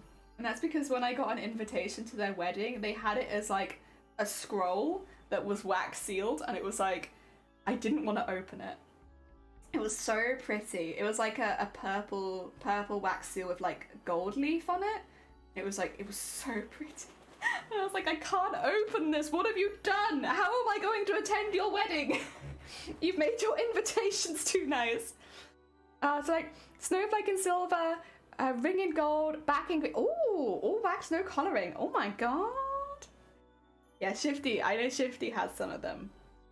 Every now and again I see a really cool like wax seal stamp, and I think of Shifty. I'm like, Shifty would like that. Oh, excuse me, sorry. Big heck. Oh. Go. Oh, thank you for the heck. 130 times in like 2 weeks. It's a lot worse than I thought it was. Jesus. I thought it was like once a day. And trying something new wasn't always successful. Hey, you know what? That's what it's like, isn't it? The amount of stuff I redo for costumes, and like, it's both like nice and like sometimes a bit embarrassing the amount of this, but like, I guess that's one of the nice things about crafting live on Twitch. People will see when things don't go well, and I don't know, I think sometimes people see like really big costumes like that one and assume that it was like smooth sailing from start to finish and it was just a lot of time. I remade so many things. I redesigned all of the armor, like, and by the way, there's like 200 pieces of armor, like, or if you include all the individual embroideries. I redesigned them 4 times, I believe, although the second and third time I didn't do the whole set, but I did a lot of it. And I redesigned them over and over again until I was happy with them. And like, I can't tell you how many hours, I don't include it in the overall time it took to make that costume, like when I'm adding up the hours, because obviously they weren't hours that I ended up using, but like all the extra hours of redoing stuff because it hasn't worked well the first time, and going back, printing it, trying it again. Oh, I fixed it! Heck yeah! Oh my god. Wait, it's so cute. Oh, you have a long cat? Heck yeah. We have a long jelly. It's a little bit more cursed than your long cat, but we do have it. Long jelly. Oh dear.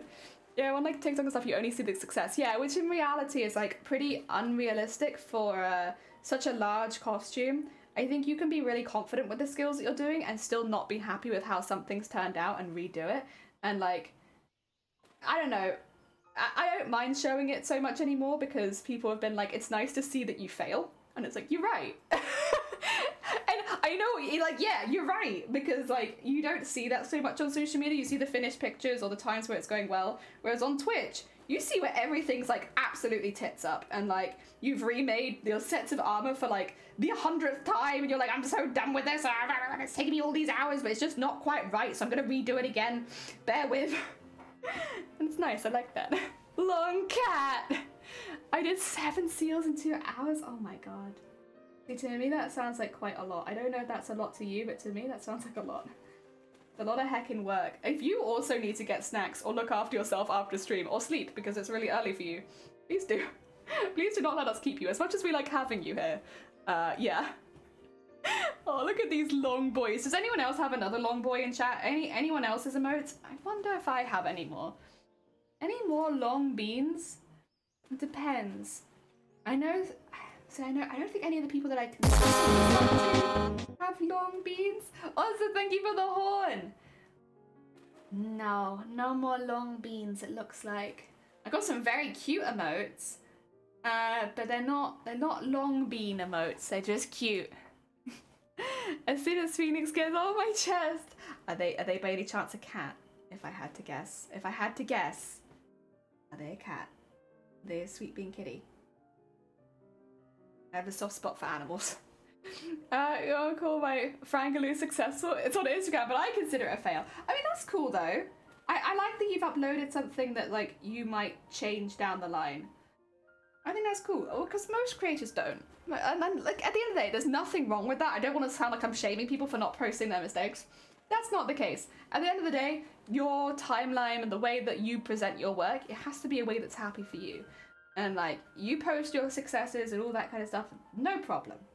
But you don't really get that on Twitch. Twitch is like, you don't get to so easily not make any mistakes. It's all live.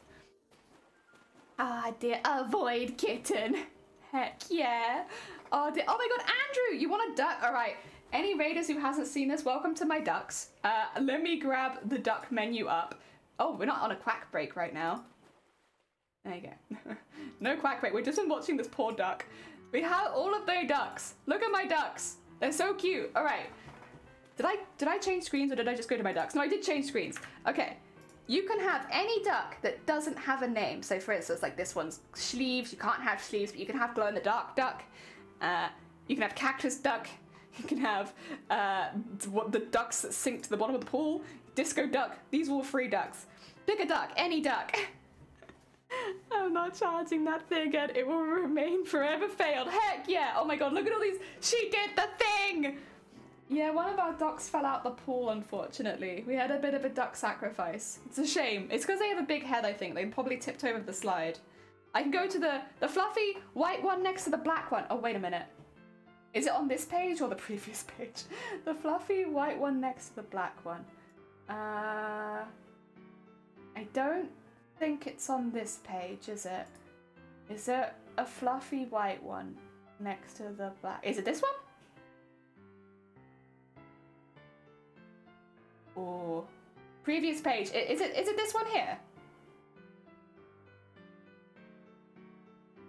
Or have I got confused? I'll take the void in the center. Oh dear. Yes, okay, cool. Let me get you in there. Andrew. Oh, Andrew. Andrew. I think it's Trekkie like that. Let me double check to see if I've spelt that right. Andrew Trekkie. There we are.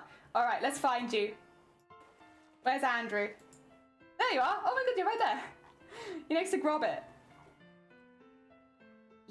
There you are. We got you. Look at this duck. It's like an angular duck. Heck yeah. Very cool. There's probably a few of you. There's kind of clones of a lot of the ducks right now. But we got you. Thank you so much for picking a duck. Ah, the cactus duck. Perfect. How often does a duck? Every it's either 10 minutes or half an hour. And I'm really sorry, I don't remember. It's one or the other. It's either 10 minutes or half an hour. I couldn't tell you. I should know because this is my stream. But unfortunately, I do not. Oh dear. Is that fluffy? I don't know, fluffy to me. It looks like marble. This is the furthest of fluffy you could get. It looks like lots of pieces of paper. Like stacked on top of each other, but it can't be because you're not flammable, and some of the other ducks are. Here we go, in Arizona. Ah dear, there's a lot of very good ducks. There's a lot of good ducks that haven't been taken yet. Of course, we have cactus duck, but then we also have disco duck, which let's see if I can show you. If I get it on this page, I'm genuinely shocked that the one with the see-through head and the disco duck have not been taken yet, because it feels like those are special ducks, but like no one's taken them. Where is Disco Duck? We'll see him in a minute because at nighttime he glows. But it's a bit difficult to see him during the day because he is just like a slightly darker duck, which honestly could be any of these. Any of these could be Disco Duck. Oh wait, did you get back in the... Oh no, you didn't. You've got a clone. I was like, how did you get back in the pond? Is that Disco? No, it's Blapple. What? There's two Blapples. Where the hell is... There's the see-through head duck. Like, that's what I mean. Like, no one's taken this one with the, like, no head. Like, isn't that a cool duck? It's got a see-through head. And then, where the hell is Disco Duck? Is that you there? There they are. Look at Disco Duck. He plays music when you click on him. He's very cute. Oh dear, I don't know. Find out. Heck yeah! You can only claim cactus if you have the points to back up your claim. I'm so sorry. I love Disco Duck. Disco Duck is fantastic. That would have probably been the one that I would have gone for as soon as I realised there was a Disco Duck. They're like really subtle during the day because obviously like they glow at night, but so during the day they're just like a grey duck. And then you hit nighttime and it's like, yeah! Disco duck! I love it. I love a good disco duck. Oh dear. Yeah, it's 10,000 channel points, so it is quite a steep one, but it's because we have a lot of people in this stream who have 10,000 channel points. And so at this point, we're at like a place where it's like, I've been streaming for 2.5 years. People have a lot of points and I have nothing for people to spend them on. Try to stitch on for sack cactus and he places ducks on his engineer. Aww, cute. I love a good duck. Very cute. 50 gigabytes. This is what I mean. It's like a lot of people have a lot of points. Oh, you're exhausted. You're fair. Good. Absolutely fair. 2 seconds. I want to do you a shout out because I know you didn't raid into us, but you did kind of raid into the raid that raided into us. Let me do you one too. Where's D? DV. God damn it! I can't type. There you go. I got it. So that people can go check you out because you also do arts and crafties. I tried. I'm sorry. I had to go listen to the hail and make a new cup of tea and make some bread. You know, important things to do midstream. I'm a devil bird, so yes. I'm so sorry. I'm so sorry. Oh dear. But no, get some good sleep. Look after yourself. Thank you for popping by. My tea is cold. My tea is also cold. Almost 100%. Oh no, it's lukewarm. I don't know if that's better, to be honest. I don't know if that's it's better or worse. Oh, also, I should also. How do I follow? Oh, there you go. Sorry, I was like, how do I follow you? I can't. It's too hard. I'm not good at Twitch. No, we got you. There you go. I'm just so used to just clicking people's names that I do it by what you call it? A habit? I guess. Habit. Yeah. Oh dear. Ah. More cats. Heck yeah. Dear.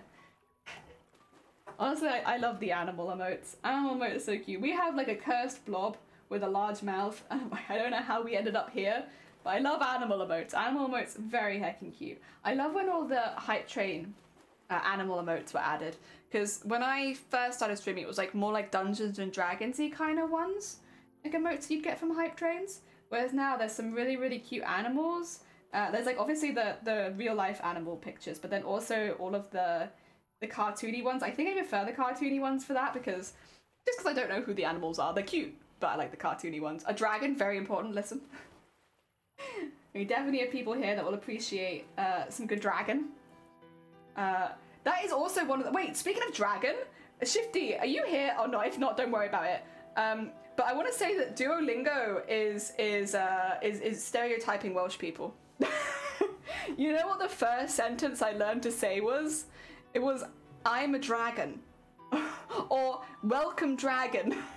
Oh, no, it was either I'm a dragon or welcome on in dragon. And they were the what do you call it? The first things you learned. Like, not hello, not my name is, it's Creso Draig. That's like the most useful phrase I've ever bloody seen. Almost as useful as I'm tired. Although actually that one is really, really useful. Oh dear, it's ruined with the UI change. No! You're paused to time. Also, look at all these heckin' sweet bees. The Pet the Fish one is one of my favorite. I adore the Pet the Fish one. I mean, we love our dragon. True. True. But also, the very first thing that you learn is to do with the dragon. Fair enough though, listen, fair enough. Is it wrong? No. Dragging these nuts across your face. I haven't learned that yet, but I'll get back to you once I have. One day. It's a similar, I know it's a similar, no, but like, I don't know. I guess it could have been worse. It could have been the first sentence about sheep. That would have been really, really bad. Although, we have had sheep in the first lesson, so I listen. But it wasn't anything sus. It was just, yeah, it's not sus. Oh dear, at least it was. Yeah, that was what I was saying. At least it wasn't she. Oh my god, Rula, you want a duck? What duck would you like? 2 seconds, I'm just gonna get the ducks up. I'm also gonna try doing this. No, no, no, no, no, yes. Yes. There we go. Let me get the ducks up, sorry. All right. What's happening here? Where are we? Okay, did you want to be cactus duck or did you want to be a different duck? This one here is cactus duck. It's got a pattern of lots of teeny tiny cactus on it. The cactus duck. Oh dear, do Welsh people assume you're a sheep? Always, every time. That's just what you are. Speaking of fish emotes, don't forget about, oh good god. I can't forget about that. All right, let's get you that cactus duck. Now I tried to copy and paste. Hey, and it worked. That's a bit quicker. Would you look at that? Right, where are you? Where are you? You are not up here, I don't think, which means... Where are you? That's George. It's all pink. Thing is, you're not really a pink duck. You're a... Oh, there goes the fire. Oh, I see you. There you are. A small cactus duck. Sort of surrounded by other ducks right now, but there you are. We got you. We got you. Oh dear. The fire makes this quite a demonic image. Oh dear. We got you though. We got you. Thank you for picking a duck. Cactus. It's brown. Yeah, it's more. It's not a what do you call it? Not a green color or a pink color. Cactus duck. Duck with the cactus. Cactus on its head. Cactus duck. Thank you. Perfect new album cover. That would be a really fun one. Also, yes, but please do get some heckin' sleeps. As lovely as it's been to see you. And again, thank you for popping by. I know you couldn't raid earlier, but I still appreciate you popping by. Ah, dear. But get sleeps. It's very, very early. All right. And as that happens, the last background sequin has been added. Look at that. On one side. Ignore the fact that I still have to do the other side. On one side. It's taken 4 hours. It was worth it. Absolutely worth it. 10 out of 10. Would do this again. It's so beautiful and sparkly. Alright. There's a few things I need to do. First of all, I think I'm going to embroider inside the eyes, just so that I can get it nice and thick. Because the beads, there'll always be gaps in it, so I'm going to probably do that. And then we'll bead around, how would we bead around? I guess it'd be the interior, so like here, here, and around there. Yeah. I need a bigger needle though. Where is my bigger needle? There's a bigger needle. This one that's going to be a little difficult to do just one side, so we'll see how it goes. I might have to do the eyes for the other side at the same time. If that's the case, that's fine. Oh dear, Team Skull merch? You know what? I think they'd like it. I think Team Skull would approve. Wait, do I have black? Oh, I do, thank God. Well, I can give it blue eyes, but like, you know, I'd rather fill them in with the void. Heck yeah. Pick that out. There you go. Oh, they stuck together. Ugh, there you go. We got it, we got it. It's not like super high quality embroidery thread or anything. Oh dear. Yeah, I think this will be better for getting a really nice thick black covering for the eyes. If my scissors can cut through the thread. I don't know what happened there. That's okay. We don't need very much since we can only... How am I gonna get this in here?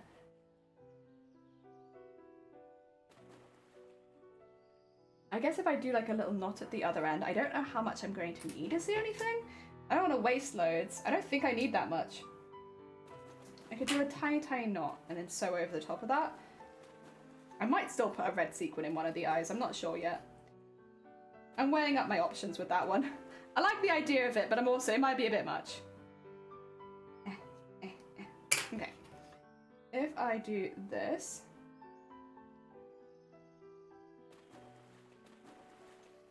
And then... Oh yeah, get that to the... So we'll tackle doing the eyes on both sides, I suppose, because I might as well. So.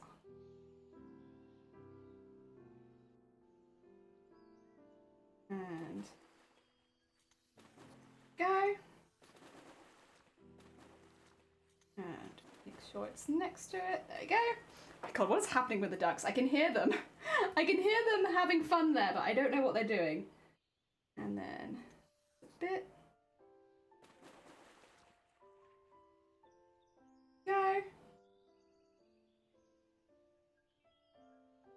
And into there. This thing, I do kind of have to sneak underneath where the sequins already are. That's okay. Hell yeah. And then just go through there. And that there. And then backwards. Oh. As well, anything in particular you'd like? I mean, obviously anything under the, I'd say under the sea themed is a pretty good bet for the most part. For I would say pretty self-explanatory reasons. Like I like under the sea stuff. I also I'm a big fan of if you have any Welsh mythology, anything like that you'd want to draw. Like we have quite a few pieces of art in the house that are like based on Welsh mythology, so that would go well with like the other stuff that we already have. And then of course I love tentacles, so if you want to just draw something with tentacles on it, I'm not going to complain. You know? Oh dear. And then... Oh! Well, I can say for sure that I've probably got too much thread. That's okay though. And... there we go. Little eye. Move that up there because I'm going to knock that over. Cthulhu, welcome on in. I hope you're doing well. And Jelly, welcome on in, fellow Jello. How goes it? We've just finished putting all the background sequins on what will end up being a bauble. I'm not sure if I want to do one more. I think I'm kind of good. What I'll do then is see if I can go through here subtly with no one noticing. And I can!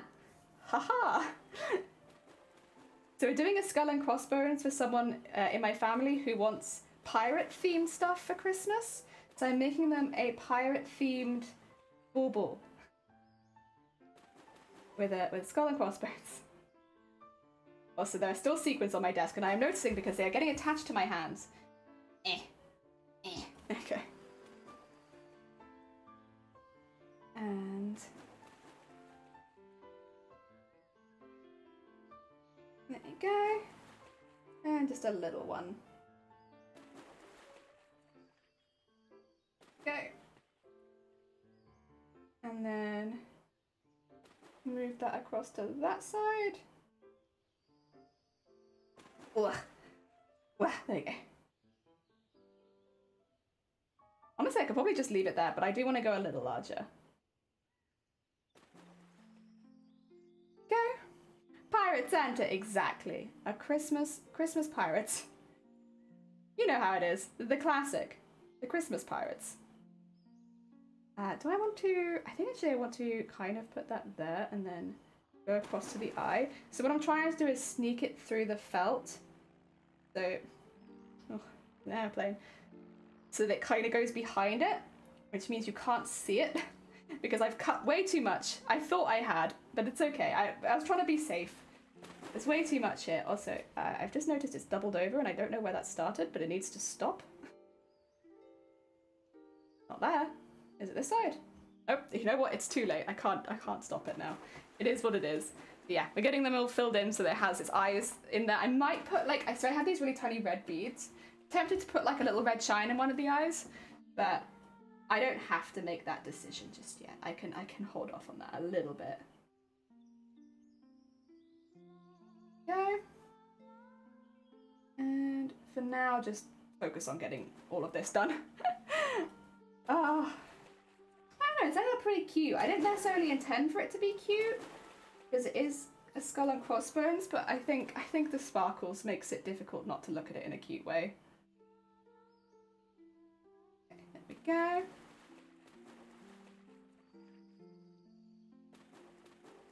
And we will end up doing the sparkles on the other side as well, so if you're wondering why I'm not, why I am doing both sides is because eventually I have to resparkle the other side too. I just don't want to do it right now.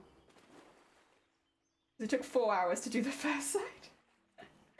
Oh dear. It can cut back to the beginning of the stream where I'm like, oh my god, this is so much faster than I thought it would be. I'm gonna get it all done in a couple hours. 4 hours later, still not done. Okay, let's get that in there, and then just try to subtly sneak that out of there, and then I'll cut that off. I'm not actually going to tie it, because I don't think I need to. I think it'll be alright. Let's go to... There you go. Hell yeah. Now it's got little eyes. Now we need small beading needle. The third needle of the day. We need everything for this one. Do I want to do... If I've got red thread on here, it almost feels like I should. I want to do tiny red bead. I don't want to do tiny red bead. Okay. If I can tie a small enough knot in this, maybe. Just because there's red thread on here already. Which makes sense, because like everything else I've been doing is red. Alright. I need 1 bead. Actually, no, that's not true. I need 2 beads. Unless I only put it on one side, then it would have a front and a back. That might not be a bad idea, actually. And...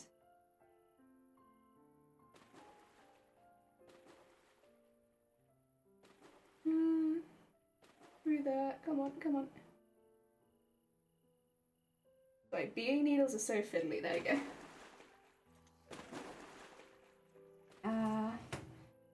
This is going to be very static, probably.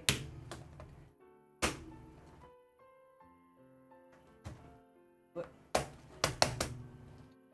are not too many of them sticking to the roof. There will be a couple. There's always a couple. I might just do it on one side. 1 bead. Thank you. Oh dear. Oh, did I hick? Thank you for the hick. I didn't even notice this time. I've been so what do you call it, engulfed in this. I didn't even notice that I hicked. Heck. Secret hicks. There you go. It's got like a little shiny red bit in that side. And then have this sneak over to the edge. Oh, it's a little bit more visible than I wanted, but that's okay. Tie it off over here.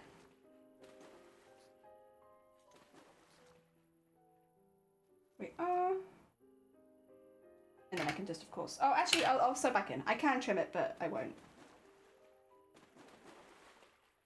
There you go. Alright, now we need black thread or a very dark thread. Either way on the needle. Because we're going to go around all the insidey bits. Do I have black thread to hand? That's blue. These are all going to be brown. Bugger. Oh, no, there's some. Maybe. Yeah, there you go. It must have fallen off the side at some point. Heck yeah. Alright. I'm gonna go around the whole edge. Well, not the whole edge, not the outside edge, just the interior edge with black beads now. Oh dear. I've got to make it pop again after taking all of the colour out of it. Put it back in. Where is the thread? There we go. Honestly though, it's looking really cute. I'm also too warm again. Dump her on, dump her off. Dump her on, dump her off. There we go. And we'll start with that. I probably will need a bit more, but we'll start there. And I'm going to take my jumper off because I don't want to. I want to do this when I'm feeling too warm. It's concentrating stuff. I need to be concentrating. Okay. Oop, there we go. And we'll start going around the skull. Put it up here. Again, you don't have to worry about any of this off the side because eventually it will all just be covered with sequins. Hence why I'm starting here so often. Nice and easy and I don't have to worry about it. Let's get to here then. Probably about there. These are very, very, very small seed beads. I can probably get away with a few at a time. But since I'm going around a curved object, I do want to be careful. Isn't it a cute little case? I have a few options, but I am just going to go with the plain black. And done out of here. You probably have to watch me tip these into other things a fair amount. I should honestly bring a pot up and separate these because, yeah, getting them out of these pots, not my favorite. But it's so cute. It's so organized and I love it. Just not the easiest.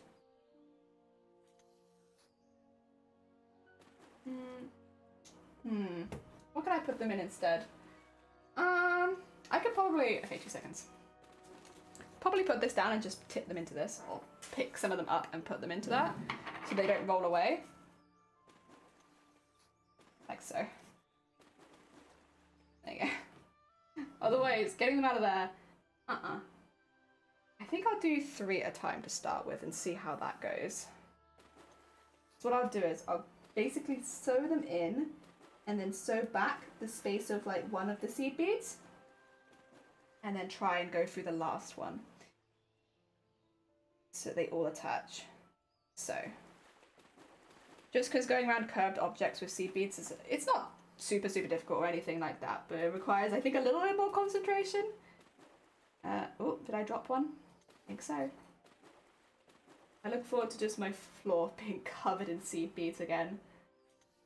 That's the most fun part. So honestly, when we hoovered that last place after making Mateus there, I can't tell you how many beads on the ground. You could just hear them rattling up into my hoover. I was like, oh god. This is why our hoover breaks. It's me. It's me and my seed beads. Every time. There you go.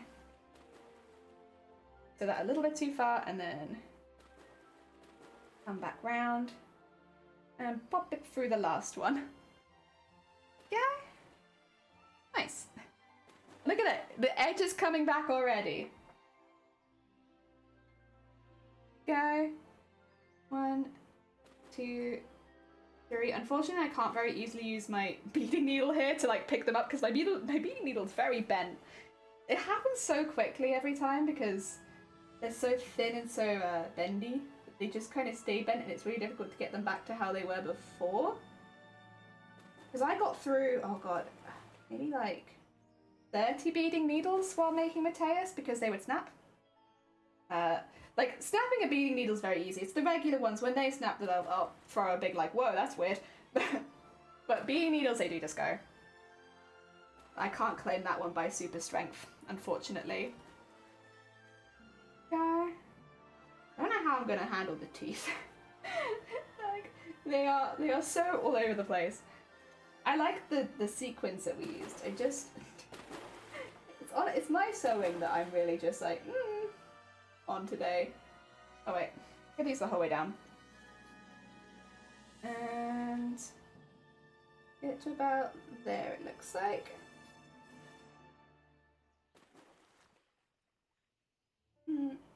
Maybe a bit more than that. There you go. Hopefully I'm not going through to the other side too much. A little bit's okay, because as you can kind of see, the sequins cover a lot of stuff. But not too much. Yeah. Starts to bring it around the side a bit. Oh, I really hope they like these. That would be a bit gutting, wouldn't it? And I guess if this takes... Oh, we'll see how long the front takes, but if the front takes like 5 hours, maybe 5.5 if we include what I'll do after stream, which is to go around the edge of them, that means the whole sequin will take like 10 hours. Oh god. I didn't think this through. I only have 6 hours, you see, for each stream next week when we're making them for the charity. Which means I kind of need to get at least one finished. You want to check on the ducks? We can check on the ducks. Where are the ducks? They're going to be really zoomed in because... Sorry about that. Duck. There we go. That's a bit better, right? Ah, dear. Also, this didn't start at the beginning. And Matt, welcome on in. Thank you so much for the follow. Sorry, this one, I want it beginning. I want the whole OST, please. I like the whole OST. Yes, all of them. Give me the whole thing. We're just making some, what do you call it? Baubles for family at the moment. Ducks! Yeah, there you go. Have your duck fill. Watch your ducks. One of our ducks is very slow, sadly left the pond. You can kind of see them next to the slide. We're making some baubles for my family. Although, they're not particularly Christmassy. Because they're what people want, they're not necessarily Christmas. So yeah, please bear that in mind. I know they're not Christmassy. Listen, I would not normally give someone a skull and crossbones for Christmas unless they'd asked for it. Like, I don't remember who it was, but someone was like, kind of sounds like a threat, and it's like, you know what, you're right, it does kind of sound like a threat. I promise, I would never give someone random skulls and crossbones without them asking first. Oh dear. We've lost a few ducks. I don't know if we've lost submarine duck yet. I know we had 2 sonnes earlier and we lost both of them. They flew off into the distance. So we lost them, and we normally lose... Oh, we normally lose a few ducks. They just don't want to stay in the pond. Right, get that there. Oh, sorry, no, I'm saying get that there. You can't see there. All you can see is ducks. Honestly, probably better than you watching my thread again. Come on. Come on. Come on. I believe in you. Untwist a little bit and go back. Come on. I don't know how to explain it. My beads have twisted into the thread, so like they've gone through a loop in it, which means that they're kind of a clump of beads. Which looks really good to do that with flowers, to be fair. Not so much for skeleton teeth, but for flowers, that can look really, really cool. I might end up doing something similar with some of the flowers we're making at the moment. Ducks! Look at them, they go down the slide. We have so many ducks in this pond at the bottom at the moment. Please enjoy ducks for a minute, for someone has redeemed check on the ducks. I think they're doing okay. Except for the couple that have left the pond, I think they're mainly alright. Right, goodbye ducks. More skulls now. Oh dear. They're very heckin' cute. I do like the ducks. It's just like a nice chill thing in the background, honestly. There you go. And I need to just... There. Sorry, I should be checking the back more often, honestly, to make sure that I'm not going through. But look at that. It's gonna look a little flat because I'm not gonna be going around the outside yet. But I do like it. I think it's cute. I think it's very, very cute. Thing is, this is the thing with seed beads. I even with such a small amount of design to do with these, get through them so quickly. Like, that is the one thing, is like, when I'm saying like I'm buying like them by the kilo, I can probably get through a kilo of seed beads if I'm working hard in a couple days. And like, not that they're not worth it, they absolutely are worth it, but my god, you get through them so quickly. This is only a teeny tiny bit, and I'm getting through it so quickly. This is why, like, when we were doing Mateus, I wasn't bulk buying so much then. I was kind of like halfway there to bulk buying, but I never fully went that route. And in hindsight, I really wish that I did, because I was spending like £4 for 6,600 beads, I think it was. Sorry, it's been a minute, but I think it was £4 for 6,600 beads, which might sound really good. And honestly, it's not the worst deal out there, so I can't complain too much. But comparatively to like where I buy them now for costumes, I can buy a kilo of seed beads, which is normally like about the same amount, for about 50p. As long as you're buying it as like a business, again, and shipping costs a lot. But again, if you're buying loads and loads of them, I normally don't do it unless I'm buying at least about 50 quid's worth of beads, because then the shipping is about 50 quid. Oh, but it's so much worth, it's so worth it. Because then I'm only spending like £1 for the same amount as I was before. It's like a quarter of the price. And for some beads, it's even better than that. God, does it add up in these costumes? Like for Mateus, the most expensive, other than thread, which is a weird one to say, the thread was really expensive for Mateus. Other than thread, the next most expensive thing was the bead. Like, it wasn't the fabric or anything like that, it's just beads. Just the sheer volume of beads on that costume. Okay, is that good? I think that's good. There you go. So again, I'm going to be going around the outside in black, which is why I'm not bothering to go around the whole outside, just to make it more obvious for the insidey bits. And because it's really just separating areas more than it is, well, honestly, anything else. It's really just separating areas. And get that in there.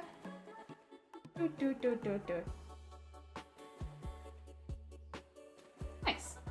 And then, oh, I went the whole way through. Oh no, that's not what I wanted to do. I forget. Oops, that's fine. It's fine. I forgot that the back is also on show. God damn it. Well, how long did that take me? To be fair, that's the first time I think that I've made that mistake. I'm not too mad, and I got rid of most of it. It was that little spot there. Oh yeah, you can barely see it. You know what, if you guys can't see it, then it's fine. I can pretend that it didn't happen. But it took like 5 hours to get to that point though, or 4.5 hours to get to that point, so not too bad. Alright. Back up there. And just catch the top bit, not the bottom bit. Okay. Through there. Like, do I want to go outside this, do the outside sequence? I kind of do. I kind of just want to show you guys like my design, even if I can only show it on one half of it. I probably will end up going around it in sequence. I'll do that after stream, but actually probably I'm gonna do it right now because I really want to show you. I want you to see it. Like, see my vision. Look at it. A vision. Oh. That's the problem with art. Like, you wanna share it with people and be like, hey, I have this vision of this thing. But it's difficult until it's actually bloody done, and that means you have to finish it. And finishing art is hard. Go. And then, oh, I need some more the black beads. Go. If I had left a bit more space, I might have done black beads around the entirety of the outside and then gone around it with sequins. I don't think I've left the space to do that, to be honest. So the sequins, they will go around the edge, but they will be kind of like hovering over the edge a little bit once they're done, because that means I can attach the sequin on the back to the sequin on the front. And again, it's kind of confusing. Trust the process. It makes a really, really nice edge, honestly. It just looks like really neat and organized, and it means that if the bauble was to hit against anything, it'd be like a strong edge of sequins hitting against it rather than like the more delicate parts. All right, I'm gonna put this one back. I'm gonna do a line of the last 4 in here. Oh, maybe, come on, bead. And then we'll start the sequence. So the sequins, again, anyone who was here for the Mateus cosplay would have seen this before. I currently have them on like a string. I don't like sewing them on the string personally, because it makes them quite thick because you're putting like a string through a string that's already there. And also, for going around really, really tight corners, it's sometimes easier to just have them as individuals. So I'm going to be removing them from that string so that I can sew them around the edge as I like it, I suppose. It's really just me being picky. There we go. Let's get that there. And there. Yeah, there we go. We're getting there. We're getting there. Ducks! My god, ducks. I've got so many ducks. Welcome on in. Welcome on back, Anime. I hope your stuff is going well. We're just thinking about starting to go around the edge of this now with the first line of sequins. So again, we will be doing a couple because we'll be doing the sequins on the other side as well. But this is the first ones. Okay, where's the end of this? There it is. I don't need this anymore. I also don't need this. That's an accident waiting to happen. Put that there. So all we need to do is start taking the sequins off here, and it's a bit of a pain, honestly. I was doing this like, I'd finish stream and then I'd be like, right, time to take more sequins off the string again. Oh my god, these ones are static as well. No! No! But yeah, take them off this, and then that means tomorrow when I come back to streaming again, I can sew them back on again. I would do this for hours and hours. Although, thankfully before, my sequins never really static to me, whereas now it seems like they really want to just cling on there. Oh dear. Oh, I never asked Anime. Again, if you're lurking, don't worry, just ignore me, you're fine. But how is the lyre going? Is it going good? I know you were quite excited to start that bit, so I hope it's going well. There we go. And down there. Fine, fine. You know what, we got a few to start with. And the goal is to have them ever so slightly overlap the edge. Just a little bit, because that will make them easy to attach to the ones on the other side eventually. So probably to about there. And fold that over. There we go. So this is why we didn't do the black beads here. Because it would look a bit weird, I think. And plus the black is very, very similar. I will say that the sequins are textured, which I'm a fan of. We'll see if the person is, but I like them. Which does make them look a little bit odd. But I don't know, I'm kind of here for it. I like it. Nice textured sequins, heck yeah. Why not? And it makes the head look less flat. Although the head is still kind of flat. Now that I look at the design we drew, it's like, that is kind of a flat-headed skull. Nothing wrong with that though. Everyone's skull is different. It's all good. This can just be the skull of someone who had a slightly flatter top of their head. Being quite delicate because it is the edge of the felt, and with felt you can't just tear through it, so being a little careful not to do that. And also because I don't actually, I can go through the other side, that's fine. I completely forgot. Wait a minute, I'm like trying so damn careful, but I don't need to be careful because you won't see this on the other side either. Damn it. I might in a minute as well. So I was using a beading needle, that's what this is. But I'm going to switch back to my regular needle in a minute because I don't need the beading needle to do sequins, and it's easier to go through the other side of the fabric with the beading needle.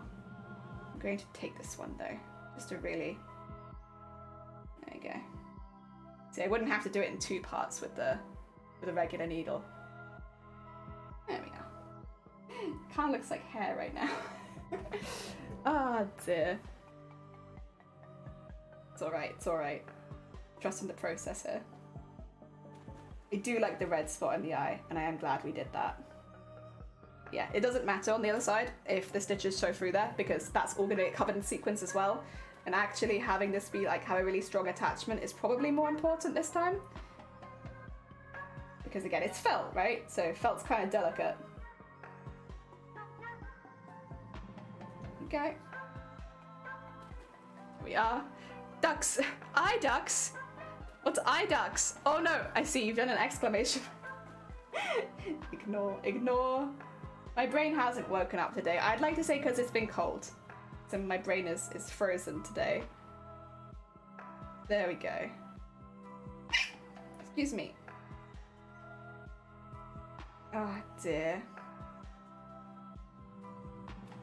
There we go. In Spanish, except... it's in Spanish except for the word. Yeah, no, don't worry. I see it. Oh dear. I love these textured sequins. I really hope the person giving this to likes them as well. It's definitely a Marmite, but I really like them. They're so cool. They just look like leather sequins. And thank you for the hit. Apple new product, eye ducks. Bad ducks. Oh, heck yes. Oh dear. Eye duck, listen. That's a, what do you call it? Appealing sounding product. Much more than the iPhone. I would rather buy the eye ducks. Okay, get that in there. It looks like fuzzy little hair. There we go. The new eye duck. Patos. Bugger. Masculine. You know, when I look at ducks, I also think masculine. Like, wow, look how manly these ducks are. Hell yeah. Go. Wow. 5G bread finding technology. Wait, but would you not want that? What if you could have the 5G technology that tells you where the nicest bakery nearby is? The bakery that has the highest quality bread. Like that's important. I mean, yeah, you can do it by trial and error, but like, what if you had the eye duck do it for you? This is the highest rated bread in your area. Faster waddling speed. True, I also would like faster waddling speed. You know what, so far, yeah, there's nothing here that I don't already want. Like, I want to know where the nicest bakery is near me. I want faster waddling speed. You know, I do want a sleek neck design. Yeah, all this is stuff that I want. Hell yeah, how much? How much can I expect to be out of pocket for one of these new eye ducks? With a sturdy bill. I mean, that's important. You don't want a flexible bill. You gotta be careful. Not in these sort of times. Not with the economy as it is right now. You gotta be careful. Oh dear. I haven't really considered where I'm sewing the ribbon to attach it. I'm gonna have to do that on the other side, I think. Otherwise, I probably would have wanted to do it by now. I honestly just completely forgot that I was making a bauble. I'm making a skull. I'm putting sequins on it. It's a sequin skull. Look at his hair. Oh dear. And then...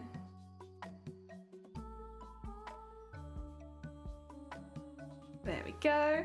Ducks are 3% of the birds that have penises. Thanks, Gromit.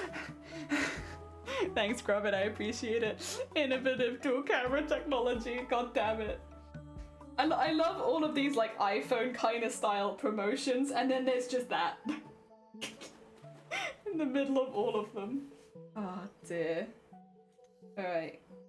I'm gonna need to get some more thread, I think. I'm starting to struggle a little bit with this thread. And also, honestly, I wanted to change the needle anyway, so that's fine with me. It is time to change thread. Oh, that doesn't look like a good knot. I don't like that. I'm gonna have to knot it again now, because I'm being picky.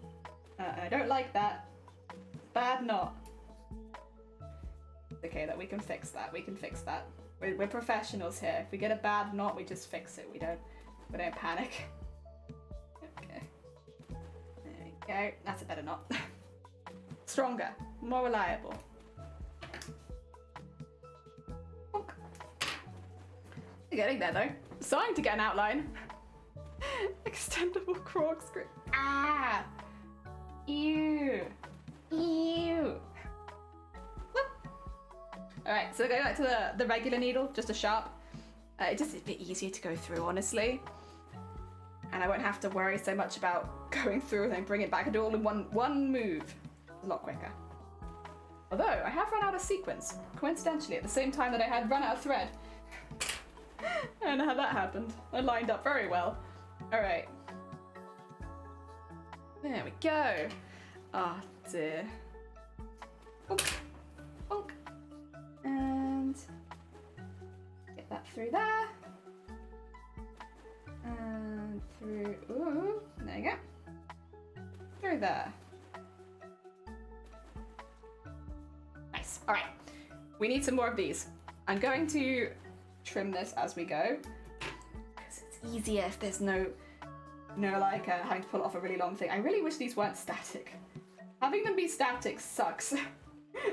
Oh dear. Like, why are they they're not sticky or anything, so like I can't think of any other reason they'd be sticking to my fingers like this, other than maybe they're static. God. Gah. Bleh. Okay, stop. No more. I can only handle so many at once. There you go. Oh. Let's go around the rest of this. Little skull and crossbones. It's a little bit flimsier than I would have liked it. That is one thing. It'll be difficult to change that without going to more than one layer of felt though. I don't know if I want to go to more than one layer of felt. The other thing is, it's not like a Christmas tree decoration can't be flimsy, or like I guess a soft, malleable. It's not necessarily what I'm used to seeing on the tree, but I think it's okay. I think as long as it has the good sequin edge, it'll be okay. It's not maybe what I had in mind, but it's just it wastes a lot less resources to do it with one layer thickness. There we go. And then up there. What?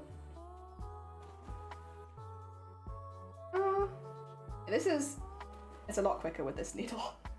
It does mean I'm gonna have to get more sequins quicker, but that's okay. Okay. What? There we are. And there. So cute. So cute. I don't know if I need to go a bit deeper with the bone dip. I don't know though. Kind of okay. It could be more dramatic, I suppose, but I don't know. I mean, the whole thing's kind of cartoonish. If I want to add another sequin later as well, I always could.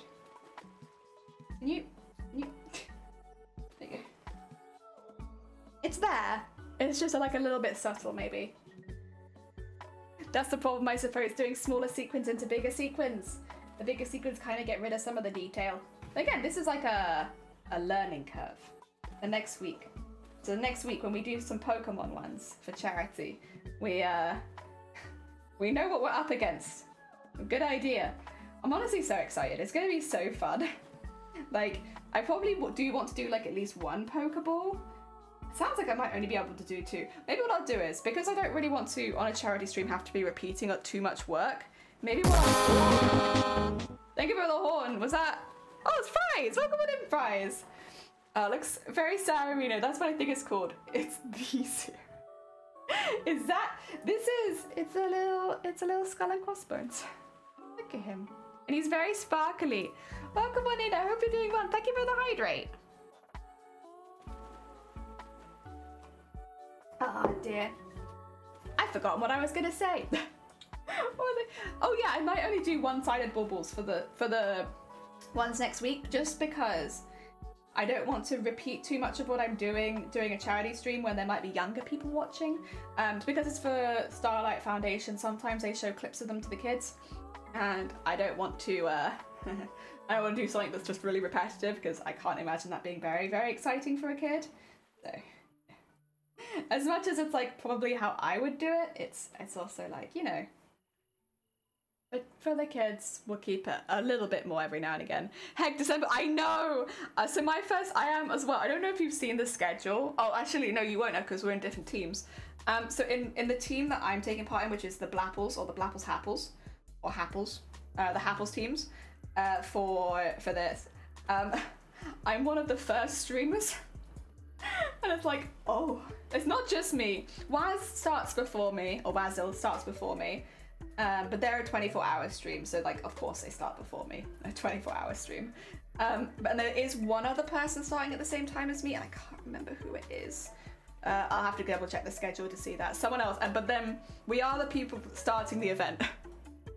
Oh dear Sarah, welcome on in. What do you call an angry skeleton skull with crossbones? I swear. You're angry at the council? No! I'm sorry to hear that. I am also a little miffed at the council. We've been waiting for a refund from them for about 2 months now. And we did give them a call, and it sounds like they're just really behind. But it's like, Christmas is coming, could really use that refund. Well, you know, anytime's fine. Yeah, I could use it, but it's fine. I'm a lone wolf streamer. You and Val are both lone wolves. Oh dear. Yeah, well, it depends. You have to do charity streams how you like. The benefit of doing it on your own is that there's a lot more freedom. You don't have to worry about overlapping with other streamers and stuff like that. So like, you don't have to worry about your schedule, and you don't have all the extra responsibility of being part of a team and like, you know, trying to go through all of that. Then there's lots of positives being in a team as well. Otherwise I wouldn't keep doing it. Like you get to meet other streamers much easier. And it's a very social thing for the team taking part. So it's like, I like that aspect of it probably the most, and like meeting other people. But yeah, it's like, but then of course you also have to be on time, on schedule, yada yada yada, because you're, you know, taking part as part of a team. Like you can't be late. No being late. Oh dear. My counselor keeps promising me to call, and they don't do that. Oh, yours, sorry. I don't know why. I was like, the council. Yes, the council. They need to refund me some money. The throws man, no. Oh god. Oh dear. Yeah, that's who really though besides you. I don't know anyone else in the team. I know. Oh, I should say I knew before this. I knew Blapple. I know Jano a little bit because they've helped organise before, but we're not like, I wouldn't say we're so super know about each other. A lot of the people, unfortunately, that I normally take part in aren't able to go this year. Like, for instance, Unpredictable has a lot going on and everything like that. So people that I met previously, they're not all taking part this year because of their own stuff going on in their own lives, which is very, very fair. Like, at the end of the day, your own life is always more important than the stuff going on stream. I don't think I know super well anyone else.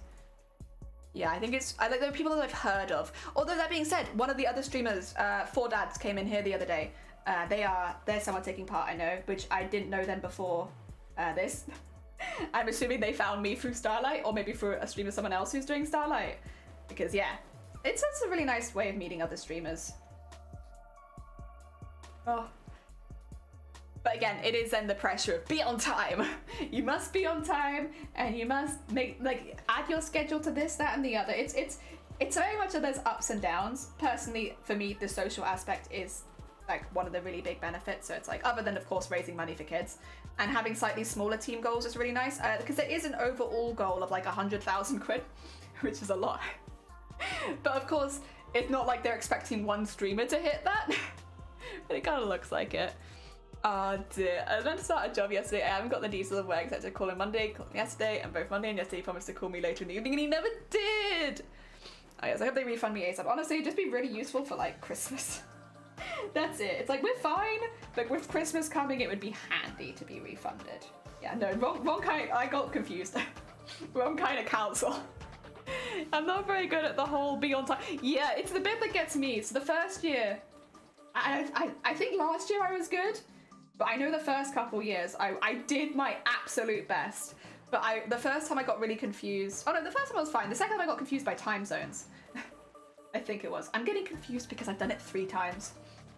All the times are blurring together. I know one time I got confused, but rather than, what happened was I realized midway through the stream that I'd started an hour early, so I had to stream an extra hour. So I think I did like a 7-hour stream, and I was not intending to do a 7-hour stream. I was not prepared for it, but I did that because I was like, oh, I have started earlier than I was meant to. So I haven't been late to my stream, but I have been an hour early before. It just meant it was really, really long. Oh dear, what's the job? Oh yeah, true actually. I don't think I know what the job is either. Ah dear. Honestly, a good time to be getting a job so close to Christmas as well, because you know, like, everyone always needs extra help, and it's great for the extra holiday money. It was meant to be council sanctioned like activation job because of that was depression, anxiety, meant to be twice a week, 3. Oh yeah. Before unfortunately my health deteriorated, I was actually with someone like that because we weren't sure if I was, because I was, you know, unfit for work and all that jazz. And they said that they normally deal, they deal with a few groups of people. People who are really struggling with their mental health, people who had been homeless so they don't have like an address to send stuff to, because that's a really big one. Like if you're homeless and if you're out of rehab, they'd help those people as well. I think that was drug rehabilitation, but also just general mental rehabilitation too. And people like me who had been recently classed as disabled, sometimes against their will. And they helped all those kind of people. Luckily, I was able to go back to a job I'd worked at previously where I'd already been trained up, so I didn't have to make use of it. But it's nice to know that there are those kind of groups around to help, because you're not meant to, you know, somebody having certain needs in a workplace, you're not meant to be bad about it, but there are definitely workplaces that are pretty bad about it. Ah, dear. So that's not how you put on a top. That's my elbow in the armhole. Oh, the effort to secure a digital post box. I don't know what it sounds like, but there's a uniform and I'm intrigued. There's not a uniform! But if there is, thank you. Can you dress as a police officer? Just grab it. I'm not here to shame you, but something's showing. Oh dear, your preferences, they're in the chat. Oh dear. Honestly, and police uniform, really. Maybe it's because I'm used to, like, I don't know, I don't think police uniform, like, nothing against policemen in chat, like, you know, you do your job. As far as like attractive uniforms go though, I don't know, I'm not sure about policemen. Maybe it's just because I have an intrinsic fear of policemen. But I don't know. The uniform's kind of like, I think it's the hats. I think it's the hats that really are like a nah for me. The really big hats. Even though my fat ass peeks out, I got a fat dumper. Heck yeah. Oh dear. It's the hat. It's really the hat for me. It just, That being said, actually, seeing police people on horses is kind of cool. I do like that. I mean, I just think that's cool though. I just like seeing police people on horses. Construction worker, 2 police officer? Oh my god, that is high up. Listen, love you, Grobbit. I can't. Police officer. You mean like with like the tit on their heads and everything? I just. No. No. Construction worker I would agree with though. That one's good. but police officer? I honestly, I can't get over. I get it because obviously like there's a lot of, you know, sexy police officer uniform stuff that goes around Halloween. I don't know. Oh dear. Oh. Expect that board. Heck yeah. Oh, right. Look at him go. He's getting there. He's getting there. He's becoming sparkly.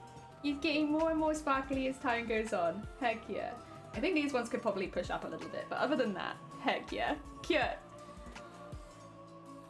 He's becoming exceptionally sparkly. I am not fit. You fine. Do not worry. I get puffed out on the stairs these days. I can walk a really long distance, but going up and down hills, it needs to be flat distance. Helium, welcome on in. I hope you're doing well. We're making Christmas baubles for some of my family. I say baubles, but it's more like boobul because this has taken a really long time. Worth it. It's really shiny and sparkly and I love it. But it's taken a really long time. And I've only done one side. I still need to do the other side. Oh. But I really like how it looks, so you know what? It is worth it. I think it looks really, really cool. Oh, hell yeah. This is my favorite OST in the game. It's such a cool... It's like a tavern vibe, and I love it. Oh, dear. What is this supposed to be? I don't know! You think I know the details of my own stream? How long have you been here? I have no idea what that is. What's it called? I also don't add them. It's a peak. I'm peaking. Those are added by my mods. Normally Dem as well, specifically. I think all of the ones on Better Twitch Television have been added by Dem, if I remember correctly. I could be wrong. If any of my other mods have added them, I think it's only Dem that has permission to add them at the moment. Which I'm happy to give my other mods. I don't know. Dem was the person who wanted to add something.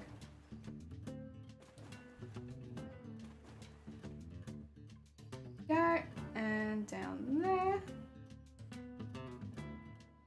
Yeah, it's the same with commands. It's like, I don't know what's happening on my own channel. I have no idea. My mods add things, and then I find them later. I don't know what they are. Oh, dear, right. I have to finish this soon, because can I tell you, I'm getting hungry.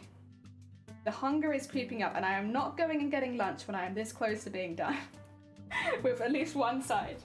But the bread only lasts for so long. It's nearly 3 in the afternoon. And I didn't eat breakfast today, which I know is not a good thing, and I love breakfast normally. I don't know, man. I wasn't feeling it this morning. So all I've eaten today is one small bread. I need more than that. I need my whole bowl of chili. To be fair, I'm genuinely kind of surprised it's taking me this long to get hungry. It's a long time for me. Normally I'm hungry like most of the way through stream. I guess we've not been talking about food so much today.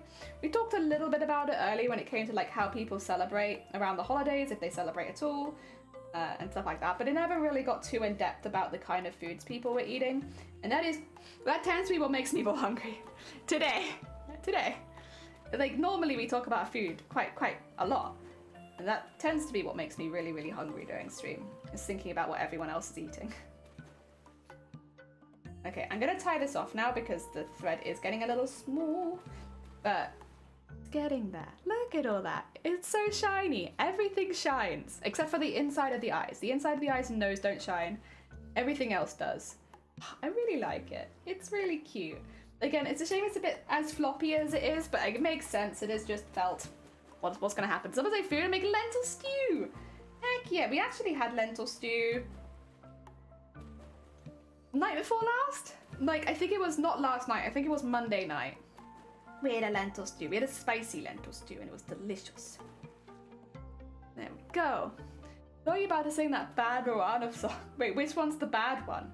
Is there a bad song in Moana that I'm not aware of? Excuse me. If you're about to insult the song Shiny, listen, I'm gonna have to fight you. You are? I'm gonna have to fight you again. That's my favorite song from Moana. This Nick Robert. To some extent I can forgive the policeman's uniform, but I don't know if I can forgive the dissing of Shiny. Shiny is like my favorite song in Moana. I do like You're Welcome, but I've heard that one a lot. So I think I like it, but I've heard it a bit much. Shiny, that's where it's at. Love that one. Oh dear, why are you not a Shiny person? Is that not for you? Dear, Dwayne. Wait, Dwayne doesn't sing Shiny. It's I can't remember his name, but it's one half of Flight of the Conchords that sings Shiny. You're Welcome though is done by Dwayne Johnson. He sings You're Welcome. Yeah, that one is done by him.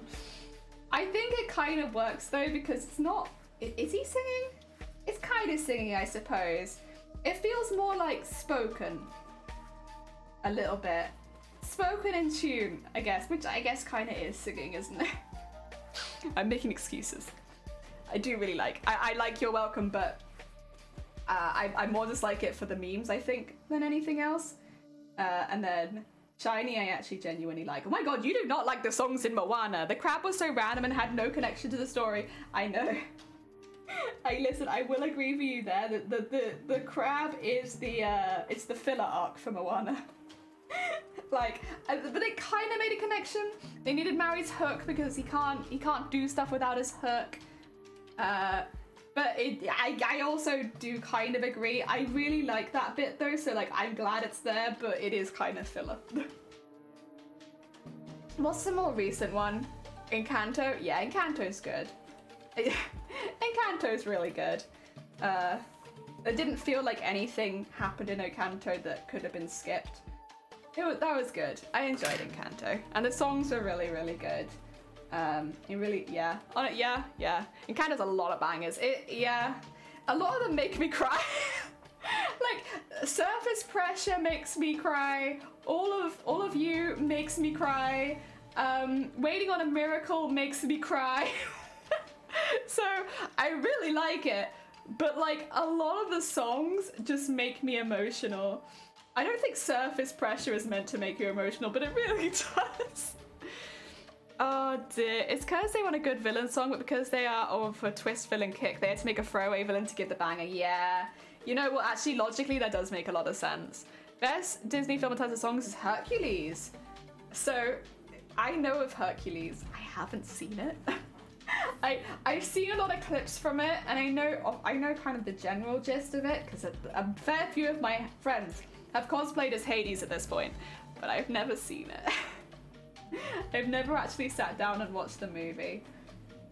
So yeah, I'm sorry. Oh, this scandal. Oh dear. Meg is my straight crush. Hades is an icon. I've probably seen the most of Hades, again, just because like I've had quite a few friends cosplay as Hades and they send me like clips and pictures and all that kind of stuff. So Hades is a character I've seen the most of, and I actually really enjoy the clips that I've seen of him. He seems really fun. But yeah, I watched it. Oh dear, sorry. Also, Snow, welcome on in. I hope you're doing well. We're talking about Disney films. At the moment, I'm specifically being grilled for not having watched Hercules at the moment. Listen, it's been on my list. It's been on my list, guys. I will watch it one day. Phil is literally my mood. Who is Phil? There's a character in Hercules called Phil. Is that the little one? Is that the little angry one? Danny DeVito. Yeah, it's Danny DeVito. What are we making? We're making a skull and crossbones bauble for one of my family who wants pirate themed stuff for Christmas. So it's taken us many hours because we sequined all of the felt so that it was extra shiny. And yeah, now we are just going around the edge of it. Eventually we will do the other side, not today, another day, or maybe off stream, I don't know, we'll do the other side. But yeah. Oh, dear Familia, he's the pain. Danny DeVito, that's who it is. Yes, I know the small Danny DeVito, he's the best. Star Wars Ruiners. See, I've only seen the original 6. I never watched any of the new ones. I have heard I do not know the names of anyone. Apparently the one that's more standalone is pretty good, but then the rest of them is meh. I haven't seen them, I'm so sorry. Hello, just going to work on raid at some point. Familiar. Well, thank you for lurking bound. I really appreciate it. His VA went into the audition planning on doing the classic rah demon voice, but he saw the other audition do the same thing, saying, what if Hades was a used car salesman? The most evilest of people, of course. Actually though, used car salesmen, aren't they often evil? Like, they're evil in Gravity Falls, they're evil in Matilda. I can't think of a time where a used car, why? I don't know why. For some reason, they always seem to be, like, the bad guys. Also, spoilers, I suppose, for those too. Very specific characters. Oh, dear. And got the role! Snow! Oh my god, wait. You know each other, heck yeah. It's great, I haven't seen them keep that. Wait, fair enough, fair enough. I will keep it this way. Yeah, I've never been the biggest Star Wars fan. I was more of a Lord of the Rings kind of gal. Lord of the Rings, Legolas, Gollum. Gollum kind of lady, you know, that's more my type. But you know, if you like Star Wars or good with you, fair, it's fair, absolutely fair. And so forever, Lego ass. It's my favorite Minecraft character. I love Lego ass. Oh dear. The next thing you're gonna tell me is that you are not a Legolas person, by the way, Robert, and if that's the case, I might have to ban you. Listen, it's getting difficult. Like, you rate police uniforms so highly. Oh dear, you don't like the songs in Moana, and now this. You've never seen Okay, so I feel like you can't be incredulous with me not seeing Hercules if you have not seen Lord of the Rings. I bought a used truck. I hadn't even gotten home before the lights were oh my god. I guess when enough they vilify them, yeah. It's quite funny. I don't know. It's just like the villain stereotype used car salesman. It just sounds really odd. I fell asleep when I was a kid, too much talking. There is a lot of politics in Lord of the Rings. You know, you're fair. I like the bits with the trees. With the talking trees when I was a kid. That was always really cool. Watching them like run in with their massive tree bodies. Love that. Amazing. Legolas is the twink. The elf. Oh god, how do you say elf? Elf. The elf. Well, now that I've noticed it, that's gonna bother me. I guess I don't have to. I can say elves. The elf. Elf. Bugger. You know, I want to say, having braces, fantastic for straightening my teeth out. Terrible for giving me a lisp. How can I be a proper nerd if I can't even say elf? Problem. A problem. There's never time difference between the films, to be fair. Okay. Okay. Yeah. The other thing, Lord of the Rings are long films. They are long films. I've watched them back to back once. I'm not including the Hobbit trilogy. Watching all of Lord of the Rings and all of the Hobbit trilogy back to back does kind of sound like hell. I really enjoy like the world. I know isn't there something new Lord of the Rings more recently? I think there is. I'm very behind on all television and stuff. But that's kind of exciting. More Lord of the Rings stuff. It's a cool universe. I guess it feels like I see it a lot because so many things are based off Lord of the Rings these days, but it is a cool universe. I do like it. Ah, dear, I am taller than that. That's not true. Elsite. No, it isn't. Wait, what? No? Wait, no. Wait, what's happened? What's happened? What have I missed? Wait, is there not something new? Do not watch it if you like not. Wait, really? Oh god, what do they do? Like, kill Legolas? I would be pretty bummed if that happened. How dare they? Oh dear. Is Gollum in it? I guess if Gollum wasn't in it, I'd be a bit sad as well. I do like me some Gollum. I honestly just really like the clips as well as the guy. What's it called when they like capture the bodies and then they put it onto characters? I really like watching that. It's very funny. Oh dear. Wow. No, I did like Lord of the Rings. Again, Star Wars, I didn't dislike the original trilogy. And then like 4, 5, and 6. And then I did watch 1, 2, and 3, but I wasn't super fussed on 1, 2, and 3. I was a child when I watched them last, so please do bear that in mind. I was quite young. But I wasn't too fussed on 1, 2, and 3, and I think it was because I wasn't fussed on 1, 2, and 3 that I just never went and watched any of the newer ones, because it's like, you know what?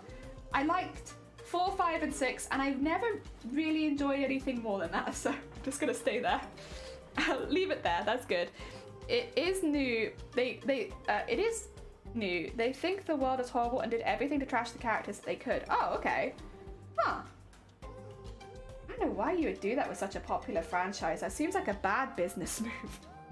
Like, even if you don't like the characters, a lot of other people do. I'm like, were they sometimes no, you know what? Some characters were a bit meh, but like, people already like them. Like, the dwarves don't have beards, the elves don't act like elves. There is a trans dwarf queen that doesn't look dwarf, she's in the middle of Unbreak and Linekins. I mean, I'll be honest, that is one thing I was gonna say. It's like the original representation in Lord of the Rings is very much men, white men. It is kind of nice to have a bit more variety in a fantasy setting. Cough, cough. Final Fantasy would have been kind of nice. Cough, cough. So I'm a really big Final Fantasy fan. It really annoys me that they used to have so many interesting races and so many different like groups of people that weren't human and like all over the world and stuff like that. Like, humans used to be blue! And now it's all the same thing. It's constantly the same thing. Like, where did the blue humans go? I want to know where the blue humans went. I never even found out where they came from. It was, man, I could really do with some more blue humans in my life. Like, honestly, it's missing, like, well, the main thing that's missing for my Final Fantasy at the moment is they're all boring looking. Not that they're bad designs. Ah, dear. Ah. Jar Jar is cute. I didn't hate Jar Jar, but then I've only seen them as a kid. So, like, you know, I feel like Jar Jar appealed to me. They were like me in that scenario. So, like, I didn't hate Jar Jar. I know a lot of people did, but I did not. Look exactly like the male dwarfs. Oh, I like that. Listen up. God damn it. You know what? I kind of walked into that one. That lives in a blue world, and all day and all night, and everything he sees is just blue, like him, inside and outside. Blue his house with a blue little window and a blue Corvette, and everything is blue for him and himself and everybody around, 'cause he ain't got nobody to listen to.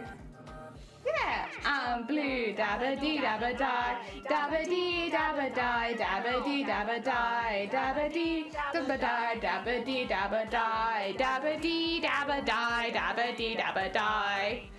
I'm blue, dabba dee dabba die, dabba dee dabba die, dabba dee dabba die, dabba dee dabba die, dabba dee dabba die, dabba dee dabba die, dabba dee dabba die.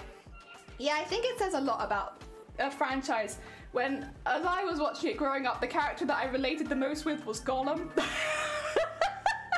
I can't say I related a huge amount with Gollum, but like, that was the person where I was like, that's me, Gollum. That's the closest that I see to me. So I guess I shall be Gollum. And you know what? I don't regret it. You know, I was a great Gollum. You can see through them. Thank you. I was about to buy the trash because the token estate wouldn't let them have the rights to a lot of stuff. That's really sad if that's the case. Oh, that would really suck if that would, honestly, like, you're not gonna do anything with it. Let someone else do something with it. Like, dear, I hadn't heard that, but since the actor said that token was a misogynistic habit, I wouldn't be surprised. Yeah, I mean, yeah. Oh, do you see the emblem? Thank you. I'd make a fantastic Gollum. I remember, like, I could do an okay Gollum voice as a kid, but one of my sisters, she such a good Gollum. And that's the thing, is like, both of us saw ourselves more in Gollum than any of the other characters. And it's like, yep, that's us, the Gollums. But I will say, I still don't regret it. I love Gollum. I think Gollum's a great character. I like them a lot. And I would still be Gollum. If I was better at prosthetics as a cosplayer, like, Gollum would be much higher on my list. But because it's a field that I'm really very unfamiliar with in general, it's one of those things where it's like, it's in my I would like to cosplay folder, but it's not very high up on the list. Just, yeah, it'd take a lot of new skills to be able to do a costume like that for me. Is what it is. It's not something that I've specialized on a lot, so I would need to practice. But one day, maybe. I think it would just be a really fun convention cosplay. Like, can you imagine walking around a convention? The same people that are dissing him are saying that orcs represent black people, and it's like... I wouldn't say that. I would say orcs are the orcs. And if that was the intention, that's really bad. This guy wants to wear makeup languages and ended up writing some novels to get the use out of them. Like D&D. Like D&D. Ah, dear. Yeah. Gollum. Honestly, not enough Gollum cosplay. I know it's a very old film now. It's not like the new fresh film on the block. But where are the Gollum cosplayers at? Oh dear. I want to be a Gollum cosplayer. Oh, they can have a fish with me, and I can show the fish to other cosplayers, and I can have a ring, and yeah. It's just such a fun cosplay to do. I probably wouldn't be one that I'd want to enter into a competition because although the prosthetics are intense, and they would be intense, it kind of leans very, very heavily on one skill rather than showing like a variety of skills. So it probably wouldn't be a good competition cosplay, but like the flip side of that is I think it'd be such a good convention cosplay. Like people would have so much fun seeing you, and it'd be really fun in that same way interacting with people. Like I think yeah, it'd be one of those where it's like, wouldn't enter it into anything, but would I have fun? Probably. Almost definitely. Almost 100% yes.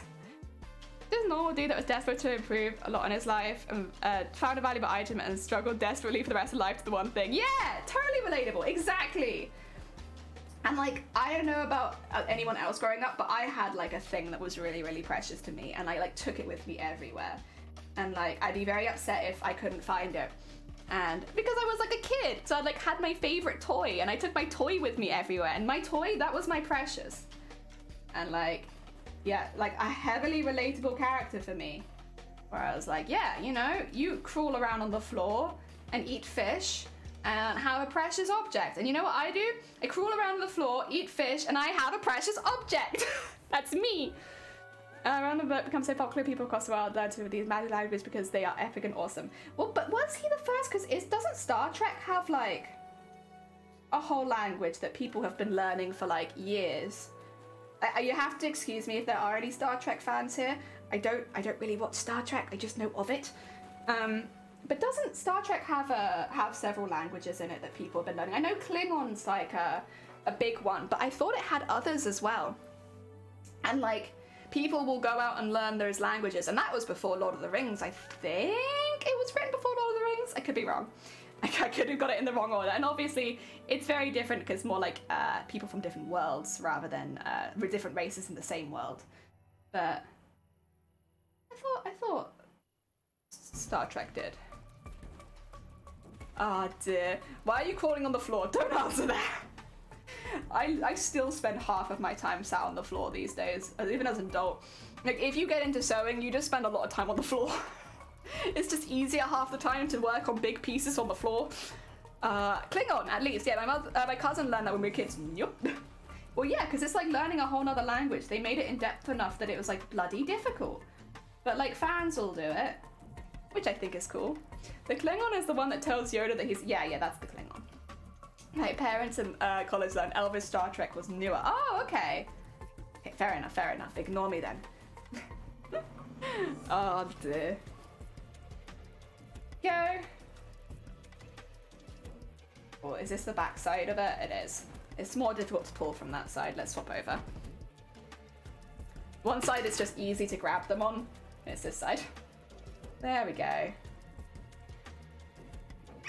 Excuse me, I think the most recent thing that I've watched is Arcane, which I will say, I really enjoyed. I very much enjoyed Arcane. I don't watch television very often, to be honest, like a few times a year normally, but I watched Arcane and I thought, you know what, this is actually pretty good. I don't play League of Legends, thank you for the hick, but I know of the characters. Like, I've been in the cosplay world long enough to know a lot of the characters, honestly, because they are really cool character designs and they make amazing costumes.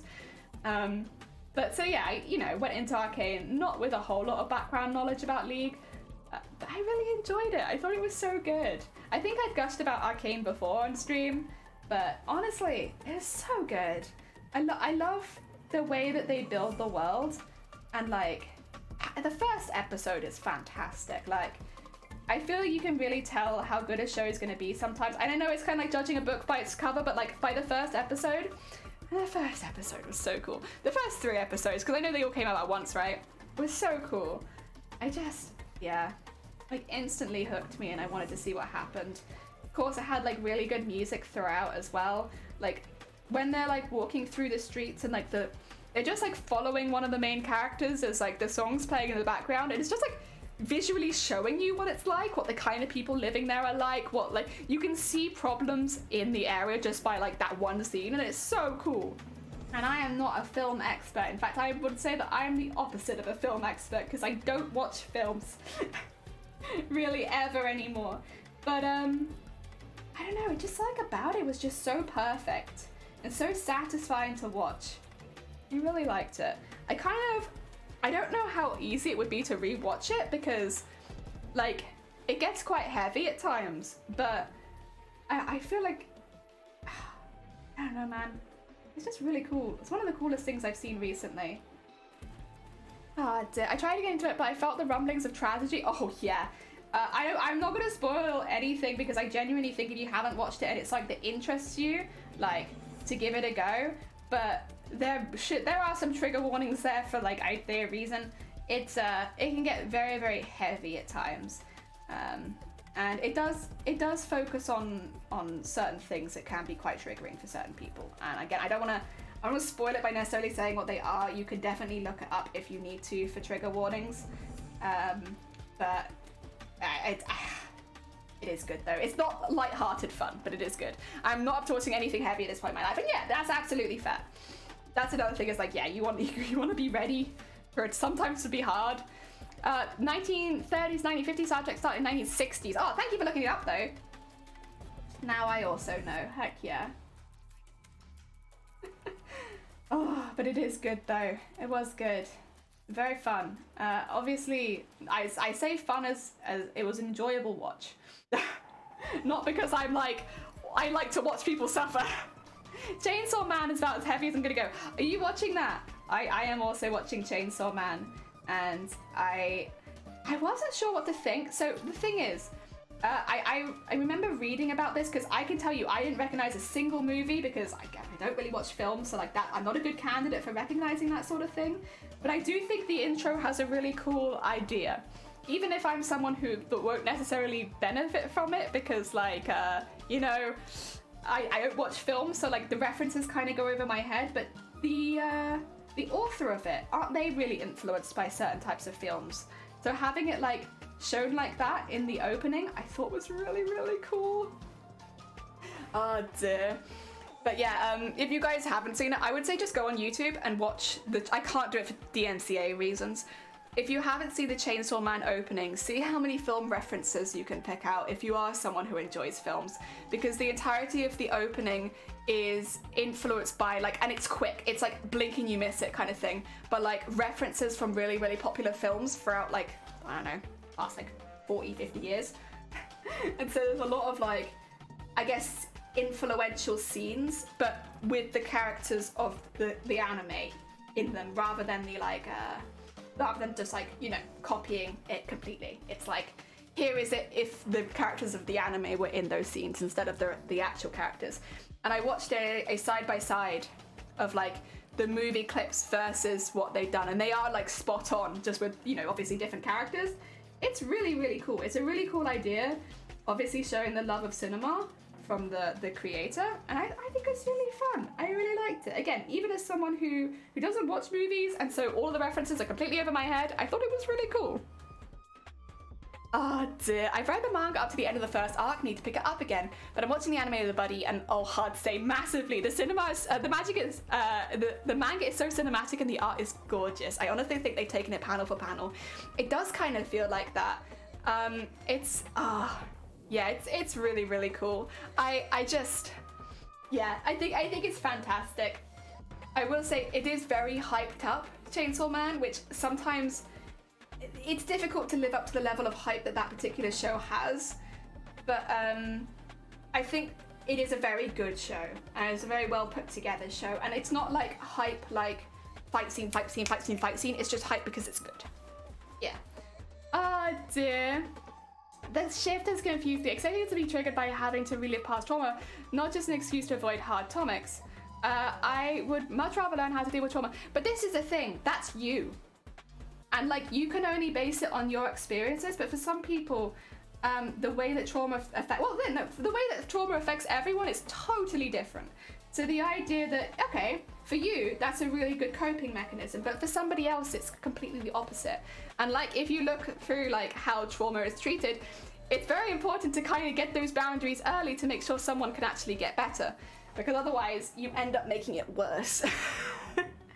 But again, different for everyone. Ah dear. I much rather learn how to deal with trauma through processing emotions through the way it's like horrible to happen in real life. But again, that's you personally. Sorry, I only read half of it before. That's you personally, and it doesn't mean like that's the thing, because trauma is so different. And actually, Arcane's a really good example of how trauma can manifest in very, very different ways. And that, like, for some people, seeing certain things can be incredibly triggering, just seeing them. And you have that through certain characters in Arcane, where they'll see certain things and their reality twists, and it's like incredibly triggering, and it makes things get worse and worse and worse. Whereas others, they need to see it to properly process it. Like, you even within the show have characters processing trauma completely differently.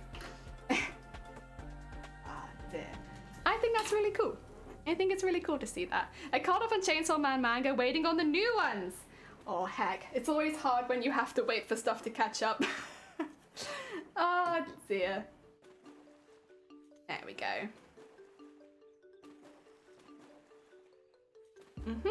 I suppose I should go to bed. It's almost 1 AM though. They're thoroughly oh, bless you, no anxiety. Thank you so much for hanging around as long as you have.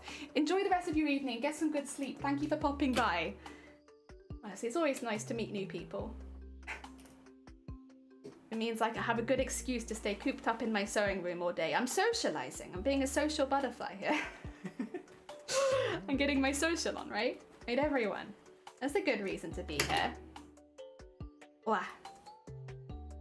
Oh my god, it's so close to have finished one side. Oh, how long is, oh my god. Yeah, you know what? When we do the charity stream next week, we'll be doing one side of the Pokemon ones. And I will bear in mind it could take an hour per one, no, 6 hours per one, because that is my time slot and I shouldn't really be going on. Maybe people that have no traumatic experiences can't even tolerate things.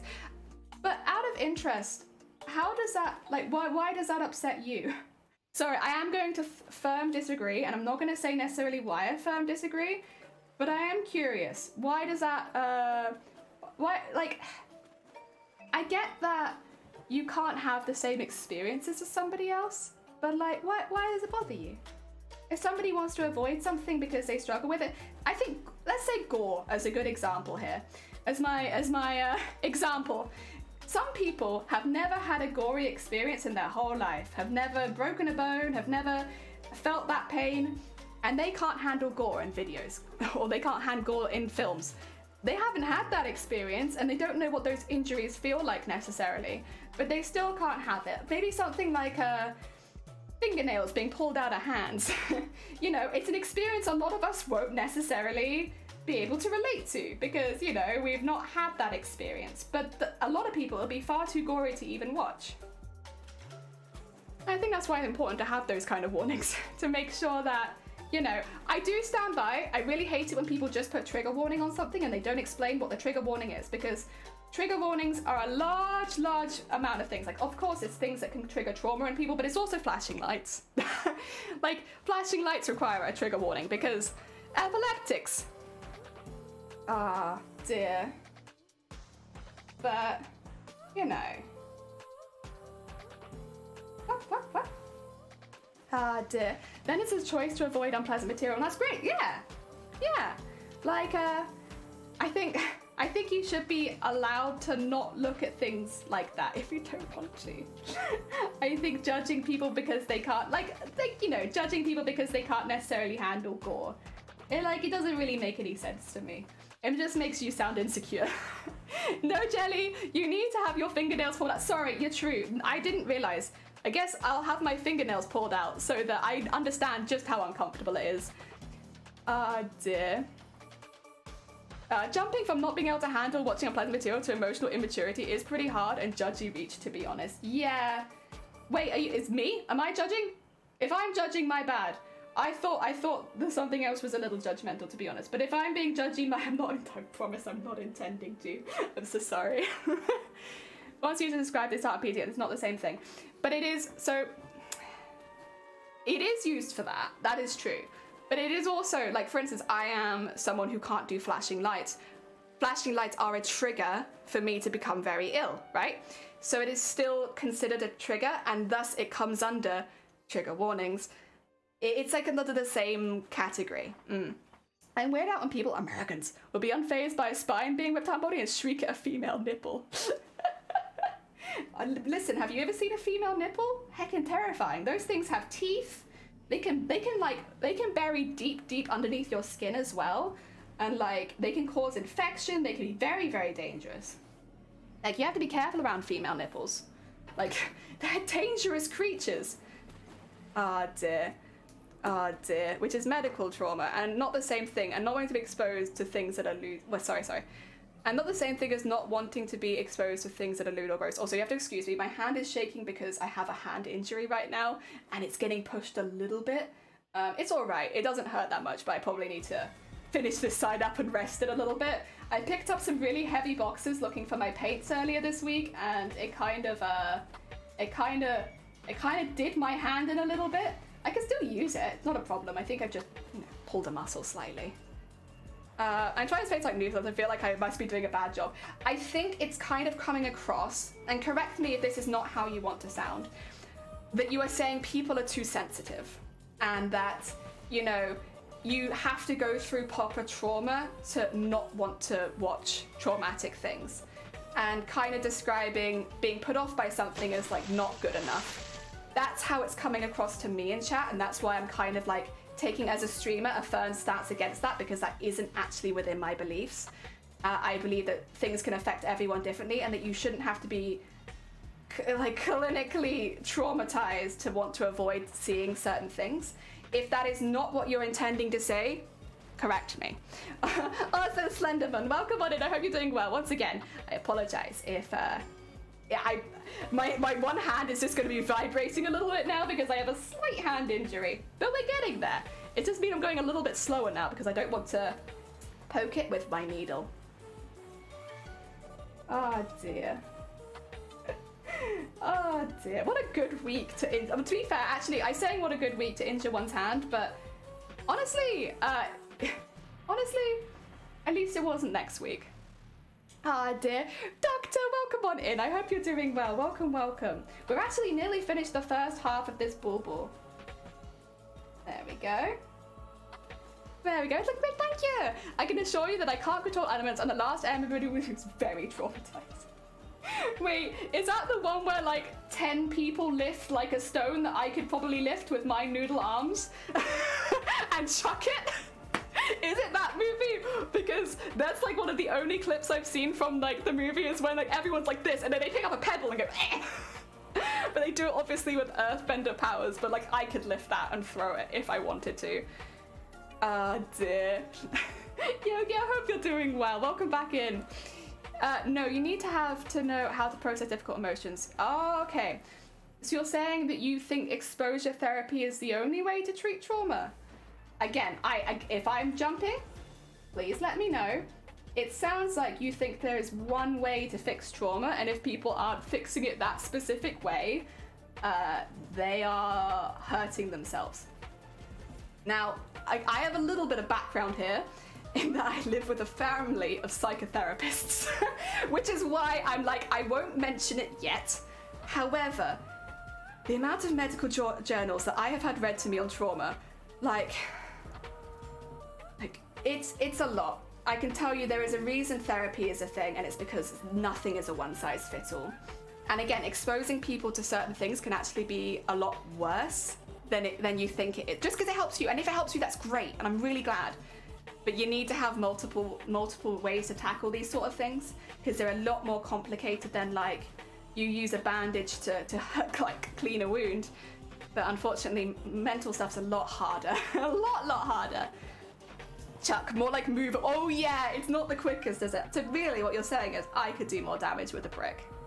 No one is saying it has to be made accessible to everyone. Only the people who want to avoid it should be able and allowed to enter it. Yeah.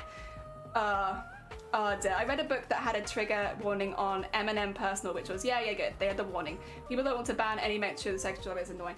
I don't think banning... I don't think anyone wants to ban that things are mentioned. I think that's kind of an extreme. I think people want to be aware that they are going to be reading something with it in, so that they can make the choice whether or not that they read it, you know? I don't think most people... I think that's a very extremist view. I don't think most people want to just ban things. I think people want to be aware so they can make educated decisions. And yeah, exposure therapy which we should be. I mean, it should for a lot of people. There's a reason it's not the go-to anymore. It's because unfortunately it made a lot of people very insane. I think you've taken that I want to avoid X to mean I want to ban X, which I don't think that anyone was intending. Yeah, I think it's the extremist view. People are the problem though, like literally in my town. Oh my god. You okay? Are we okay? It's fine. I freaked out because there was LGBT books included in the library and cut funding by half. Yeah, so that's just homophobic. So that's actually homophobia. That's an actual different thing now. Again, I don't mean this to sound like we're all calling you out, but the fact is you've come into a channel that maybe has quite different beliefs when it comes to mental health to you, and I can't sit here as a streamer and sit and disagree when it could be stuff that I, you know, disagree with. I really wish that these are a few that you think is normal, that's what happened, but it really isn't, which is sad. I think you're listening to the loud people, friend. Which, if you listen to the loud people in any group, they're normally the loud few who have the more extremist views, and that most regular people that have actually been through trauma or who experience things that they want to be adverse to probably don't have that extremist view. I mean, it's in the nicest way possible, maybe touch grass. Because when you go outside and meet people, the majority of people are pretty normal.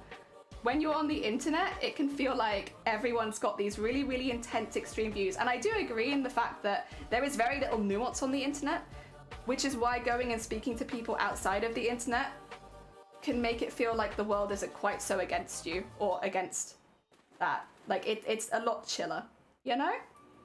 Again, I apologize if I've got the wrong area of the stick. It is very easy to get sucked into a wormhole on the internet and be, this entire group is like this, everyone's like this, everyone's awful. And I don't necessarily disagree with a lot of the stuff you're saying, but what I do disagree with is the idea that it's the majority of people.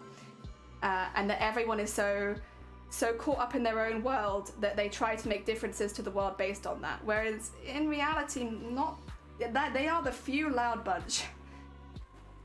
Although that being said, I still fully stand up against the fact that the idea that books that include LGBT in them are being taken out of libraries. That is just plain homophobia, I'm afraid. And that's what that is. Ah, dear. You're gonna head out now. Take care, better. Enjoy the rest of your day. I hope it goes well. Or night, I guess, in your case. Get some good sleep. We're almost finished this anyway. Which is good, because my hand, it doesn't hurt, really. It hurts a little bit. Not really. A little bit. It's alright. By next week, when I have to do it for charity, it'll be fine. I was gonna say it could have happened in a worse week. It could have. The next week would have been a real pain. I won't lift any boxes. Not now, till then. Alright. You like my shiny?